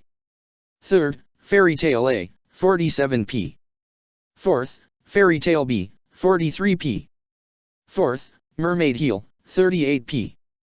Sixth, Lamia Scale, 36p. Seventh, Raven Tail, 28p. Eighth, Garu Knights, 23p. Sabertooth is back on top. And with Quattro Cerberus right behind. However, all teams have suffered some losses. Fairy Tail B is standing with only 2 members left, the same with Sabertooth and Raven Tail. And Mermaid Hell is barely hanging on, with only Yuzukuro Saka left standing. Meanwhile, Lamia Scale has only lost 1 mage and the Garu Knights have yet to lose a single man. Things can only get more exciting from here as the remaining mages meet up with one another once again. The games have finally reaching their peak. Renji ignored the rest of the announcer's ramblings as he walked away, beginning his search for more opponents to fight. If he had stayed a bit longer, he would have noticed the soft glow of light still present in the nearby building, Mist-Ogen slowly closing his pocket watch and stopping the drain on his dangerously low levels of magic. Good job Nozomi, he muttered as he leaned against some of the rubble, making sure to stay out of sight. Tapping against the hidden lacrima within his suit, he let it release a quick series of pulses. Stage 2, complete. Protector of the Fairies. Teaming up, Leon and Juvia sent Seams and Jaeger flying with a blast of water and ice, the 2 Quattro Cerberus mages being sent flying. The 2 smiled at one another as they heard the announcement of points, giving them another 3 in total. With Jura defeated, something they hadn't thought would happen so early on, they had to gain as many points as they could before they faced anyone too strong for them to handle. It was the only way to win when faced with people like Renji Aburai. I can't believe he managed to beat Jura, Leon muttered, Juvia knowing who he was talking about. His defeat to Renji a few days ago was still a sour point. I knew he was strong but I didn't think he was that strong. He beat Mist-Ogen at the same time, Juvia pointed out. No matter how strong he is, I doubt he could have done that so quickly if they weren't worn out. Neither Jura or Mist-Ogen are weak. I guess you're right, Leon muttered softly as he looked towards her. You normally are. Juvia blushed. Not now. We have to focus. I can't help it. Your beauty distracts me with your mere presence. Juvia blushed more as she turned away. Come on. Let's hurry up and keep going. If we win, we can celebrate with her afterwards. I'm sure she's missing us. I think she's probably cheering us on right now. Go daddy. Go mummy, or something like that. Juvia smiled at the thought. That would be nice though I don't want to miss her first words just yet. We could miss them down here if she says them now. Well let's hurry up Angre. Juvia's eyes snapped towards where Leon was looking, seeing the fairy tale mage leaning against a wall, as if waiting for them. Juvia frowned, her eyes watching Gray warily. She shouldn't be feeling like this, but she still was. She was scared. But why? Why would she be scared of Gray? What had he ever done to warrant such a horrible action from her? You too. Gray licked his lips as he pushed off the wall, leaving a trail of ice from where his body had been. Lion's eyes were drawn to the path of ice behind Gray, something he somehow knew had been done subconsciously by the man in front of him. It's been a long time since I saw this, muttered Leon. What's happened to you, Gray? Happened to me? Nothing has. Gray's smile grew wild as he took a step towards them, his eyes darting from side to side as they locked onto the two of them. I've never felt better. I'm so free, and everything is just so much fun. You'll help me, whether you want to or not, and I'll get to have even more fun by fighting you. What could be better than crushing old friends for fun? Leon clenched his teeth, his eyes glancing towards his wife. Juvia. Leave. Juvia looked at him in shock before viciously shaking her head. We fight as a team, Leon. You know that. But Dash. I won't let you fight alone, even if you think it is to protect me. Leon sighed before raising his head in determination. All right then. We'll do this together. I'm sorry about this, Gray, but I'm going to have to make you relive a memory from long ago. Please forgive me. Protector of the fairies. All right already, muttered Shinji as he took to the skies. So we're moving to that stage. Got it. I'm already hunting them down now. With a burst of speed he flew higher into the air, moving quickly as he tracked the energy of Alexei. The man's armor gave off a very particular feeling, making him easy to track right now as he moved. Just a little bit longer and he'd reach him. A hint of gold caught his eye and he knew he had made it, instantly kicking against the air and sending himself flying downwards. With one hand he pulled his Zanpakuta from its sheath, gripping the sheath with his other and letting it fall to one side and fade away. He could always reconstruct it later when he needed it. So then, said Alexei slowly, not turning around as Shinji landed behind him and tried to slice him in half. You were the pest hunting me. Shinji's blade sliced through the armor from one side to the other, the man's upper body slowly falling down to one side. He could hear the screams of the audience but he wasn't listening to them. I'd appreciate it if you wouldn't underestimate me. An illusion of this level is nothing short than amateurish. The world around them changed, not much but still it was different. Some of the buildings were a bit more damaged than they had let on and Alexei's body vanished completely. At the same time, a large chunk of the ground was gone, Shinji standing in the only safe place where the ground hadn't collapsed in, and both knew Shinji had done that on purpose. Finally Alexei's real body showed, appearing on top of one of the nearby buildings that was still in relative good condition. Shinji thought that was all until many more copies of Alexei appeared, surrounding him on all the nearby buildings. One glance was all he needed to know that they weren't illusions, but then what were they? Thought projections? Looking at the situation, that was the most likely. With how they surrounded him, the entire situation screamed trap. Now. All the Alexeis raised their hands and torrents of Shikigami dolls appeared, rushing towards Shinji from all sides. Shinji sighed as the dolls flew towards him before raising a hand. Is that all? Bakuda number 73, Tozanshao. Quickly energy burst out around Shinji, trapping himself in an inverted pyramid at the last moment as lines of energy burst outwards and attached themselves to the nearby buildings. The mask Alexei wore stopped Shinji from seeing any expression on the man's face, but he hoped what was there was annoyance. That would be fun if it was. As the Shikigami dolls hit the walls of the barrier, they were repelled back off, looping rounds as they broke into many more smaller torrents. They all rushed back, this time attacking the barrier at every point that they could reach, blocking Shinji's view completely with how many of them there were.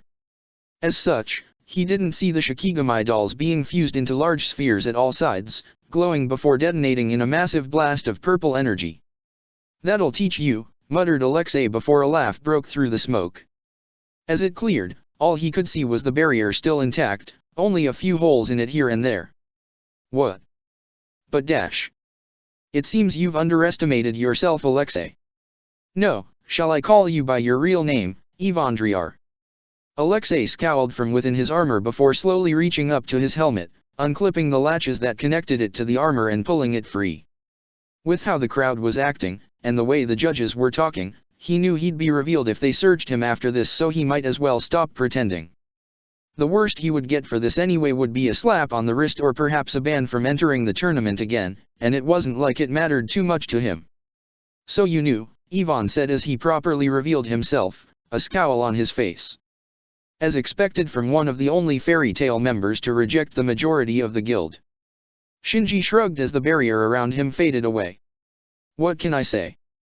We just have two different interests. If that's the case, I assume you'd have no quarrels with betraying Fairy Tail, I assume then. Shinji frowned, noticing the minor illusion around them both. You're blocking our voices with this, aren't you? He muttered as he glanced at a large screen in the far distance, the close-up of the two not showing his mouth moving from what he could make out. Now isn't this interesting? I figured it would be best to get some privacy for a moment. Tell me, what does Fairy Tail mean to you? Fairy Tail? Shinji scoffed. Not much. I only got the mark so I could stick around with Ichigo. If he wasn't there, I would have left years ago. They aren't really my style, you know. Ivan chuckled. I am aware. I too was never a good fit there, despite being the master's son. They didn't like my methods, to be frank, not that I cared. I got the job done, and I was strong. And when I wasn't, I could still win because I was smart. It was only after my father expelled me from the guild, however, did I learn of what they had been hiding. Shinji's ears peaked up at those words. Hiding? A smirk crossed his face in amusement. So Fairy Tail has their own little dark secret, I assume. Indeed. One large enough to shatter the world and turn everything on its head. Tell me, have you ever heard the words Lumen Histo Ire? Lumen Histo Ire, huh? And I assume this is what is hidden in the guild. So you know about that, huh? Said Ivan as he clenched his teeth, swallowing his anger as best as he could. You would, wouldn't you? After all, you said it yourself. You're friends with Ichigo Kurosaki, and of course he would have told you what he did when he attacked my guild. Did he know? Asked Shinji in interest. He left out that little detail. He made the mistake of letting his guard down. One of my men managed to see him, and then they told me a very interesting bit of information too. They followed his path and ended up in the room before Lumen Histo Ire, and they said it looked different. With one fist clenched, Ivan swung a hand out to the side in frustration. 7 years of work and we failed. He appears there for an hour at most and managed to get in there. I want Lumen Histo Ire, but I'm willing to share some things in return. Name your price and I'll grant it to you, so long as you open the doors for me. Shinji pretended to think for a minute before smirking, shaking his head. Now that is a tempting offer, but I must decline. I'm already happy with what I've got, and anything else I want is beyond your power to give me. But this has been a fun little chat, Ivandriar. Now if you wouldn't mind, please sleep for a while. Faster than Ivan could move, Shinji closed the gap between the two, his sword slicing through the armor like before. This time, however, he knew this was the real body out of the clones, and he made sure not to cut too deeply. Ivan tried to steady himself, but Shinji didn't let him, kicking him to the ground and using his Zanpakuto's hilt to knock him out. For all that talk, you're surprisingly weak, aren't you? Shinji muttered, disappointed. The fact he could hear the man being worth 5 points in the background just spoke of his arrogance. Well, what can you do? I guess this is why Ichigo wanted me to go after Ivan though. Now then, what to do? He cut himself off as dodged to one side, the edge of a blade cutting a strand of his hair off as he avoiding its swing. He quickly put some distance between himself and his attacker, his eyes locking onto the visor belonging to Last Mage of Raventail. So you dodged that? Shinji scoffed. Of course I would. What a surprise to see you here, Kan-Aim. Or rather, what a surprise to see you this early. I told you that you would suffer. I am here to load the bullet, so to speak. I see. Shinji's grip on his Zanpakuto tightened. I'll need to be extra careful then. Come on, what are you waiting for? I've got places to be, you know. Let's see if everything you say is all talk or not. Protector of the Fairies.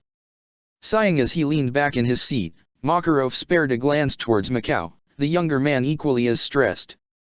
Ivan. I can't believe he got involved like this. It doesn't surprise me as much as I would like it to, admitted Mikao. We encountered some of his mages at times during the past 7 years. They were always especially vicious when fighting us, and many people overlooked their almost borderline actions against us. Extreme force being necessary and all that crap. You know, they once tried to hurt my family. I didn't. Are they okay? Probably. I wanted to go, and I almost did, but Toshiro stopped me. In the end, that is probably why they got off okay from what I heard. They wrecked their home, claiming it was an accident from training, and they definitely threatened my wife and Romeo, but since I never appeared to defend them, they realized provoking them any further wouldn't bring out results. The downside is that I don't know how I'll ever face my family again, but at least I can say they aren't in any danger. It won't be too much longer, Macau. You did a good job these past 7 years, but that nightmare will be over the moment we win today. Macau laughed, no humor in his voice. I hope so. I hope I can see Romeo again, though I doubt he'll want to see his old man. I did some digging a year ago, wanting to keep up to date and all that, and it seems he's been applying to join the Rune Knights. They accept cadets at a young age, and that normally does mean they can be trained for longer and achieve higher positions if they have the talent for it. His teachers think he's been improving rapidly too with his magic, so he has that going for him. I think I know why he joined them though. He wants to be the one who catches you. Of course. I'm his old man, the one who always showed him how cool it was to be a member of Fairy Tail. My refusal to abandon the guild, combined with the likelihood of being bullied by his peers because of me, probably made him decide he'd be the one to catch me to atone for it all. Clenched his fists, Macau tried not to cry. I wish this all didn't have to happen. Knowing that our goal is within sight, I want to ask why we didn't have this chance years ago before it was too late. Makarov raised a small arm before patting Macau on the arm, the highest place he could reach. Fate is cruel at times. We both know that. We can only use the hand we've been given and try to make the most of it all. Lucy has had to do that after all. Macau sighed as he remembered the future version of Lucy. Where is she anyway? Did she want to watch? She said stuff was different from her timeline, the current theory relating to Ichigo having come back after her and the future version of Rogue. Right now, he knows the most considering he warned her about Rogue, but she's still worried. She didn't want to waste time watching today when she could be doing something productive. Macau half rose out of his seat, drawing some strange looks from the people nearby.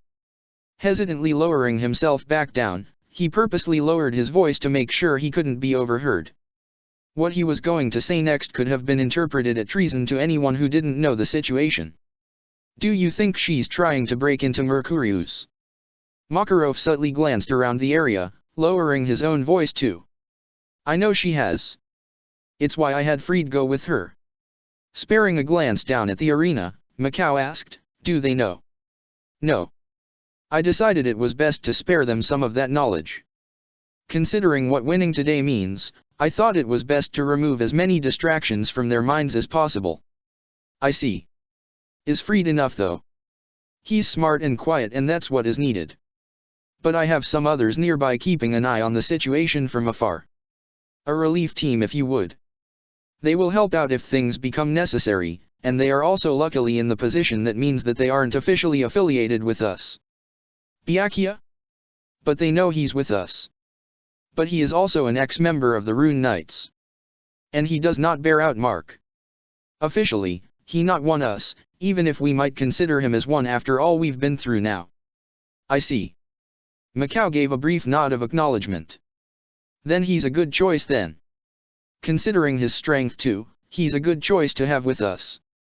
We're lucky we don't have to fight him. Luck has nothing to do with it. He simply couldn't ignore the sight in front of him any longer and decided to lend us his aid. That's all there is to it. It bothers me though how he could ignore it all for so long. Makarov shook his head. I don't think that. When you are a part of something, you only want to see the good in it, especially with something like the Magic Council and the Rune Knights. He wanted to believe in it and he staked his honor on fulfilling his duties. He didn't want all those years to be wasted. Many people are like him and don't want to see the truth in front of them. Ignorance is bliss after all. Protector of the fairies. Come on. Called out Shinji as he darted away from Kaname's slash. I know you can't see, but you must have a better aim than that, Mr. Blind Swordsman. Taunting your enemy so quickly. A small frown came across Kaname's face. You really don't respect your opponents very much, do you? A bit of friendly jabs is perfectly fine in sparring. I don't see why I can't insult the ones trying to kill me too. Respect is an important quality to have. And also Kaname vanished, reappearing behind Shinji suddenly. You leave yourself open when you lower your guard. Shinji's smirk never died however, his blade slicing upwards at the last moment and deflecting Kaname's own Zanpakuto, the blade almost touching his cheek as it flew past him. I'm a big fan of tricks though. It's fun to rile up my enemies you know, and I couldn't resist with you. Besides, it's not like it's my voice giving away my position. You're sensing me, like a bat or something similar. To you, I'm perfectly visible aren't I? Kaname backed away slightly before speaking. Indeed. Even with my blind eyes, I see your position clearly, even if I cannot see what you truly look like. Instead I see your true self, the self only able to be seen through one's magic. And yours is particularly nasty. A Cheshire cat, laughing with that entirely mocking smile glued to your face. Everything is amusing to someone like you, and if it isn't then you'll make it so with your magic. Shinji didn't speak, unnerved at how accurate that description was. And there was truth in it. He loved to mess with people and his Shikai helped him to do just that. And what about you? What are you? A paladin, Kaname replied arrogantly. A paladin of justice. Whose justice is that though? The justice the world believes in or the justice you believe in? Isn't it obvious? My own. The justice seen as truth is nothing but a lie, and it is my duty to teach the real justice to those who try to deny it and escape from it. Holding his sword carefully, the ring on the edge of the tsuba rapidly began to vibrate. Cry, Suzumushi. A large high-pitched sound rang through the air, forcing Shinji to wince as he swayed in the air, his hands coming up to cover his ears as his sword hung uneasily by his head from one of his hands. Kaname took that moment to rush forward, slicing downwards, and almost cleaving Shinji in two if he hadn't stepped back in time. The blade drew blood however, a thin trail of the red liquid splatting onto the ground as Shinji rapidly backed away. As he landed however, the high-pitched sound increased, becoming more and more painful. Shinji felt his blade slip from his grasp as he collapsed down onto his knees, his body hunched over as he tried to block out the sound. It's pointless. You can't block out the sound. It will continue assaulting you till your hearing overloads itself. I see. Red energy suddenly gathering around a single finger on each of Shinji's hands before he dug them into his ears, a large squelching sound being heard to Kaname's disgust.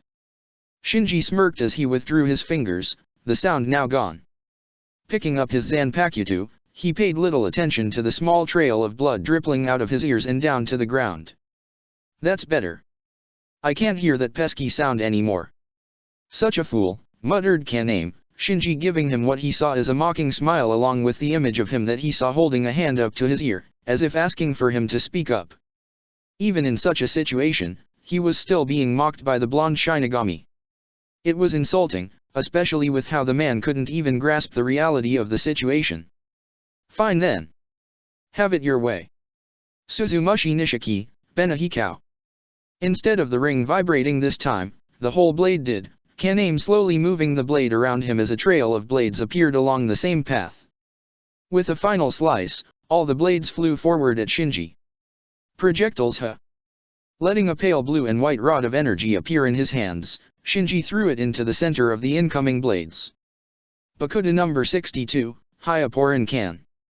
What was one rod rapidly multiplied into many more, each rod impacting against the blades and sending both off target as they clattered against the ground. Shinji darted after the spell, not showing any fear as some blades came extremely close to hitting him. Kaname eyed his approach with distaste before vanishing, appearing right in front of him with his blade slashing upwards. At the last moment Shinji dodged, his path being pushed into the same path some of the blades were still flying in. Quickly his sword snapped out, knocking them away in a second.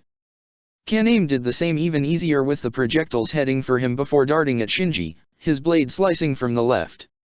Shinji's own came up to block only for Kaname to vanish, reappearing behind him. Your back's exposed. No it's not, came the mocking sound of Shinji's voice as he spun round, already having anticipated Kaname's actions.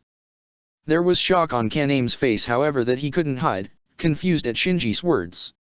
You, heard me? But he cut himself off as he noticed the faint energy around Shinji's eyes, quickly backing away as he tried to give himself some time to think. That energy was that of a hollows. Instant regeneration, he muttered, confused. But how? You shouldn't be capable of such an advanced holo technique. You'd be surprised what can happen when you know a particular scientist, responded Shinji mockingly, removing all doubts from Kaname's mind that he was truly being heard. And I have to say, it's a bit of a strange feeling. I feel kind of bad now for the extreme methods I used to help Ichigo learn this, though he does put up with it better than I do. The feeling of something that was destroyed being regenerated is a bit unnerving to be honest, so I don't even want to know what it would be like to regrow an arm or a leg. I see, Kaname said quietly as he pointed his sword upwards with his right hand, his left hand resting against the ring on the tsuba. Very well then. Bankai. The small ring rapidly began to spin as energy expelled from it, its size increasing as it spun faster and faster. When it had finally reached the size of his body, the ring multiplied into a total of 10 rings, all of equal size. Slashing his sword, Kaname allowed the rings to fly outwards before they all formed a perimeter around the area, Shinji realizing too late what was happening. Oh no, you don't. He darted away as he rushed towards the edge, but in the end he was a second too slow. A black void of energy fired off from all the rings, joining together and trapping the two in a large black dome. The only difference for Shinji, however, was his senses. He couldn't hear anything. He couldn't see anything.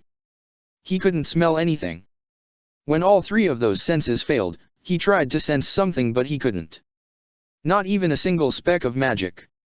It's useless, stated Kaname as he spoke loudly, not worried in the slightest of being overhead by anyone inside or outside of the void. This is my Bankai, Suzumushi Su Ishiki, in Makurogi. In this dome, your senses are void. Rushing towards Shinji, he purposefully left a small cut along his arm, enough to disable the limb before he quickly retreated as Shinji lashed out in pain. Except for pain. With this you have no way to block your judgment.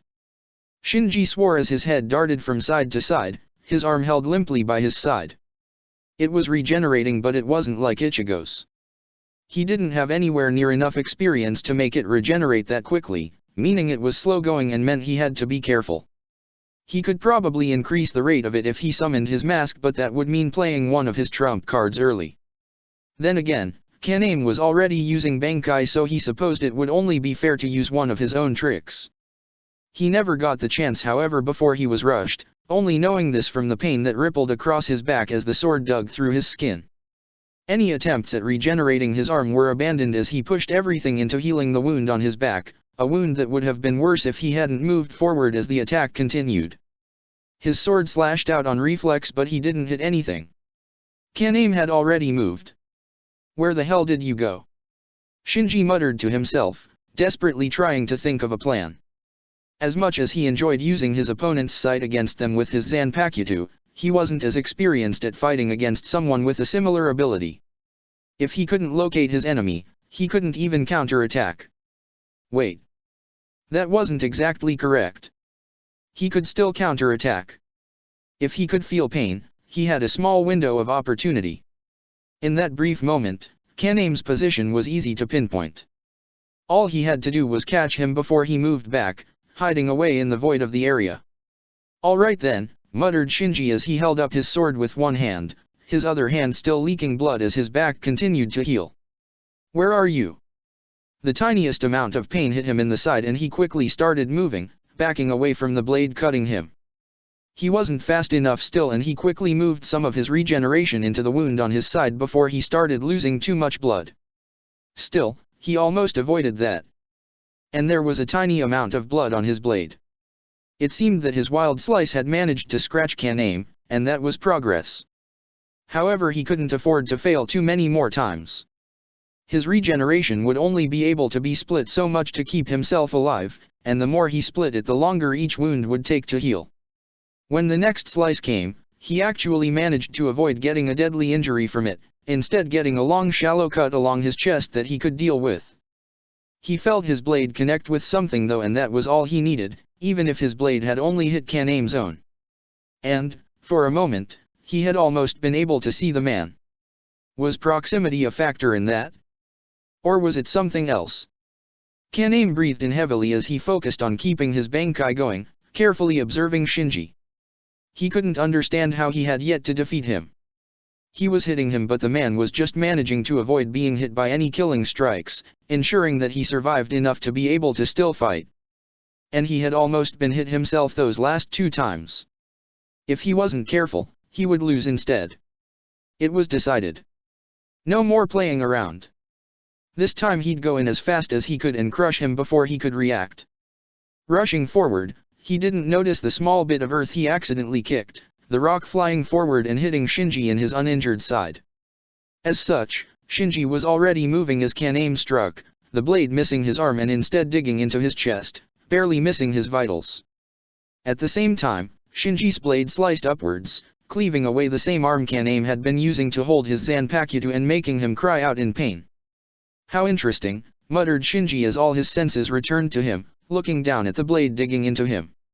Setting down his own sword for a moment, he carefully pulled out the other blade, sending the last bit of regeneration that he could spare to the wound to help speed up the healing. His eyes moved towards Kaname before he smirked, enjoying watching Kaname stumbling around with his other hand stretched out, as if trying to grab his Zanpakuto. Looking down at the blade in his hand, Shinji made the connection. I see. That's the secret behind your Bankai. This blade is the key. Whoever holds the blade holds their senses, and those without it lose them, even if one of those people is the original wielder. Such an unforgiving Bankai to allow even its wielder to be affected. Shinji Hirako. Kaname clenched his single fist before the entire area exploded, the void disappearing as a massive burst of magical power enveloped Kaname. I'll kill you. I'll make you suffer. If I can't win as one side of the coin, I'll flip over and crush you that way. That's impossible, muttered Shinji as he took a step back in shock, unable to believe what he was seeing. This energy was that of a Hollows. But the only visored out there beside himself was Ichigo, and Ichigo barely counted anymore. Every other visored was dead. Unless... Did someone truly work out how to make Shinigami/Hollow hybrids in these past 7 years? I'll devour you, came Kaname's voice, a familiar echo in it that Shinji recognized from when others used hollow masks.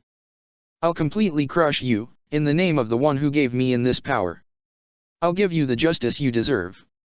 As the energy finally vanished, the mask Kaname wore was not one Shinji expected. It covered his entire head, a small hole at the back for his hair to stick out of. Not only that, but it continued down onto his chest and shoulders, almost like armor. He had never seen any visored have a mask like this. It was far too hollow than normal. A lone vertical line ran down the mask before a section at the mouth opened, revealing an empty void behind it that sound seemed to still come from. With the extra lines running along the edges too, it almost looked like there were teeth there. I'll kill you. Not good, muttered Shinji, already noticing as well how rapidly Kaname's arm was being regenerated. It was far faster than his own, even with his hollow mask. This was closer to what Ichigo had been like before the incident with Nirvana, and at a level he couldn't do easily without more practice. Discarding Kaname's sword, he re-grabbed his own, far happier with the feeling it gave him. His weakened hand was more than strong enough now to move slightly, and he did one simple action as he raised it to his face. The bone-white mask he normally wore burst into existence, sending how own waves of hollow magic outwards in intimidation. Fine then, he spoke, the Echo Kaname had also present. I'll play your game. Let's see how strong you truly are, copycat. Protector of the Fairies. Gray's Despair. Ice Make, Eagle. Letting the construct of ice fly, Leon quickly led Juvia back as they retreated further away, Gray laughing as he pursued them. Dodging the eagle with ease, he was almost caught off guard when the bird suddenly flew back behind him. Leon took careful note of it all. The Gray they were facing right now was dangerous, but he was also arrogant and different. Whatever was the case, Gray wasn't thinking clearly, else he should have known that dynamic ice make magic could move like that. Where are you going, Leon? Aren't we friends? Don't you want to play? A burst of insane laughter followed the words as Gray picked up his pace, his hands scrapping across the walls as he ran and leaving long trails of ice behind him. Gripping the ice as he ran, he ripped it all from the wall as it morphed into twin whips. Get back here and fight me. With two swings, the whips snapped forward, Leon and Juvia diving to opposite sides as the whip sliced into the ground between them and stayed there, resolidifying into normal ice. Quickly raising a hand, water formed from the palm and blasted towards Gray. Laughing as he dodged, Gray rushed towards her, his eyes leaving Leon for a brief moment. Instead of ice that formed, snow blasted out from Lion's palm, catching Gray off guard as a massive blizzard hit him. The snow immediately began to join together as it became ice, forming a large serpent around him and holding him in place. Now Juvia. Juvia nodded, using the water she had made before to generate waves around Gray before smashing them all together at him. Water nebula. As the waves were about to hit Gray, they froze, so close to touching him. Leon found his own ice serpent freezing too, a new layer of ice coating the first that stopped his construct from moving like it would normally be able to. Not bad, Gray's voice came as he pulled himself free of his binds, taking a seat on part of the ice serpent's body. But that isn't enough to bind me. To really have some fun, you need to go at me like you want to kill me. Don't let such ideas like friendship hold you back. Or are you as weak as is still? Leon saw red. You used to lecture me about how I looked down on her. Don't you dare do the same when you've defended her all this time. Gray shrugged, a sneer across his face. Perhaps you were right the first time then. But really, she was a fool to use such a weak magic like ice make magic. The only use of that magic is as a stepping stone. Leon snarled back at him in retaliation. Have you forgotten the greatest strength of ice make magic? The creativity given by this magic is beyond any other. Ah yes. That little factor. Well, to be honest, I've already surpassed that. Look. Reaching for his pendant, Gray pulled it off his necklace as it shifted into the large broadsword. See? This single blade surpasses that magic, and my skill with ice is more than enough to no longer need her weak teachings. She really was such a pathetic woman. The only achievement she ever did was defeating Deliara. She did that for you. Gray shrugged. I never asked her to. I wonder what it would have been like to watch him rampage for a little bit longer. Maybe we should find a way to revive him to find out. Then you could fulfill your dream of surpassing her by beating him without iced shell. Leon doesn't think like that anymore, stated Juvia, slowly letting the floor get covered in a layer of water. And you shouldn't think like that either. Water lock. The water all rose and surrounded Gray, encasing him in bubble as he clutched at his throat, struggling to breathe. Leon, quickly. He broke out of this when we first met and he'll do it here too. Right. Taking his ice make stance, he let ice gather around his palms before extending both outwards towards the sphere. Ice make, diamond cage. Small bits of ice flew towards the sphere of water before exploding into more ice as they hit the surface, slowly filling up more and more of the surface with the hard ice from the spell. Leon. What did you mean about before? About making Gray have to relive a memory from long ago? You asked him to forgive you for doing it too. Leon sighed. Took me in when I lost my family to Deliara. She did the same for Gray, but even then he was a strange child. He was so cold, all the time, both physically and emotionally too. He was curious too, always experimenting with ice. Back then he didn't know ice make magic, at least not yet, but he could still create ice whenever he wanted by simply touching a surface. The rate he could freeze things is beyond anything I've ever seen before. Sighing once more, Leon glanced at the sphere of ice sadly, warily noticing the cracks forming in the surface as water leaked out of them. And one day he lost it. What he believes is that he ran off after hearing the information about Deliara, leaving a note that he was going to fight it. Those memories of his are lies. Lies. Juvia glanced at the sphere in shock. But how? Was it the shock? Or? Yes. It was her herself. You see, the truth was that we were actually in town that day. Deliara arrived about in the evening, but the town was already wrecked before then, and everyone else was dead. The one who did that was Gray himself. You're lying. Gray is not a murderer. Leon smiled sadly at her as he pulled his gaze away from the sphere. Yes, I like to think that too. And so did her. Because Gray isn't normal. I never knew why he wasn't normal, but he wasn't, and because of that he was dangerous. One of the truest lines in his memory is her saying she would seal away his darkness. He believes she meant Delira. In reality, those words are the faint memory of her begging for his forgiveness as she sealed away a part of himself, hiding it within the same pendant he always wears around his neck. The same pendant he has always kept with him and never lets go of, even when he strips away everything else. Juvia frowned. So if he is using the pendant now as a weapon, he's probably weakened the seal. No, thinking back, it probably started breaking a long time ago. After all, he is the one who killed Midnight. Isn't that right, Gray? The ice cage shattered as Gray stepped out of it, his sword slung over his shoulders. He sneered at them before blowing a bit of wet hair out of his face. That's right. I didn't know you knew about him. It was so much fun. But I actually felt conflicted back then. I actually wasn't sure if what I was doing was right. Can you believe that? Gray let out another laugh as he swung the sword off his shoulders, shattering the ice around him. But I only started feeling this good when Shinji started training me. This full bring feeling is incredible. I never knew I could use this pendant like this. Full bring. The use of souls in battle through manipulation. A very useful ability, though it's a shame I have to be so familiar with the object. Nothing works better than this old thing of mine. I see, muttered Leon, sparing a glance towards Juvia. That would have been in then. The trigger for the seal to weaken. And combine that with how Gray acted when we met up with him after the 7-year gap and it starts to make sense. You're not the Gray we know, are you? You're the part of him that are sealed away. Gray tilted his head curiously, confusion filling his face. Sealed away? Part of myself? What nonsense are you talking about?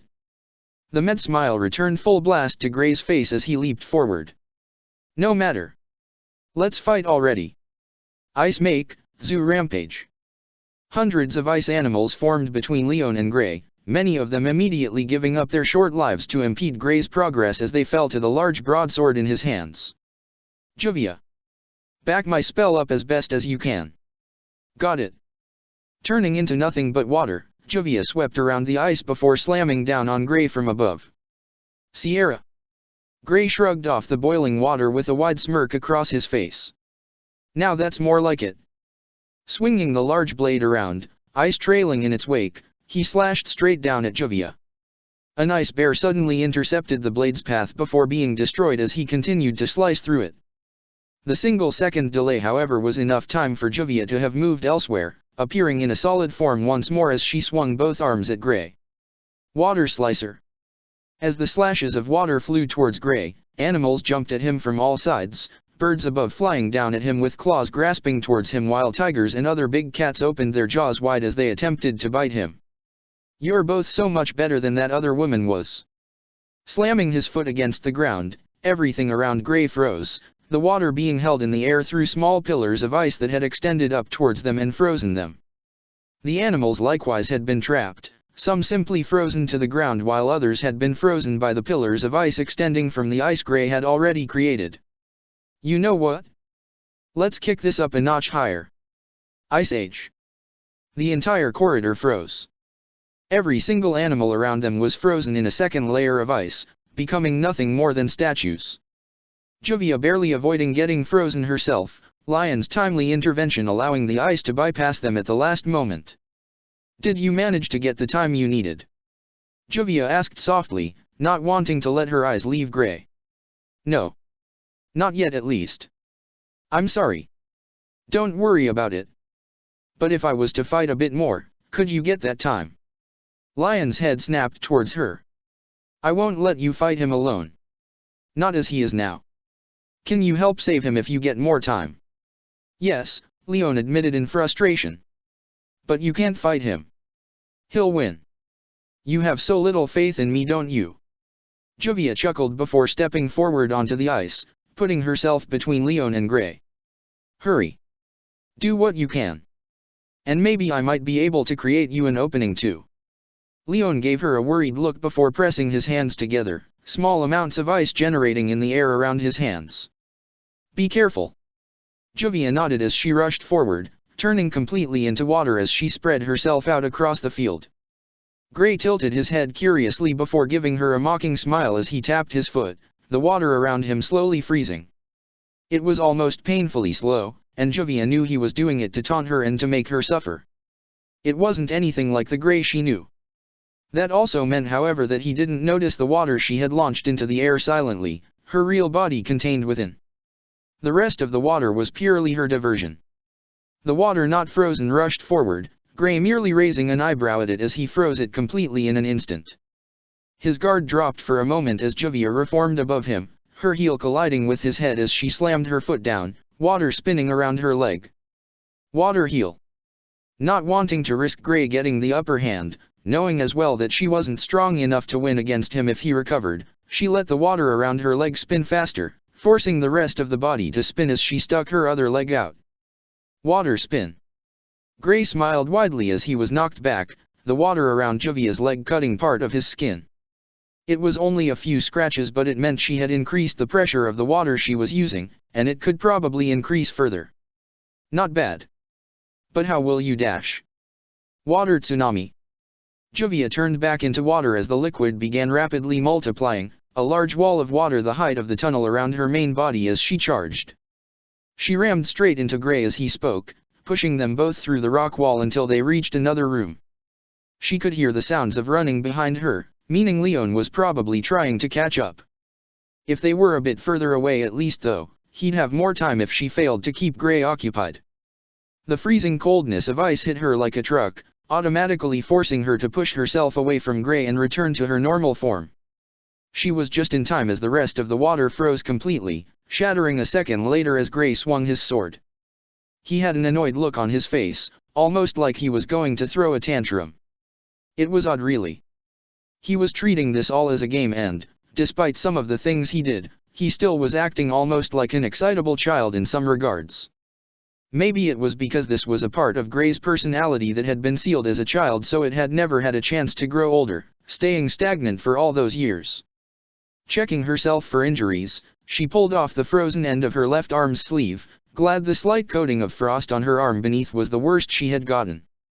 A second longer though and she might have not have been able to escape without having an arm frozen, and it was especially dangerous when she was in her water form. She had to put everything she had left into stopping him. Pressing both hands together, her palms creating a wide opening between them, water dripped from her hands before turning into a full flood, pouring into the gap and being fired forward. Gray let out an annoyed cry before raising one hand up to the blast of water, letting it part around him before he began to freeze it. That was the case, until Jovia shrunk the gap in her palms, the beam of water shrinking. The moment it shrank, the ice began to crack and shattered, and she could see the confusion on Gray's face. It only made sense. Gray knew a bit about what her magic could do, but he hadn't seen her in over 7 years. And on top of that, this part of Gray knew even less about her. Even if it had some of Gray's memories, she doubted it had focused much on them. It didn't seem the type to do such a thing. As such, it didn't know about how she could increase the power of this attack. The amount of water wasn't decreasing. She hadn't even used all the water she could summon yet. Instead she was simply compressing it into a small place before firing it forward, narrowing the beam of water to increase its cutting and piercing power. Gray might be able to freeze her water, but it would be useless if the water behind it was strong enough to shatter the frozen water. Raising his sword, Gray stabbed the point of it forward, freezing the water at an even faster rate. And despite it all, it seemed like he was slowing down. Despite how his freezing ability should have done more by now, it hadn't. It was strangely weaker. Could that mean? No, she couldn't think like that just yet. It could be a ploy to make her let her guard down. Narrowing the gap more and more, she watched as the beam started to get closer and closer to Gray, even with how fast he froze it. At the last moment before it broke through, Gray's eyes changed slightly, softening as his sword dropped down. That was enough for the water to take dominance and smash through the remaining ice, slamming and tearing through the flesh near Gray's shoulder as he let out a large scream. Gray. Jovia was already rushing towards him when he shouted back at her, swallowing the pain as best as he could. Stay back. He gritted his teeth as the blood spilled from the hole in Bai's shoulder, half the size of his fist. His arm hung by his side limply and he didn't dare move it, glad that the attack hadn't been any further to his left. If it had been, then he would have likely lost the arm. Letting the sword he had fall to the ground, he collapsed back against the wall, the sword clattering against the ground as it hit it. Gray. Are you okay? You're back to normal, right? Juvia took a step forward before Gray's voice cut through the air once more. Don't come near me. His eyes met hers and she could see the tears freely falling, his body looking as if it was trying to back away further, and she knew just from looking at him that it wasn't her that he was afraid of. Stay back. He continued to shout as she approached. Please. Stay back. Juvia. Juvia didn't listen, continuing forward despite his protests. He tried to back away further but he couldn't, his body continuously hitting the wall every time he tried. For a moment he prepared to lung around Juvia as she drew into grabbing distance until she suddenly lunged forward, embracing him in a large hug as her head rested over his shoulder. It's okay, she whispered quietly, stroking a hand through his hair. We all believe in you, Gray. I'm not afraid of you. You should, Gray muttered fearfully. Get away from me. Please. I'll beg if I have to, but please. Run away. Far away. I'm not going anyway. Please. Gray begged, his tears still not stopping. You don't understand. I can hear him. In my head, he's constantly there. Talking, whispering, shouting, screaming. I'm losing sight of who I am. And he's screaming that you need to die for harming us. It's all right. I trust you, Gray. You won't do anything you don't want to do. I won't have a choice. Don't you understand, Juvia? I heard Leon explaining it to you through my own ears. He's a part of me. And I can barely recognize my own thoughts from his right now. Right now. I want to kill you. I recognize it as a foreign though, and yet it still persists and tries to force me to listen. You got control back, argued Juvia. Don't think of yourself as being so weak that you can't fight him.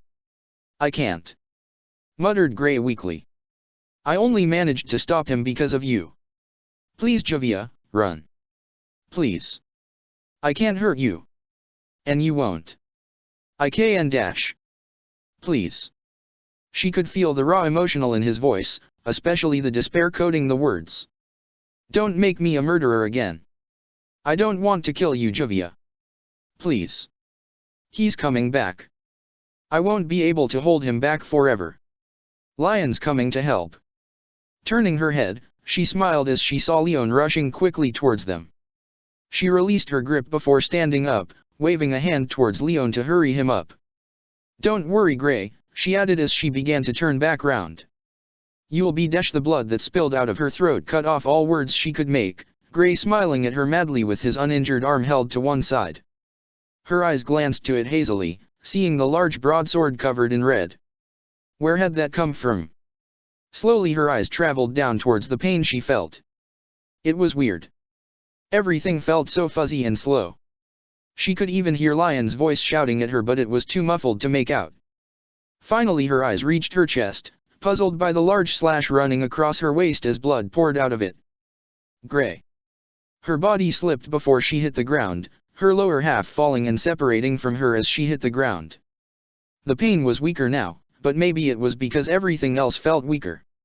Her eyes glanced up heavily to meet Gray's own, but he was no longer, instead looking at Leon. Her eyes barely moved much further before Leon came into view, what looked like anger crossing his face. Gray's blade came down and then all Leon saw was blood. Protector of the Fairies. The first warning Ichigo had to something being wrong was the buzzing in his pocket. The Lacrima Nozomi had signaled him on pulsing like crazy. Taking it out though, that was dangerous. Were there any cameras watching? It would certainly be suspicious if he took out a communication Lacrima right in the middle of a match. Who would be contacting him at a time like this, people would think. It was curious. Why was Nozomi trying to get his attention right now anyway? Was it really so important that they couldn't stick to what they already knew? Plans had problems at times, but they couldn't communicate freely right now and had to act independently to a degree. If she was breaking that silence, however, there had to be something big that she couldn't deal with on her end.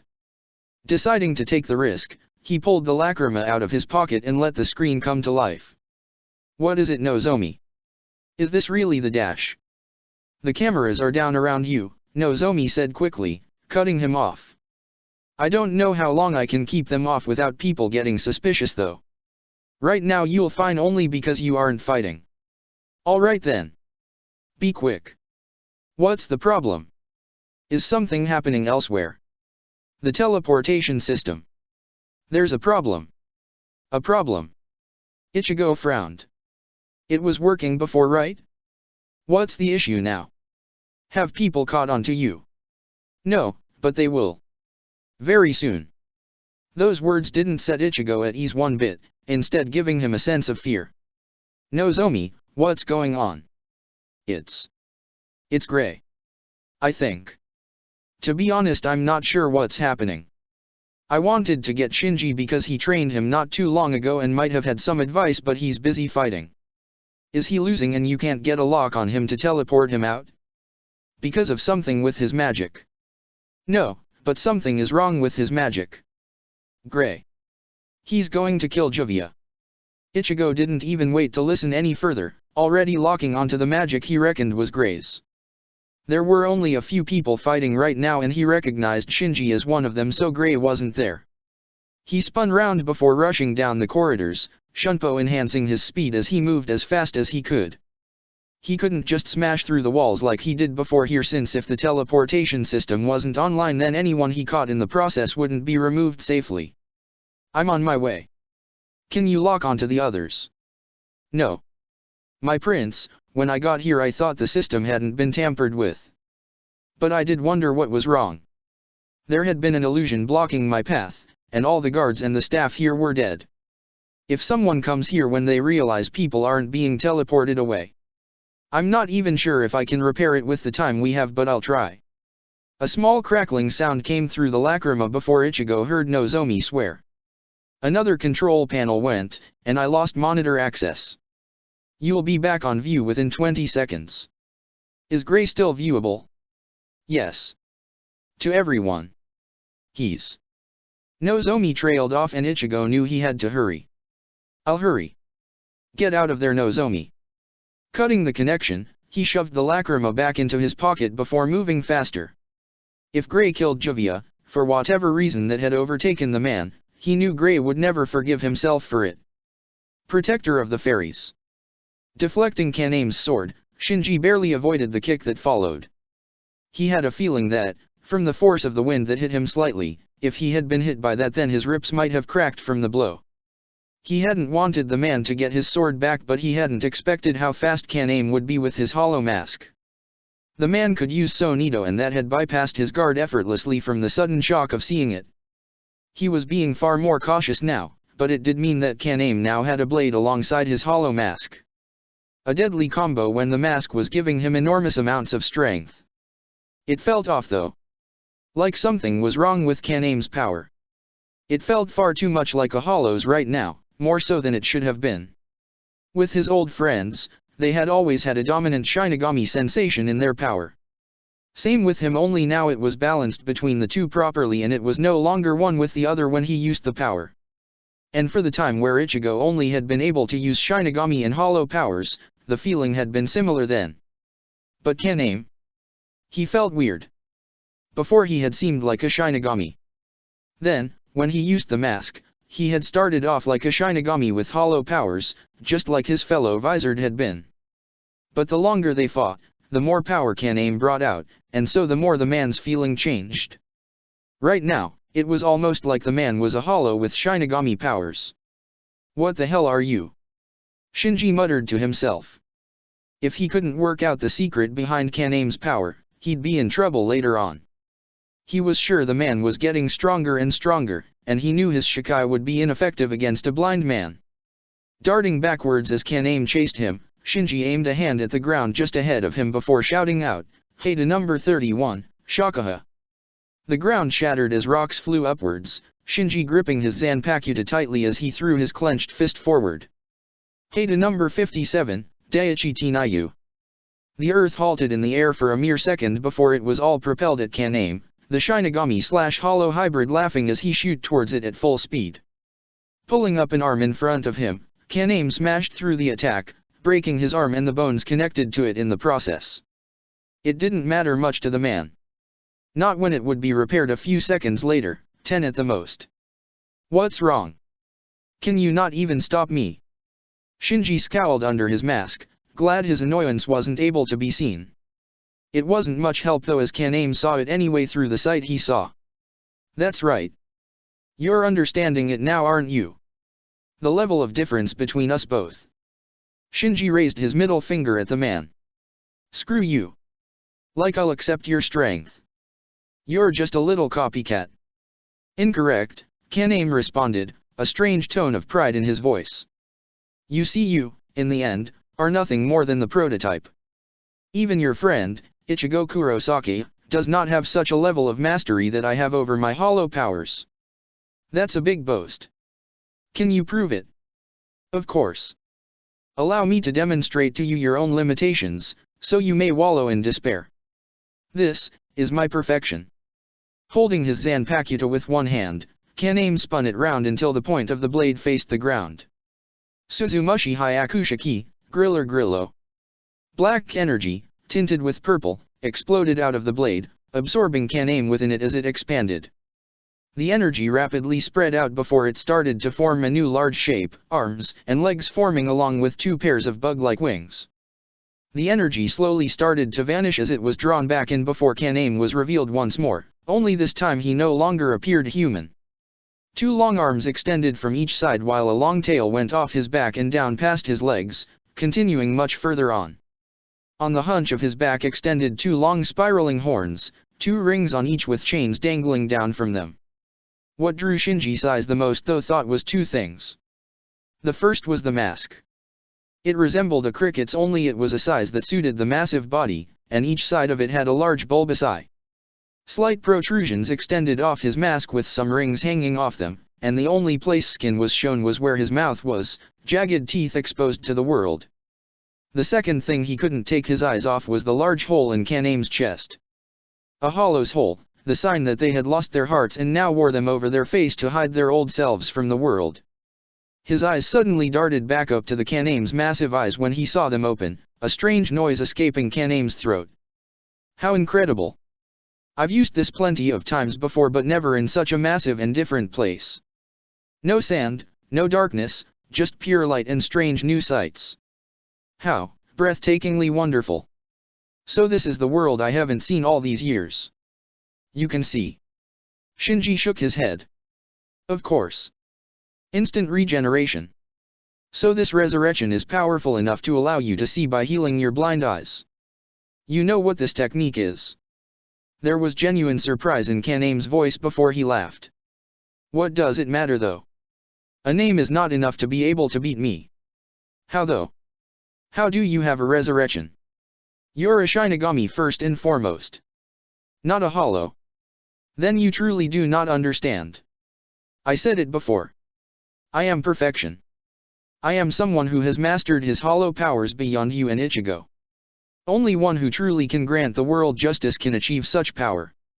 With a single beat of his 2 pairs of wings, Kan-Aim crossed the distance between the 2 of them with raw strength, not even a use of shunpo or sonito behind his movements. Shinji's sword swung up just fast enough to deflect one of the arms, the deadly claws leaving small scratches along his arm as they traveled past. A second arm came and shattered his blade in a single hit, forcing him to dart away as the remaining 2 arms stabbed towards him. Using shunpo was the only way to keep ahead of Kan-Aim, and even then it was only barely. Shinji knew immediately that if Kan-Aim used a single movement technique, he would get to him before he could even react, and, while he had experience at fighting fast opponents, he could still only react so quickly. You won't get away. A large screech emerging from Kan-Aim's mouth, forcing Shinji to cry out as he brought his hands to his ears, crushing his eardrums once more. His sense of balance would be a bit off, but he wouldn't be able to fight with that noise assaulting him. This resurrection was more of a threat than Kan-Aim's Bankai had been in some ways. No, that wasn't it. It was almost like a reverse. The Bankai removed all the senses of the enemies while the resurrection granted the senses to the user. The Bankai allowed subtlety and skill while the resurrection encouraged power and strength. Opposites, like 2 sides of the same coin. So that's it, called out Shinji, a smirk on his face. He wouldn't be able to hear the response of his enemy, but he didn't need to if he could see the emotions they showed instead. That would be enough of a judge. I get it now. You're not simply using hollow powers. You're flipping between the two. The snarl he saw was all the answer he needed to confirm his theory. The Bankai was the full release of his Shinigami side, while the Resurrection was the full release of his hollow side. The mask therefore only served the purpose of being the mechanism to flip the coin, slowly switching the magical power from one to the other. His smile only widened as he realized the answer. You're not perfection. 100% isn't being able to switch between the two. 100% is to have perfect unity between the two. What you have, switching between the two, isn't even 50%. It's 0. You can use a resurrection, not because you are more skilled than us, but because you're that inferior. Because you can't use the full power of the two at once. Silence. Kaname roared, lunging forward with Sonito. Shinji could block this, however. He had gotten Kaname mad enough, and he could predict someone who was angry. Kaname appeared right in front of him, but Shinji's hand was already pointing at him, a crimson Zero within. Zero.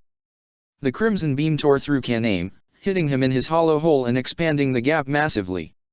It almost reached the sides of the large insect-like body, and Shinji let a smirk cross his face under his mask as Kaname started to fall. That was, however, until Kaname suddenly rose his head to meet his, a smirk across his face that made Shinji drop his own.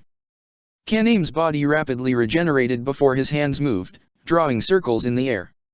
Los Nueve Aspectos. Green rings of concentrated sound rang out, causing everyone watching to cover their ears in pain as the sound tore into Shinji. Shinji felt blood rising and spilling out of his throat as he was sent flying backwards, half the bones in his body breaking as he crashed against a wall.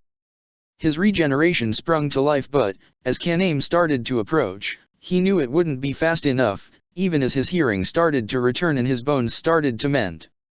It didn't help as well that he wouldn't be able to recover from an attack like this again in the first place, his reserves of magical power dangerously low. You really thought you could beat me with a Zero? Ridiculous. Let me show you how a true Zero is used. Two green Zeros appeared before Kaname's eyes, crackling with unrestrained energy as they were charged. Shinji's eyes darted around for anything he could do to save himself. He was healing, but his body couldn't move just yet. With the amount of hollow power flooding his veins right now, he'd probably have a good 20 seconds till he was healed to a decent state and ready to fight. He predicted Kaname would be finished charging at 10 considering the arrogant look he was showing. He wanted him to suffer in his last moments. To watch with his own eyes as he... Wait. Eyes? Sight. He hadn't been paying too much attention, but Kaname had exclaimed how he could see now.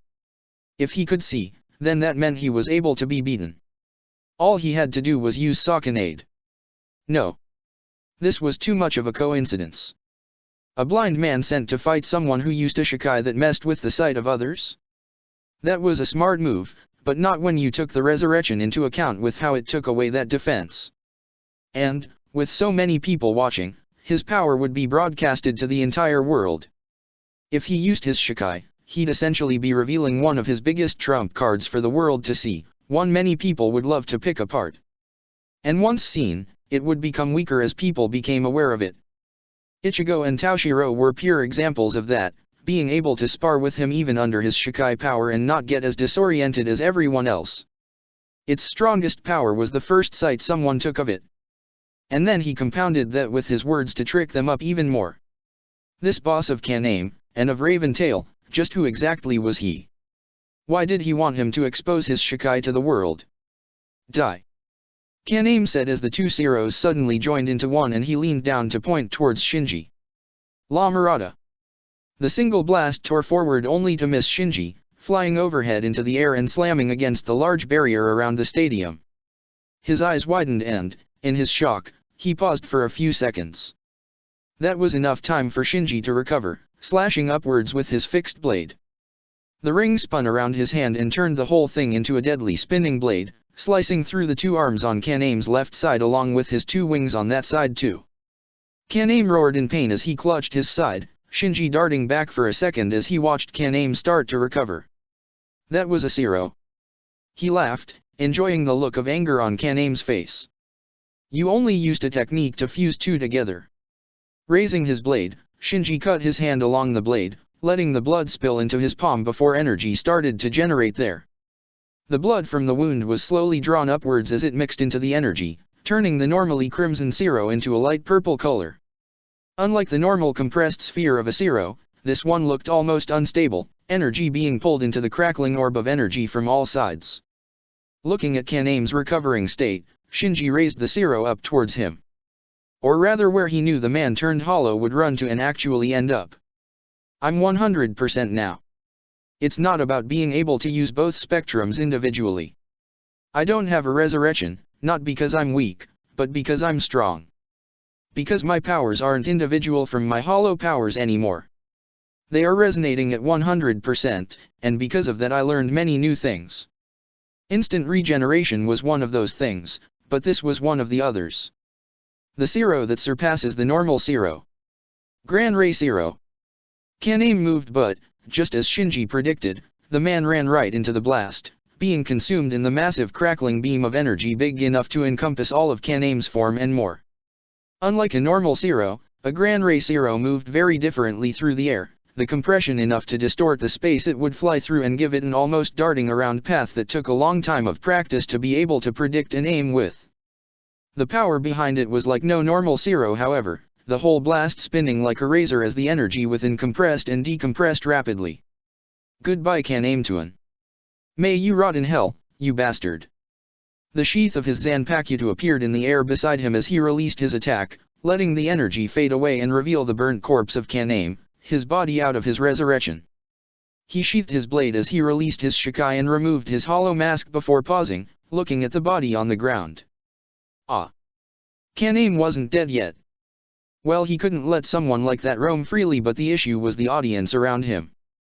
They might make a fuss if he killed someone outside of a battle. They weren't very interested in his fight, however. They seemed to be watching the screens showing another battle. It looked like Gray and... Oh no. What the hell had that idiot done? It's sad, isn't it? Came a voice beside him, Shinji nodding as he noticed the bow of energy being pointed at him. I surrender. I'm not in the mood to fight right now. Uriu nodded before frowning. You're not being teleported away. Shinji shrugged. Maybe a technical glitch. Maybe. He's yet to be moved too. Shinji glanced over towards Kaname, realizing Uriu had a point. But that raised another matter. Why had Nozomi not moved Kaname? Was there really a problem on her end? But of course Uriu didn't know that, and he wasn't going to say anything. And he didn't need to either. When Kaname's body started to swell, the man snapping to consciousness for a mere moment, and in that moment he showed nothing but fear. The ground was covered in a shower of blood and gore, Kaname's body exploding outwards while Shinji found himself only able to look on in a mix of disgust and shock. Did you dash? No, cut off Shinji. I was going to finish him off, but not like that. Looks like someone didn't want their little pet dog running around without a leash anymore now that it had gone rabid, and decided to put it down. Indeed. But who? Strangely enough, Uriu wasn't looking for Shinji for an answer, instead glancing into the audience as if he would see some clue there. Shinji took the chance to slip away, knowing there was a good chance Uriu wouldn't follow after him. He had lost after all, and because of that he could take a rest. Protector of the Fairies. Leon froze in shock as the blood filled the air in front of him. Drops of blood dripped onto him from the water in front of him, slowly being dyed red as blood trailed out of the center of it, Juvia's form returning to her human form as she lost the ability to hold on to the magic needed. Lion's arms reached out before grabbing Juvia as she fell, cradling her in his arms as his sight focused on only her. Juvia.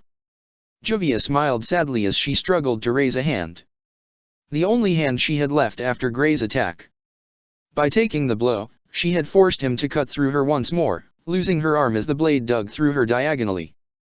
She couldn't even find the strength to talk, the sudden moves she had made to take the blow having sapped almost all of her remaining strength. Her eyes slowly flickered towards Gray before she mouthed a few words, each one taking an agonizing amount of time. Leon saw them all as he clenched his hands around her before the anger in his eyes dimmed. Juvia's eyes turned back towards Leon and he knew what she was asking. Of course. I'll make sure you're safe. Her last smile was his reward before her eyes closed, her head falling back as Leon slowly set her down on the ground. He slowly got back to his feet, his eyes never once leaving Juvia before finally focusing on his blood-covered hands. He slammed them together before his magic took hold, freezing the blood and reshaping it into a small medallion.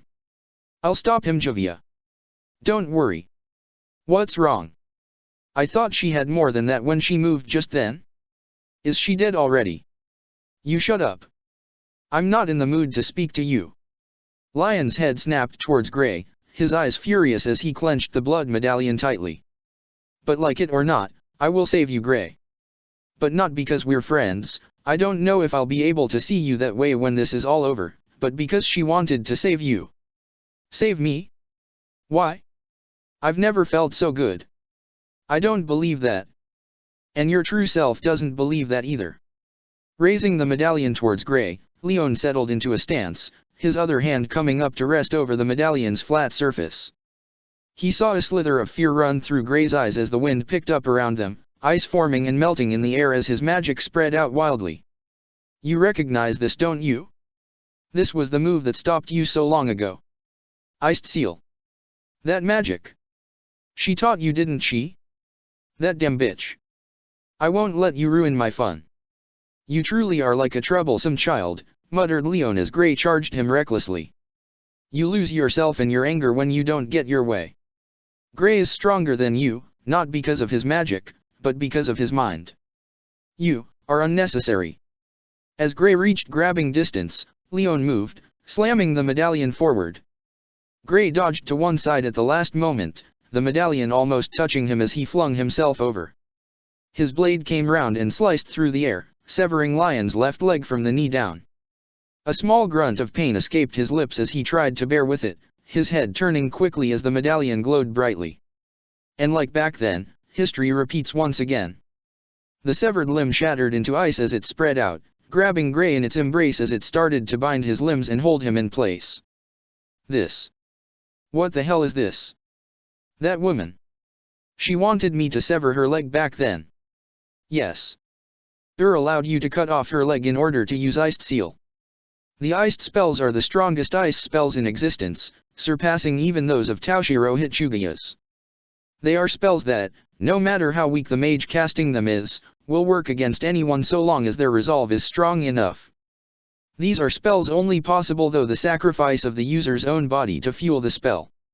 This isn't a battle of magic, for if it was then I would lose. But my resolve to not let you act this way any further and to save Grey is far stronger than your childish resolve of having fun. And, once again, you will sleep. You. I won't disappear. Not again. I won't let any of you shut me away again. Just because you're humans, you think you have the right to do anything. And yet you judge anyone else who does the same. I won't go to sleep. Struggling against the bonds, Leon hobbling closer with every passing moment, Grey desperately tried to break the ice holding him. It refused to budge, unwilling to bend to his will. His eyes widened in fear as Leon finally reached him, his hand reaching towards him with the medallion as he prepared to press it against his chest. Come back home, Grey. The medallion pressed against Grey's flesh before searing pain filled every fiber of Grey's being, his screams filling the cavern. The bonds around Grey's right arm suddenly broke and he swung upwards, Leon leaping back on his leg and barely avoiding the wild slash of the blade. As his foot came to the ground, he lost his balance on the ice as he slipped, crashing to the floor in pain. Grey meanwhile was still struggling, the medallion hovering in the air over his chest. It suddenly dimmed in color as the energy within it faded away, letting Leon look on in shock. The spell had failed. But, how? How could it have failed? Unless... had he sealed away the wrong part of Grey? A strange pattern of black energy had appeared on Grey's right arm, spreading upwards slowly as if it was trying to consume Grey himself. Grey didn't even notice, however, too lost in his anger as he broke his final restraints. You bastard! Leon couldn't move in time, the sword right in front of him and about to pierce his head. At the last moment, however, The blade came to a stop, a large hand gripping the blade tightly. Lion's eyes traced upwards before seeing the face of Kenpei's Araki, no traces of amusement about a fight there like he normally had. I thought I sensed something foul. I didn't notice before, but right now it's as obvious as a giant pile of shit. This is where you die, Ice Devil. Protector of the fairies. The worst enemies to face. Devil. Leon looked between Kenpei and Gray in shock, the gears connecting in his head as he fitted together what he knew. That was why. You didn't know. Kenpei scoffed. Suppose you wouldn't. He's got an odd scent, kind of like half and half. I don't know what happened between you and him, and quite frankly I couldn't care less, but I do have a responsibility to uphold at least when I find devils. Wait. You can't kill him. He's not all bad. Just because part of him might be a demon dash. You had it right the first time. Devil, not demon. There's a big difference between the two, even if my magic works equally well against the two. Devils are demons that surpass all other demons, almost like nobility. A hell of a lot stronger too. Trust me, I'm familiar with quite a few of them, and not all of them are dead either. Even so, Gray's still in there somewhere. If we can just get him to come back to his senses then dash. And then what? Kenpei tightened his grip on the blade before raising his arm, throwing Gray alongside the blade away from them. He spared a glance towards the lifeless mutilated body of Juvia before scowling. He's already killed. Even if he comes back, he won't be able to return to the past. Better to kill him as a show of mercy. I said you dash. Kenpei didn't listen, slamming a knee into Lion's chest and sending him flying against the wall. He looked away as Lion's unconscious body slumped down onto the rocky floor, putting all his attention onto the enemy in front of him. Sorry. Nothing personal but, as I said, I have responsibilities to fulfill. Crackling his knuckles, purple lightning sparking from his body, Kenpei lunged forward, tearing the ground with each heavy step he took. Gray got to his feet in a rush as he used the sword to lean against, still weak from Lion's iced seal attempt. The large broadsword barely came in time to block the fist Kenpei sent at him. A small crack settled in the center of the blade, but Gray wasn't paying attention to that, his entire focus spent on avoiding the swipe at his legs as Kenpei pressed forward. Stabbing the blade down, Gray used the handle as a platform to land on as he jumped, leaping back off and pulling the blade out as he spun in the air, the blade barely missing Kenpei as the lightning devil slayer stepped to one side. The blade dug into the wall as ice spread off the blade, ice shards firing out of the created ice right into the path Kenpei was taking. With one swipe of a hand, Kenpei sent a storm of lightning flying at the ice, shattering it while his attack continued on further.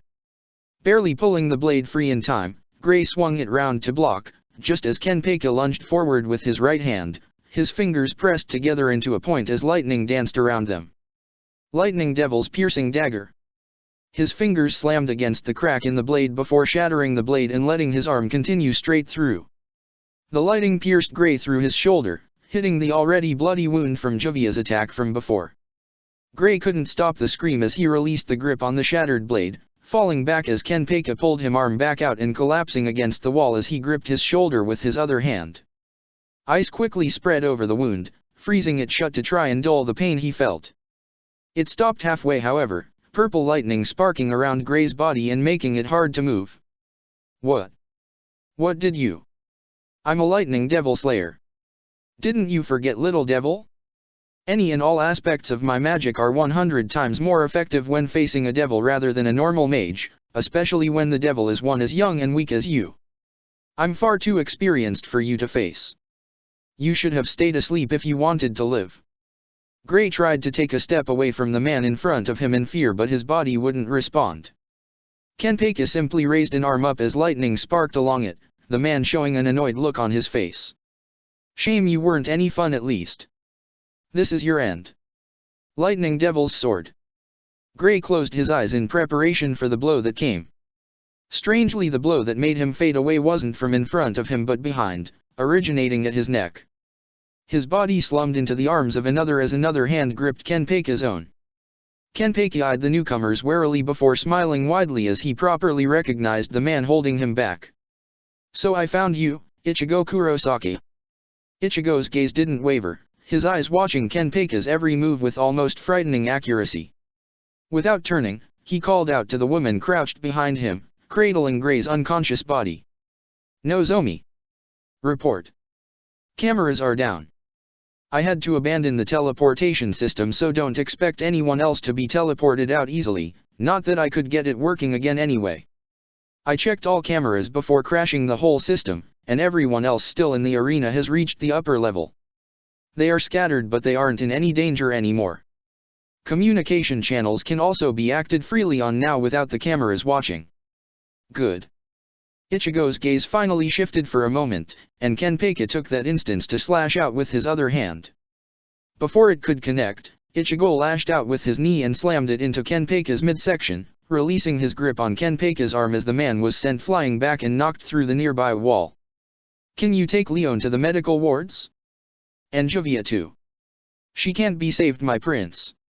I know. But she doesn't deserve to have her remains left her when this entire place might end up coming down on them. Nozomi nodded her head in acknowledgement before shifting her grip on Gray. And him? We didn't calculate for this. Keep him safe. We can't leave him to the mercy of anyone else. And besides, he's made things difficult for us now. I assume everyone saw him kill Jovia. Yes. I'm sorry, I only managed to cut the feed a minute ago. All of Fiore saw what he did. What a member of Fairy Tail did. Then he has no choice anymore. We'll take custody of him. Now get out of here. Kenpei's patience will only last so long. He's being awfully kind in not running back out here when I know he's already recovered. Will you be okay? You shut off the cameras, remember. Reaching for his blades, Ichigo drew both in one swift movement, faint trails of energy leaking off the edges of the blades. I can fight freely. I'll give you 5 seconds to get everyone out. 5. Nozomi rushed forward, Gray's body slung over her, slowing her down. 4. Reaching Leon, she quickly waved a hand in the air as she tore open a gap in space linked to the nearest medical ward that she knew was currently in operation. 3. Throwing Lion's body in there, she closed the gap as she hurried towards Jovia's remains, Ichigo already raising the larger of his blades. 2. Reaching Jovia's body, Nozomi opened another gap before pushing Jovia in, sending her to where she had sent Leon. The gap closed and she quickly focused on the final rip to get her and Gray away. 1. Nozomi barely managed to slip through with Gray in time and close the gap when Ichigo swung down, the entire area exploding with blue energy as the blade struck the ground. The energy slowly started to fade before Ichigo brought the smaller blade up behind him, deflecting Kenpei's fist to one side as lightning tore through the air beside him, leaving a few tears in the sleeves of his Shiakushou. Sighing, Ichigo twisted the blade round so that he could face Kenpei properly, seeing the mad look of excitement plastered across the Devil Slayer's face. I think I liked you better when you were serious. Fine then, I'm fine to fight you freely. I just hope you realize you've bitten off a lot more than you can chew. There aren't any cameras watching to stop me from cutting you down now. Protector of the Fairies. Yuzu ducked and weaved through the buildings, or rather what were the remains of buildings.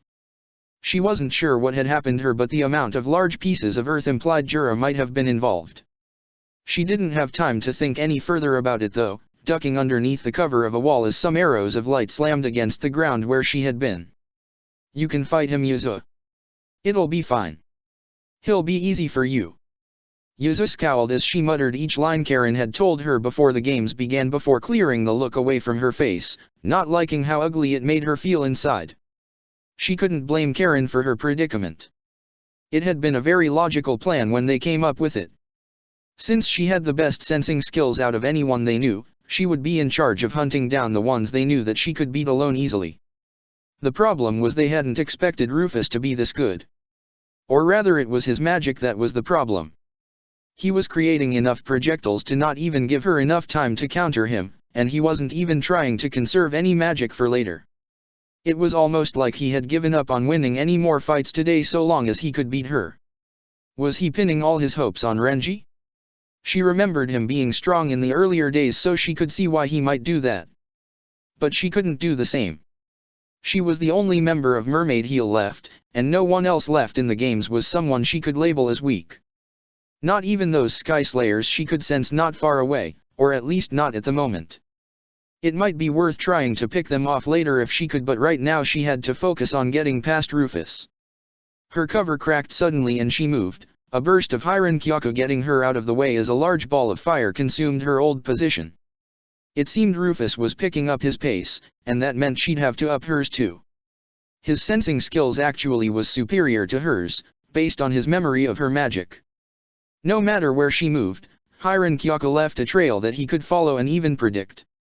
It made it hard to break away to fire enough arrows at him, and there was no way she was using Volstandig against him. She didn't fancy wasting all the magic she had on that technique just yet. "All right then," she whispered, the familiar cold feeling running through her veins as her invisible companion showed up behind her. "Can you lend me your strength again today?" Not for very long, but she was cut off by the person's amusement, the feeling flowing through her mind. It never said much, but the connection between the two from her power, the Wraith, meant she could still understand it. "Thanks. Let's finish him quickly." As Rufus's arrows of light circled her, she waited until the last moment before she vanished, reappearing right behind Rufus and placing a hand against his back before he could even move. She realized something was wrong the moment the man's body glowed brightly, quickly teleporting away just in time before the entire tower the man had been standing on exploded into flames. A clone. He worked quickly. This must have been his countermeasure for her power after seeing it yesterday. But she doubted he had anticipated she could jump away that quickly. And she could sense his presence now, his magic much lower than it had been before. It had probably all been put into controlling the clone to ensure that would be the presence she would track. She could teleport to him right now, but she knew he was expecting that, and would have probably rigged the entire area up with traps. Luckily she didn't need to enter anymore. She let her power of the Wraith fade away as she rose her bow, aiming it at the hiding spot Rufus was in as she drew the bow back. Lichtdragon. Hundreds of arrows fired out of her bow and bombarded the entire structuring, bringing the roof down and exposing the man beneath, desperately trying to escape in time. A single Heiligfeel flew through the air and took him down, letting her take a sigh of relief in the fact that it was finally over. Who now though? She supposed she could check on the sky magic users, but they were actually emitting more magic than before now. Perhaps she should wait some more or... Ah! She turned towards the man standing in the air nearby. She wasn't alone anymore. "Sup," said Renji, his blade already drawn. "I was hoping he'd whittle you down a bit more, but too late now. Why not fight me for now instead?" "Protector of the Fairies." "Wendy," sang Kelia as she bounced off her heels, chasing after the strands of blue hair she saw turning the corner ahead of her. "Let's play." "I told you I don't want to play with you," shouted Wendy behind her, not turning back as she spoke. It would slow her down in her attempts to escape Kelia, someone she really didn't want to fight after last time, even if she had managed to pull a draw out of it. That was only due to Nobara's help anyway. Alone, she wasn't sure she could beat Kelia. She wasn't like Natsu, and she certainly had no way to gain a second element to power up her Sky Dragon Slayer magic. Scanning the magic in the air around her, her eyes flickered to the side as they noticed the odd fluctuation and quickly ducked, barely avoiding the sharp crescent-shaped blast of black wind as it tore through the building between her and Kelia. Quickly jumping up as it passed, she pressed one foot down on the falling rubble as the building began to collapse and used it to push herself into the air. Wind blasted from her foot and helped let her sail through the sky, clearing the street in a few seconds. No sooner had she landed did she continue running, Kelia not far behind as she threw herself into the air and propelled herself forward with black wind. "Wendy! Wait up. I told you no." She wished she could fight the normal Kelia. That was the issue with why she was running. The Kelia she fought, however, scared her a bit. She was crazy and obsessed with a strange idea of what love was. And that was, from what she had been told, a direct result of losing herself in the power Sky God Slayer magic gave her. Kelia normally wasn't meant to be that bad. Or at least she hoped that was the truth. The beginning of the last fight seemed to show that, but it could have been an act. Right now, Kelia definitely was doing the same as she did last time later in the battle, only she hadn't lost herself too much yet and was instead just a bit more excitable. But if they fought, she was sure Kelly's more insane side would appear again and she'd rather fight anyone else if she could. Maybe if she ran for long enough she'd run into one of the other mages and they could deal with Kelly for her. Preferably Urza or Ichigo, considering they were part of the same guild. Urza wouldn't fight her afterwards and she doubted Ichigo would either. Not when he had already tried to persuade her about being substituted before the matches had begun. Feeling the vibrations in the air, Wendy span round, her arms whipping around her as she redirected the wind nearby into a barrier. It barely held as the torrent of black flames rammed into it, but it lasted just long enough for her to move out the attack's path, the black wind harmlessly passing her by as it blew her hair into the air. It was too late to run anymore, however, Kelly coming to a stop right in front of her with a fist cocked back, the skin concealed due to all the black wind spiraling around her clenched hand. Sky God's fist. Tilting her body backwards, Wendy did her best to minimize the damage as she was sent flying backwards, her magic spiraling around her and slowing her speed while she created quick magic circles in the air beside her. Illu Arms. Illu Armor. Illu Vernier. Enchant. Yay. You're getting serious now, aren't you? I'll do it too. Arms X Armor X Vernier. Enchant. Landing softly on her feet as her momentum finally ceased, Wendy spun on the balls of them, raising a leg as she spun with wind gathering around it, just in time for Kelly to run right into it. Sky Dragon's Claw. The wind blasted off her leg and rammed right into Kelly, sending her flying backwards as Wendy completely her turn. Tilting her head back, wind gathering towards her mouth, she quickly aimed at where Kelly was going to be and fired. Sky Dragon's Roar. The wind rocketed towards Kelly, slamming into her flying form even as she began slowing herself down before it was suddenly drawn upwards towards Kelly's mouth, the Godslayer greedily devouring every drop of the magic with a crazy look in her eye. She landed back on the ground before giving Wendy the look the younger girl was hoping wouldn't have appeared again. You've gotten even better, Wendy. I can feel how much stronger your love is now. It's delicious. Wendy clenched her eyes shut for a moment before calming herself down, resolving herself to fighting Kelly once again. Reaching towards her back, she pulled the staff off her back, the black and white of the lacrima that held Nabara shining all around her as the magic responded to her will. Nabara, please help me.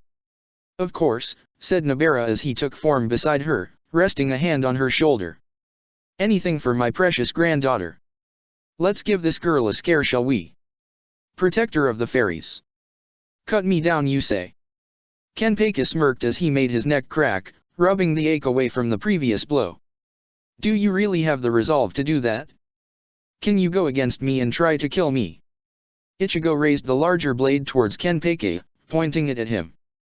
This is your last chance. I won't have time to listen afterwards. Don't bother. Like I'd run away from this.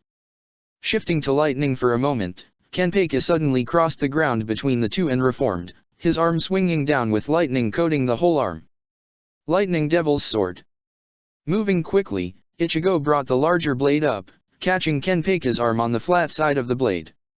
I warned you, Ichigo muttered quietly before the smaller blade sliced upwards. Kenpeki backed away just in time to avoid the blade's swipe, only to see the small trail of energy being left by the blade's path, quickly throwing his arms up as lightning burst outwards. Getsuga Tenshou. The energy from the attack shot forward, knocking Kenpeki backwards as it clashed against his lightning. Smirking more, Kenpeki snapped out with both arms, the additional lightning he generated enough to split Ichigo's attack and send the remains to either side of him. Ichigo was already gone by the time the attack had been split, however, Kenpeki quickly turning in time to avoid the swipe of the smaller blade that cut through the air next to him. The larger blade came around into his path, however, and he switched to lightning, flying upwards in that brief moment to hit the roof. He reformed as lightning sparked all across his body before kicking off from the ceiling to head downwards, a fist cocked back with the lightning around it intensifying. Lightning Devil's Crushing Step. Kenpeki's leg slammed down through the air, missing Ichigo by inches as the Shinigami vanished in a burst of shunpo. Appearing right above Kenpeki, he prepared to swing down, only for Kenpeki to use his own attack to avoid it, using additional force in his attack to send him down further and to cause the entire area to rock. Spinning round and facing upwards, Kenpeki laughed as lightning darted around his mouth. Lightning Devil's dash. He was cut off when Ichigo threw the larger blade at him, forcing him to move to one side. He prepared to fire only for Ichigo to appear right in front of him, his now free hand clapping itself over his mouth as bright blue patterns traced along the surface of his skin. Kenpeki fired the blast anyway, the lightning spilling out of the gaps Ichigo's hand couldn't cover and hitting Ichigo in a scattered form. It didn't stop Ichigo from swinging down with the smaller blade, however he was able to act too, raising one hand and grabbing the blade tightly, even as blood started to dribble down from the edge as it dug into his skin. Channeling his magic, he poured lightning down the blade and onto Ichigo's arm, the lightning tearing at the skin and cloth as it traveled up Ichigo's arm. Quickly pulling back, Ichigo released his grip on Kenpeki, grabbing the larger Zanjutsu quickly as he darted away. His foot had barely touched the ground when he stumbled, lightning flickering around his form in arcs. Kenpeki took that chance to act, not wanting to let the opportunity pass him by.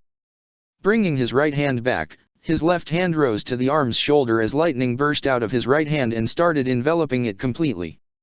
The ground tore and a large screeching sound filled the air before Kenpeki rushed forward, his speed increasing slightly as he ran.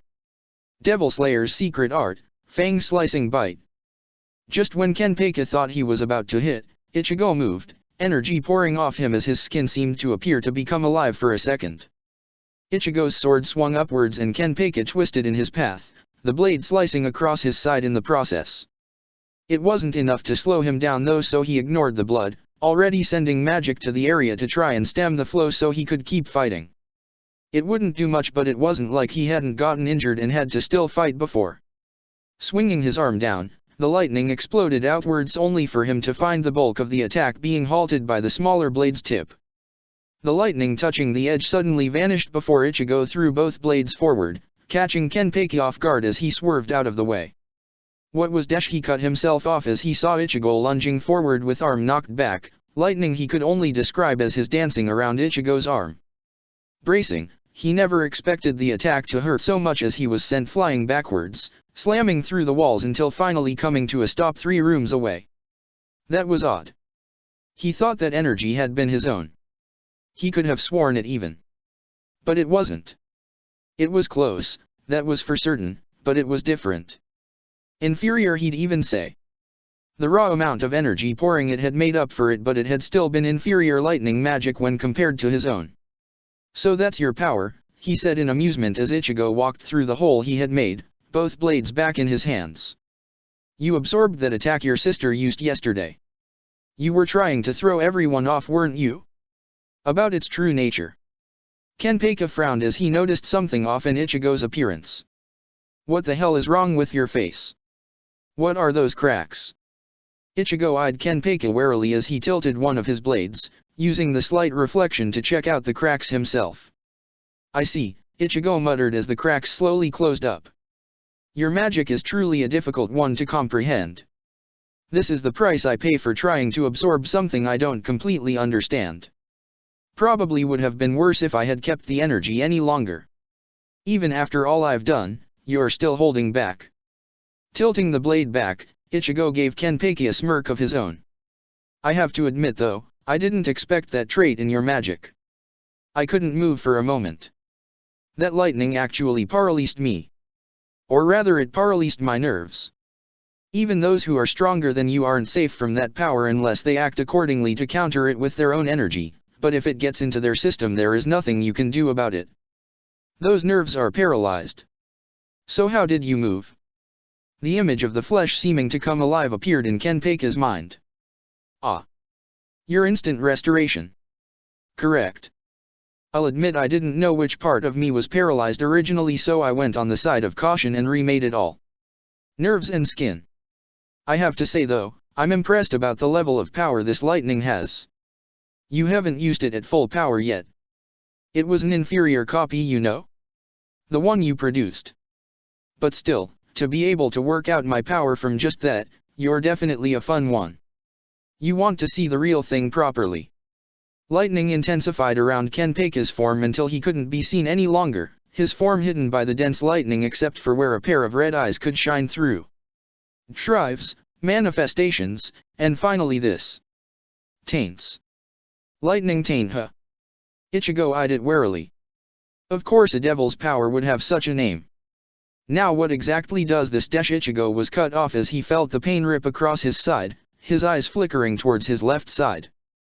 The smaller Zanjutsu fell to the ground, the tip of the blade digging into the earth, before blood spilled onto the blade from above, Ichigo's left arm hitting the ground beside it as blood poured out from both the socket and the large area of his side where the flesh had been ripped right off.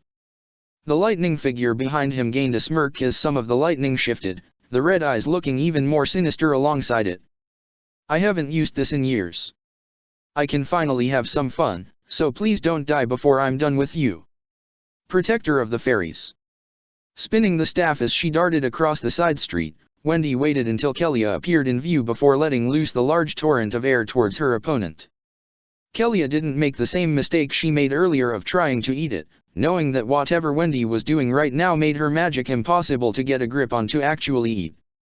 Instead she countered with a swipe of her hand, letting a sharp slash of black wind impact against the torrent of wind and split the brunt of the attack to either side.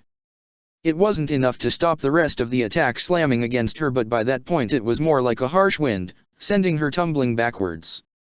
Gripping the air as she flew backwards, Kelia spun round and sliced out at all the buildings nearby, black wind slicing through the walls and causing them to collapse down towards them all.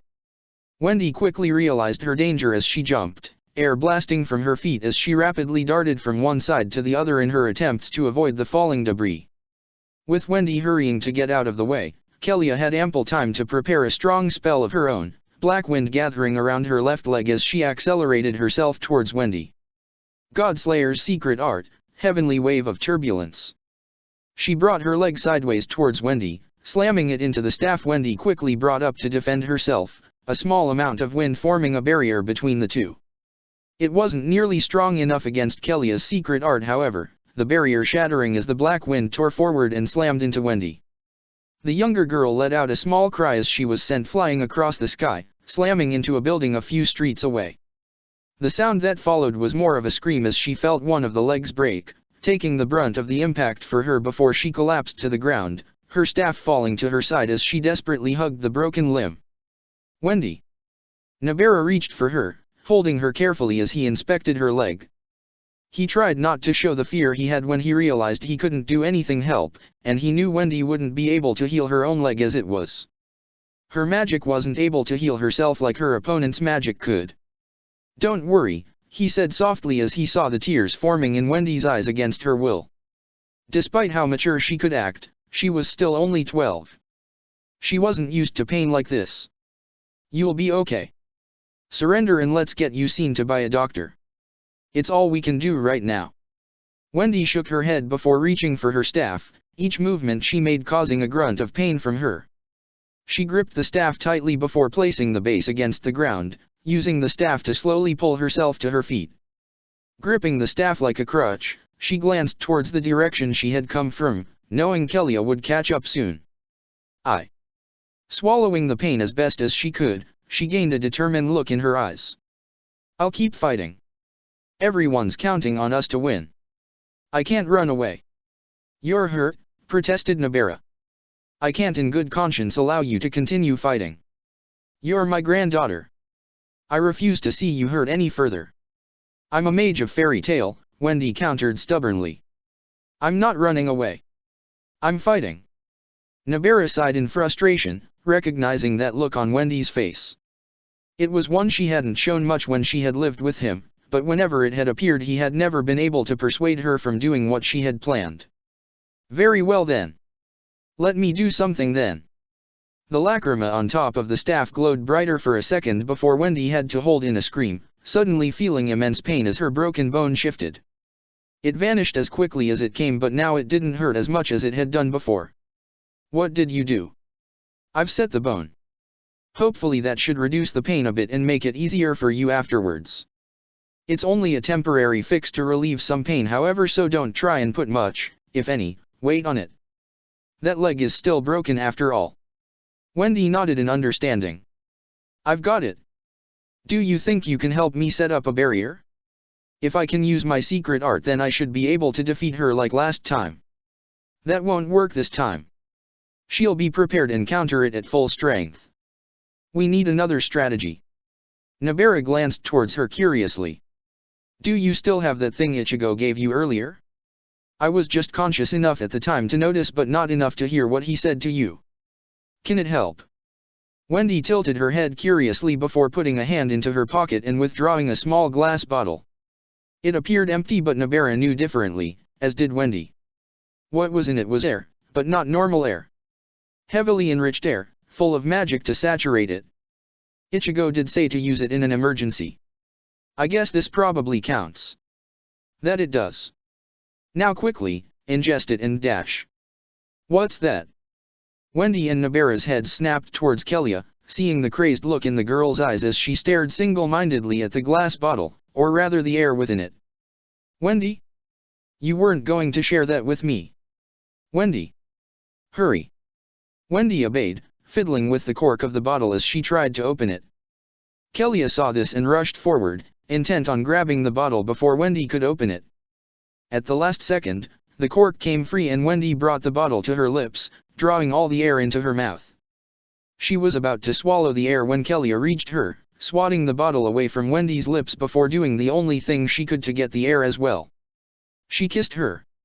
Wendy froze for a second, turning red with every passing second before suddenly realized what Kelia was doing. With one palm she struck Kelia in the chest, sending the older girl flying back as she struggled to control how much she was blushing. And what was worse was that Kelia had succeeded. She hadn't been able to swallow all the air before Kelia stole some while she was distracted by the kiss. Her first kiss. The thought made her blush more before turning emotionalized towards Nabara. She stole. It's okay Wendy, Nabara said in attempt to reassure the distraught girl. This doesn't have to count if you don't want it to. That's delicious, they heard Kelia muttered, a mad chuckle in her voice that confirmed their fears that Kelia had lost herself again in her magic. This is incredible. This feeling. This truly is what love is, right?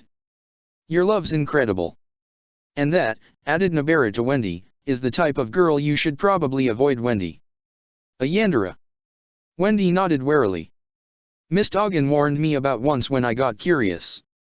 I heard Urza used to like him so I was curious if anyone else did. He said his old self had a lot of admirers and that he had a strange sense of fear for that word. I think I understand why now.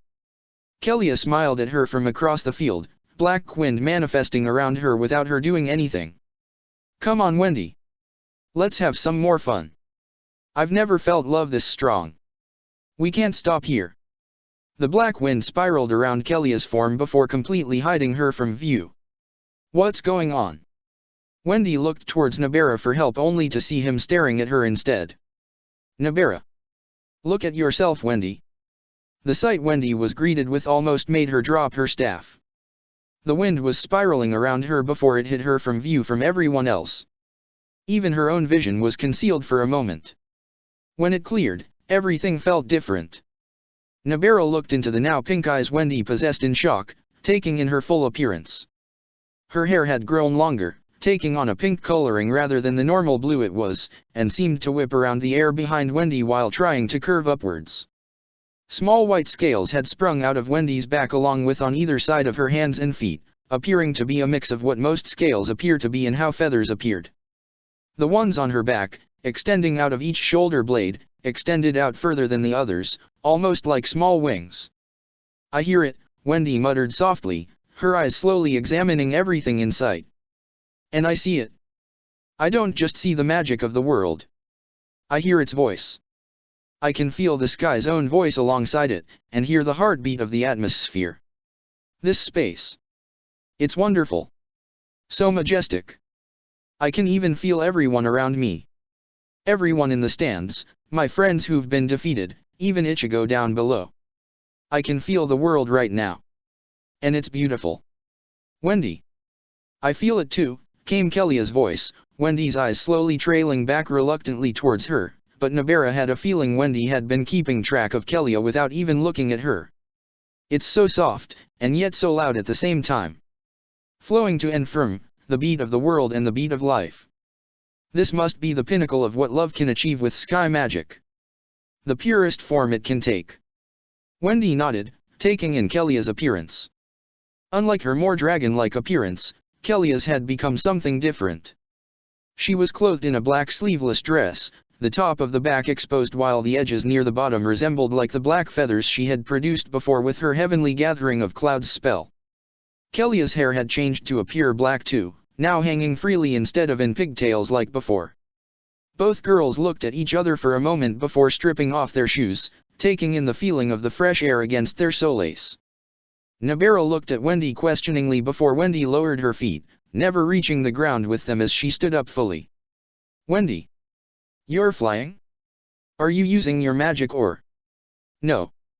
Nabera stared at her in disbelief before moving to check if Kellia was showing the same sight. She was. You too. Sky magic always was a blessed one. Neither of you is trying to put any effort into flying. The sky itself is holding you two both up. Not even the air walking the Shinigami and Quincy here can compare to this. Nabera. Wendy grabbed the staff with one hand before holding it out in front of her. With this amount of power, do you think we can win now? Do I have enough now to power you more efficiently? It'll do. There's something we can try like this. But I'll need a bit of time to get used to this energy of yours and to guide it properly. Until then, be careful. You'll be fighting alone. You're wrong. Nabera looked at her in confusion. I'm not fighting alone. I can feel everyone right now. There is no way I could be alone like this. Do what you need to do. Before Nabera could say anything, Wendy went on the offensive, disappearing from everyone's sight before appearing right behind Kellia. The other girl reacted quickly too, spinning in the air and letting Wendy's fist sail past her. She made to grab Wendy only for the younger girl to vanish once more, appearing above her and slamming her uninjured leg down on Kellia. Kellia didn't even let out a sound as she was slammed straight down against the ground, crashing headfirst into the earth. She pulled herself out with a mad smile before turning her gaze upwards, the blood dripping from her head vanishing as her wounds closed up and disappeared. My turn. Disappearing herself, Kellia appeared at Wendy's injured side before lashing out. Wendy snapped out with her staff, the base hitting Kellia in the chest and stopping her assault before her fist could hit her broken leg. Pivoting on her broken leg, as if it was perfectly fine, Wendy lashed out with her other leg at Kellia's side, knocking her a few meters away. It would have been further if Kellia hadn't suddenly slowed down in the air, coming to a rest in a crouch as she brought her head back. Sky God's bellow. Vanishing from sight, Wendy reappeared a few meters away from the attack's blast, watching as the wind suddenly turned and tried to follow her. Bringing her own head back, she took a deep breath before releasing a breath attack of her own. Sky Dragon's Roar. The two attacks clashed against one enough, the former slowly gaining dominance. It didn't matter much to Wendy though. She didn't expect her attack to win unless she seriously overpowered it, and right now she didn't need to. She was buying time. Kellia broke off her attack right before it won, using the momentary shock Wendy had to appear behind her. Slamming a fist against the younger girl's back, she laughed as the girl was sent flying across the sky, heading much further than she had last time. Wendy quickly slowed herself in the air before dodging a hit from above, countering with a large slash of wind that tore through Kellia's dress. She could see the bloody flesh underneath it for a few moments, some of the blood falling down onto her face before the wound closed up and the dress repaired itself. Kellia wasn't even the least bit bothered about the temporary injury she had suffered, slamming both arms downwards and sending a blast of wind down at Wendy. Allowing the attack to take her downwards, Wendy slipped out of it near the ground, just in time to avoid Kellia who had followed right behind the wind in an attempt to deal more damage to Wendy once she had hit the earth. It gave Wendy the perfect opportunity to send a blast of wind at Kellia, slamming her into the rubble of a destroyed house beside them and to impale the girl's side on some of the debris. Kisuk watched from the stands in barely concealed fascination, Yuruki sighing as she watched his morphing expressions. You're like a kid in a candy store right now. I can't help it. With the cameras down, we're lucky to see this at all. Dragon Force, the ultimate power one can use as a dragon slayer, and God Oversoul, the ultimate manifestation of a god slayer's power. And to see both flying like that is incredible. They're fast too, added Yuruki, eyeing the two in interest. I'm faster, and I can name a few others who are too, but that's not what's fascinating here. They aren't suffering from any air resistance. The air itself is allowing them to move freely through it, and it's even accelerating them too. Sky magic users truly are a different breed than normal mages. I'm concerned though why the fairy tale girl is being so ruthless with the other girl now, however. Because she's seeing things more clearly than before. It's like with Ichigo. Such levels of injuries aren't enough. You need to try and kill your opponent to even hurt them, especially when they can regenerate. Her regeneration isn't as fast as Ichigo's, and not nearly as strong from what I've seen so far, though this God Oversoul is strengthening it, but it's also far more incredible in that how it works. I'm not sure if she could regenerate her own body if she lost an arm, but, at this level of injury, she heals at an alarming rate. And most of all, it's all coming from a single magic. Ichigo's needed all three that he knows to use it to its fullest potential, and yet here is this girl regenerating with the power of her single known magic. True to Kisuke's words, Kelia pulled herself off the rubble, the wounds taken from being impaled closing up without even a single scar. "Come now, Wendy," she said as she floated upwards, Wendy having had ascended higher into the sky during the brief pause. "Don't tell me that's all you have." "It's not." "That's good." Black feathers burst off Kelia's arms along with from the edges of the dress, coating her bare arms and the air around her in them. "Then I'll fight at full blast." Godslayer's secret art, heavenly gathering of clouds.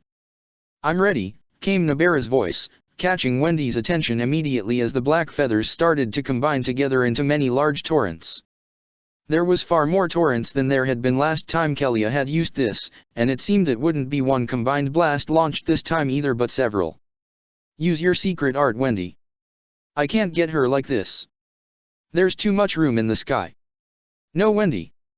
There's not enough room for her to avoid this if you use me. Create the barrier." Wendy nodded, holding the staff behind her back while her other hand raised towards Kelia. The wind spiraled around the two before slowly enclosing the two in a large dome. It still left a lot of room for Kelia to dodge though in Wendy's eyes. "Very good. Now then, I would have liked to have taught you this slowly, but we don't have time. My power manipulates the very energy of the world, altering it and displacing it wherever I wish. That is what you have seen. The pinnacle of this is what you also assume to be nirvana, but we'll leave that to one side for now. I can also choose to merely manipulate the energy alone, without displacing it too. You say she'll dodge? She won't. Not if direct the gravity in this sphere right at her." Wendy smiled in amazement before bringing the staff round, ready to swipe it around herself. "I'll do my best." "Good. I'll direct this. Get ready to launch Sky Drill when you believe it's the right moment." Wendy nodded, watching as Kelia released her spell and sent 10 torrents of the black wind towards her. Each torrent shot towards her from a different side, leaving no room to dodge. She waited until the last moment before swiping, the wind of the barrier being drawn inwards towards her and to blast right at her opponent. It blasted parts of Kelia's attack away, redirecting it to the sides and leaving small cuts along her skin as it came dangerously close to hitting her. Kelia meanwhile made to dodge only to find the very air heavy to move through, slowly falling downwards despite her best attempts to remain in the air. They both saw it. The lines of the world bending as the full force of gravity concentrated in the area around Kelia, trapping her. She couldn't push upwards, not with the force weighting down on her, and she couldn't escape to the sides, not with the force ensuring she would be pushed right back into the center. All she could do was fall, her magic desperately trying to hold her up in the face of this power. Dragon Slayer's secret art, shattering light, Sky Drill. The wind rapidly accelerated towards Kelia and slammed into her, sending her crashing down to the ground and not letting up even after that. Wendy darted down, slamming against Kelia's body even as the older girl started to regenerate from all the damage before slamming the base of her staff against the girl's head. The girl looked up in shock before Nabara acted, displacing the power Kelia was drawing on outside her body. Slowly the dress faded into black feathers, falling off Kelia's body to reveal the clothes she had worn before underneath, now tattered from the injuries she had taken and regenerated from. Her eyes grew heavier before slowly closing, falling asleep on the small crater her impact had made. Wendy let out a small sigh of relief before almost collapsing on top of the girl, her staff pressing against the ground beside Kelia now in an attempt to keep herself standing. Her dragon force slowly faded as her hair fell back down from its floating state, falling messily around her as she struggled to hold on to consciousness. "I'm going to rest for a while," Nabara said to her. "If I stay active any longer I'll drain too much magic from you.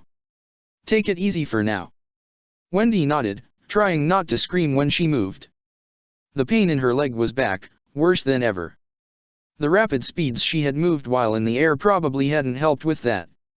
Struggling to her feet, the staff once more as a crutch, she turned away from Kelia only to come face to face with a glowing blue arrow of magic, aimed right between her eyes. "Surrender." Wendy looked at the arrow defiantly, causing the man holding the bow to sigh, the arrow fading as he reached up to his glasses and pressed his fingers against the bridge of them. "You aren't in any state to fight, and I was kind enough to not interfere. I'd appreciate it if you made my job easier right now." Wendy wanted to deny him victory, to try and fight against him and perhaps even win, but she knew it wasn't like before against Kelia. She didn't have any magic left to fight now. Combined with her broken leg, it would be foolish to try and continue. And yet she still wanted to try. Natsu would. Ichigo would. Miss Dogen would. Everyone she looked up to would still try and fight in her place. And so she stared defiantly up into Uriu's eyes, not backing down in the slightest. "I see. I'm sorry for this then." Quickly moving behind her, Uriu brought a hand round at the back of her neck, lightly tapping against it before she could finish her turn to face him again. He caught her body as she fell forward, falling into unconsciousness as his blow knocked her out. This was the most peaceful and harmless way he could end it without aggravating her own injuries after all. Sighing once more, he looked towards where a large blast of red energy shot upwards through the ground, heading towards the source quickly. Few people were still fighting, and he knew who that power belonged to. The one he had been waiting to fight from the start. "Don't tire yourself out too much, Ichigo. I'm curious about how strong you've made the other half after all." Protector of the Fairies. Darting around the sky, Yuzu spun in the air and quickly sent a volley of 3 arrows towards Renji. Swinging out with his Zanpakuto like a whip, Renji let Zabumaru extend across the air, the arrows harmlessly hitting the large flat side of the blade as he kept up the chase. Right before he could reach Yuzu, she vanished, reappearing right behind him with an arrow already knocked on her bow. Without much time to dodge, Renji turned his body to the side, just in time as the arrow hit him and exploded. The brunt of the blow was taken on one side, which gave him enough time to quickly act before Yuzu realized the arrow wasn't as effective as she wanted it to be. Whipping through the air, Zabumaru swung down at Yuzu from above, catching her off guard and leaving a gash along her arm as she tried to avoid the blow. Her arm slung down to one side loosely, refusing to listen to her commands to move. Yuzu silently swore as she backed away, quickly threading strings of magic around her arm with Ransutenge to get it moving again. Renji didn't want to give her that time, however, charging towards her as Zabumaru spiraled around him in the air. Howl! The blade shot forward towards her only to be intercepted by a wall of blades. Renji rushed to pull back, barely avoiding the strikes from 3 different blades that had shot upwards, glancing around to see the armored form of Urza as she joined them in the sky in her Heaven's Wheel armor. "I'm sorry for interfering," said Urza as she turned towards Yuzu, trying to keep one eye on Renji in the meantime. "But I figured it might be easier for the 2 of us to defeat him now before fighting one another." Yuzu nodded in agreement. "I'm fine with that. He's strong. 2 against 1? Man, that's just not fair." Zabumaru withdrew to its standard form in Shikai before Renji held a hand against the blade. "I really wanted to keep this trump card for Ichigo or Kenpeka, but there really aren't many of us left now, and from the magical power I can sense going wild nearby I figure those 2 have already met one another. I'll have to just settle for you 2 instead." The wind picked up around Renji as his magical power skyrocketed. Bankai! The wind rapidly picked up before concealing Renji completely. Yuzu didn't waste any time while waiting, releasing her Volständig quickly to prepare. Fighting a Bankai without it would be foolish. When the wind died down, Renji could be seen once more. Zabumaru's old form was gone, replaced with a new form of his Zanpakuto. On his right wrist was a gauntlet, shaped a lot like a snake's skull with a cowl of red fur extending off the back of it. That was similar to his old Bankai, only back then that had been all there was to it, and it had been massive too. Extending from the skull, A bony tail of vertebra-like structures trailed behind Renji, wrapping around his waist when it reached him. A light fur cowl hung down from his left shoulder, over one of the two pauldrons he had on that joined together to form a collar around his neck. Flecking his right hand, a blade shot out of the skull's mouth, Renji raising it ready to attack them. Suizabameru. I used to think my Bankai was Hyuzabameru, but it seems my Zanpakuto wanted to play a prank on me, not thinking I was worthy at the time. Took me a while, but I finally got Zabameru to truly respect me. With this, I won't lose. Urza eyed the form warily. It didn't look like much, but then some armors never did. And in terms of Bankai, the ones she had seen from Ichigo and Karen didn't appear much on the surface but had held a large amount of power hidden beneath.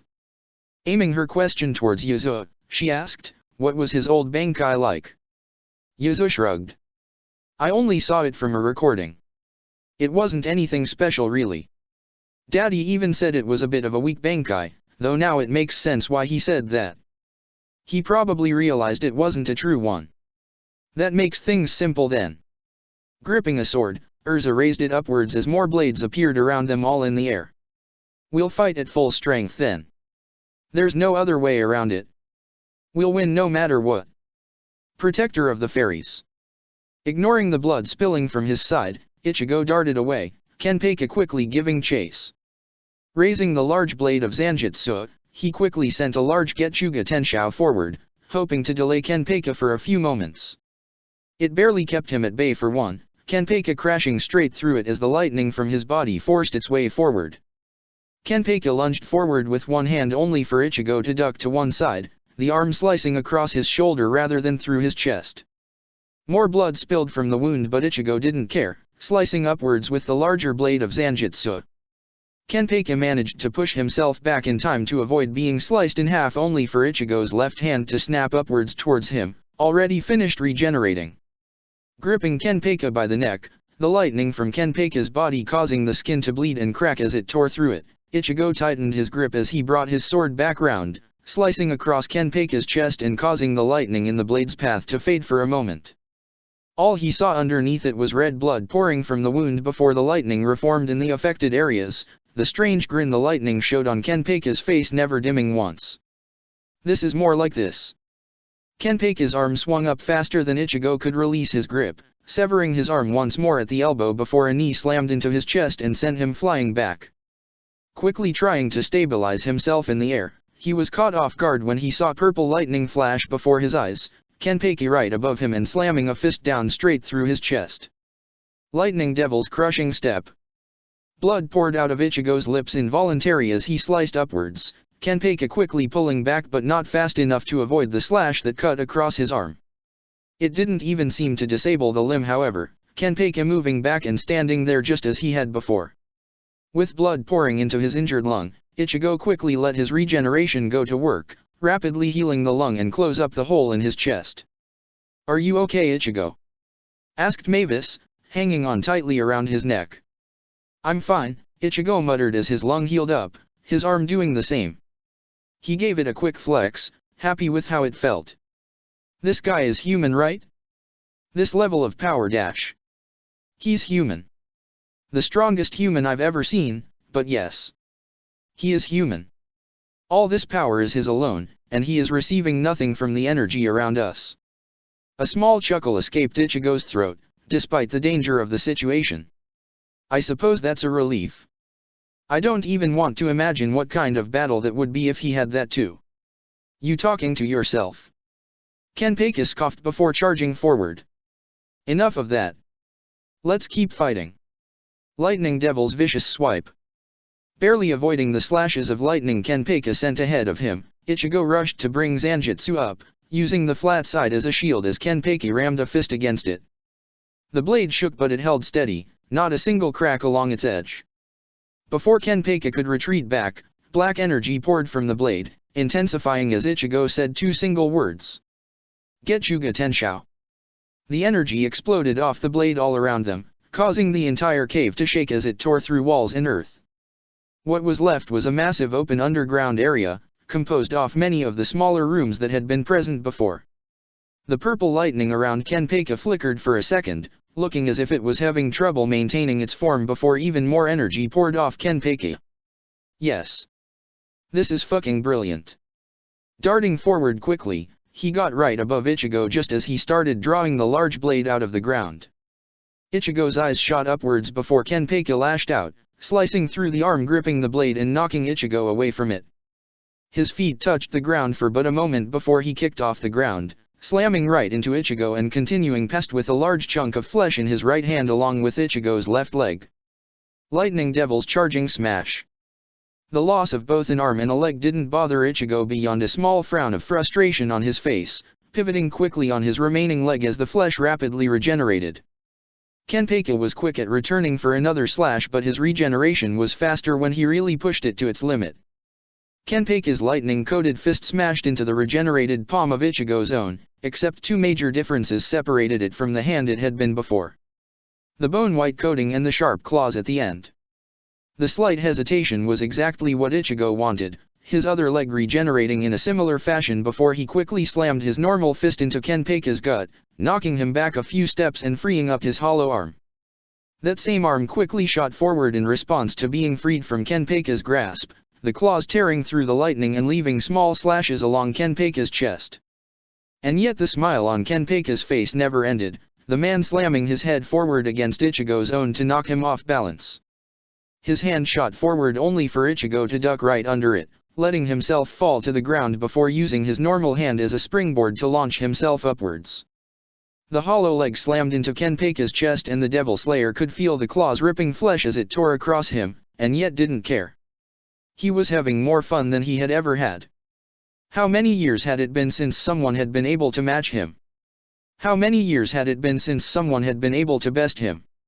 Far too long, especially when considering when the last time he had needed to use his lightning taint in battle was.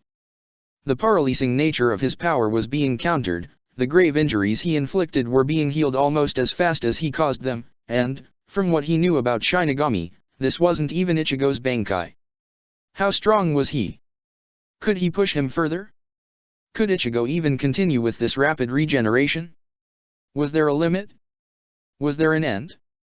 God, he hoped not. He wanted this fight to continue forever. Cutting and slashing and maiming without care, and still being able to fight just as well as before. This was everything he'd ever dreamed of. He's not falling, muttered Mavis as she examined Kenpeki, never leaving her place hanging off Ichigo's back despite how fast and sudden he moved. I've examined this lightning taint of his and it isn't stopping all those injuries you gave him. I have to give him credit. His force of will and his desire to fight is first class. The injuries are there, but they aren't enough to stop him despite the fact a normal person might have stopped by now. He wouldn't be a normal person if he was this strong anyway, muttered Ichigo in response. I need to take down that lightning taint if I want to end this quickly. I can't afford to keep fighting like this right now. You can always refill later on. There's plenty of magic to spare all around us. Let's not try and tip our entire hand right now, Mavis. Tell me, did the black Getchuga seem to make his form flicker for a moment?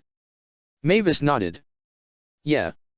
It's likely the immense quantities of magic in it, coupled with the dense nature of the black Getchuga, made it overwhelm the form's stability. A direct hit might be what's needed. All right. But first let's get those blades of mine back. Appearing as nothing but a flash, Ichigo was still slightly surprised when Kenpeki managed to cut him off, a fist cocked back with a mass amount of lighting exploding around the entire arm. Devil Slayer's secret art, Fang Slicing Bite. The attack blasted forward as intense lightning, tearing right through Ichigo's whole left side and causing the entire ground underneath to collapse down into a massive hole. Ichigo let himself fall down, smirking as Kenpeki gave chase before holding out both hands, his left one barely hanging on by flesh and held in position through his use of Ransutenge. In each hand, crimson energy spiraled inwards to form spheres of dense energy, glowing brightly and causing Kenpeki to quickly bring both arms back. Lightning Devil's vicious swipe. Too weak, Ichigo muttered in amusement, glad that Kenpeki had underestimated the blast's potential power here. Zero. Both zeros fired together, the blasts knocking the lightning away and slamming right into Kenpeki's lightning body. The energy that bypassed him continued upwards, slamming through rock and earth until it reached the sky above and slammed into the barrier around the arena. Letting the energy fade, his wounds already healing, Ichigo gestured with each hand. Nothing happened for a moment, and in that moment Kenpeka burst out of the smoke from the Zeros. He suddenly shot to the side at the last second, barely avoiding being skewered by the larger form of Zanjutsu as it rushed downwards. Ichigo held out his right hand and caught the blade by its hilt as it reached him, bringing his left arm upwards as a smaller blade spun through the air and lodged itself in his grip. "That's better," Ichigo muttered before slicing with the smaller blade. "Getsuga Tenshou."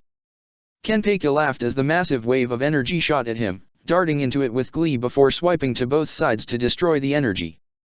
"Is that all you've got?" He froze as he saw the larger blade of Zanjutsu being held back, massive amounts of black energy spiraling around the blade. "Hardly. This is the end here, Kenpeka. Getsuga Tenshou." Kenpeka stared at the energy for a moment, marveling in the power he could feel from it. It was at least 3 times bigger than the attack just before and almost 5 times more powerful at just an estimate.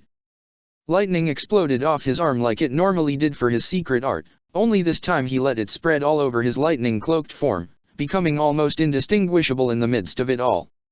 "Devil Slayer's secret art!" he exclaimed with joy, happy he could even use this technique once again in battle.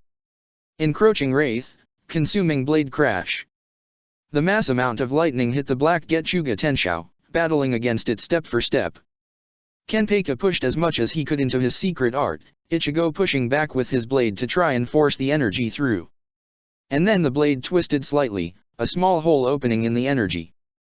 Kenpeka wasted no time, charging straight through the weakness and preparing to launch the spell at full force at Ichigo.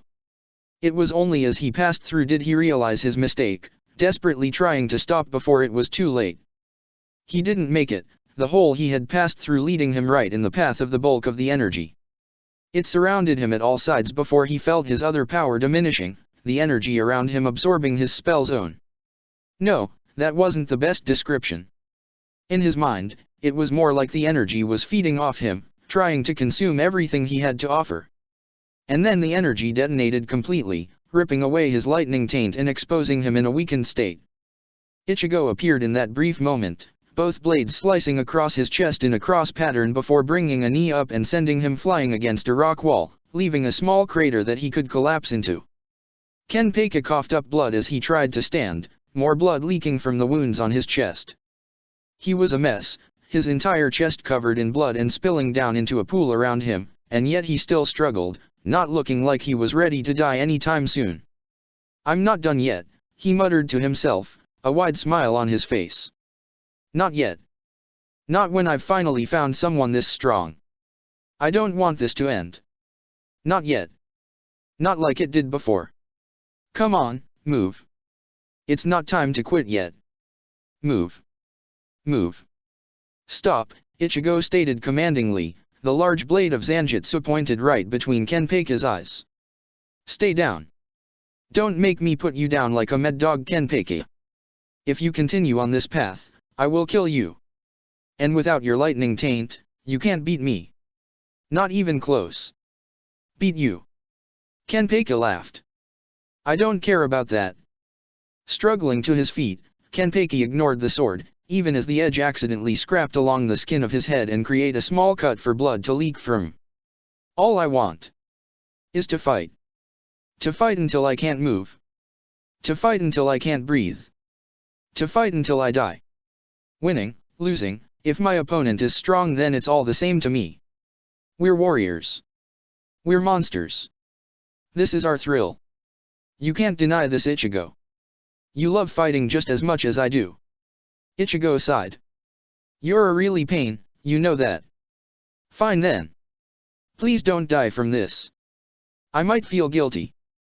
Quickly moving, Ichigo struck out with both blades, leaving another set of cross-shaped scars across Kenpeka's chest. It was the final blow needed to make the man finally collapse, the will Kenpeka had shown earlier not enough to keep moving any further.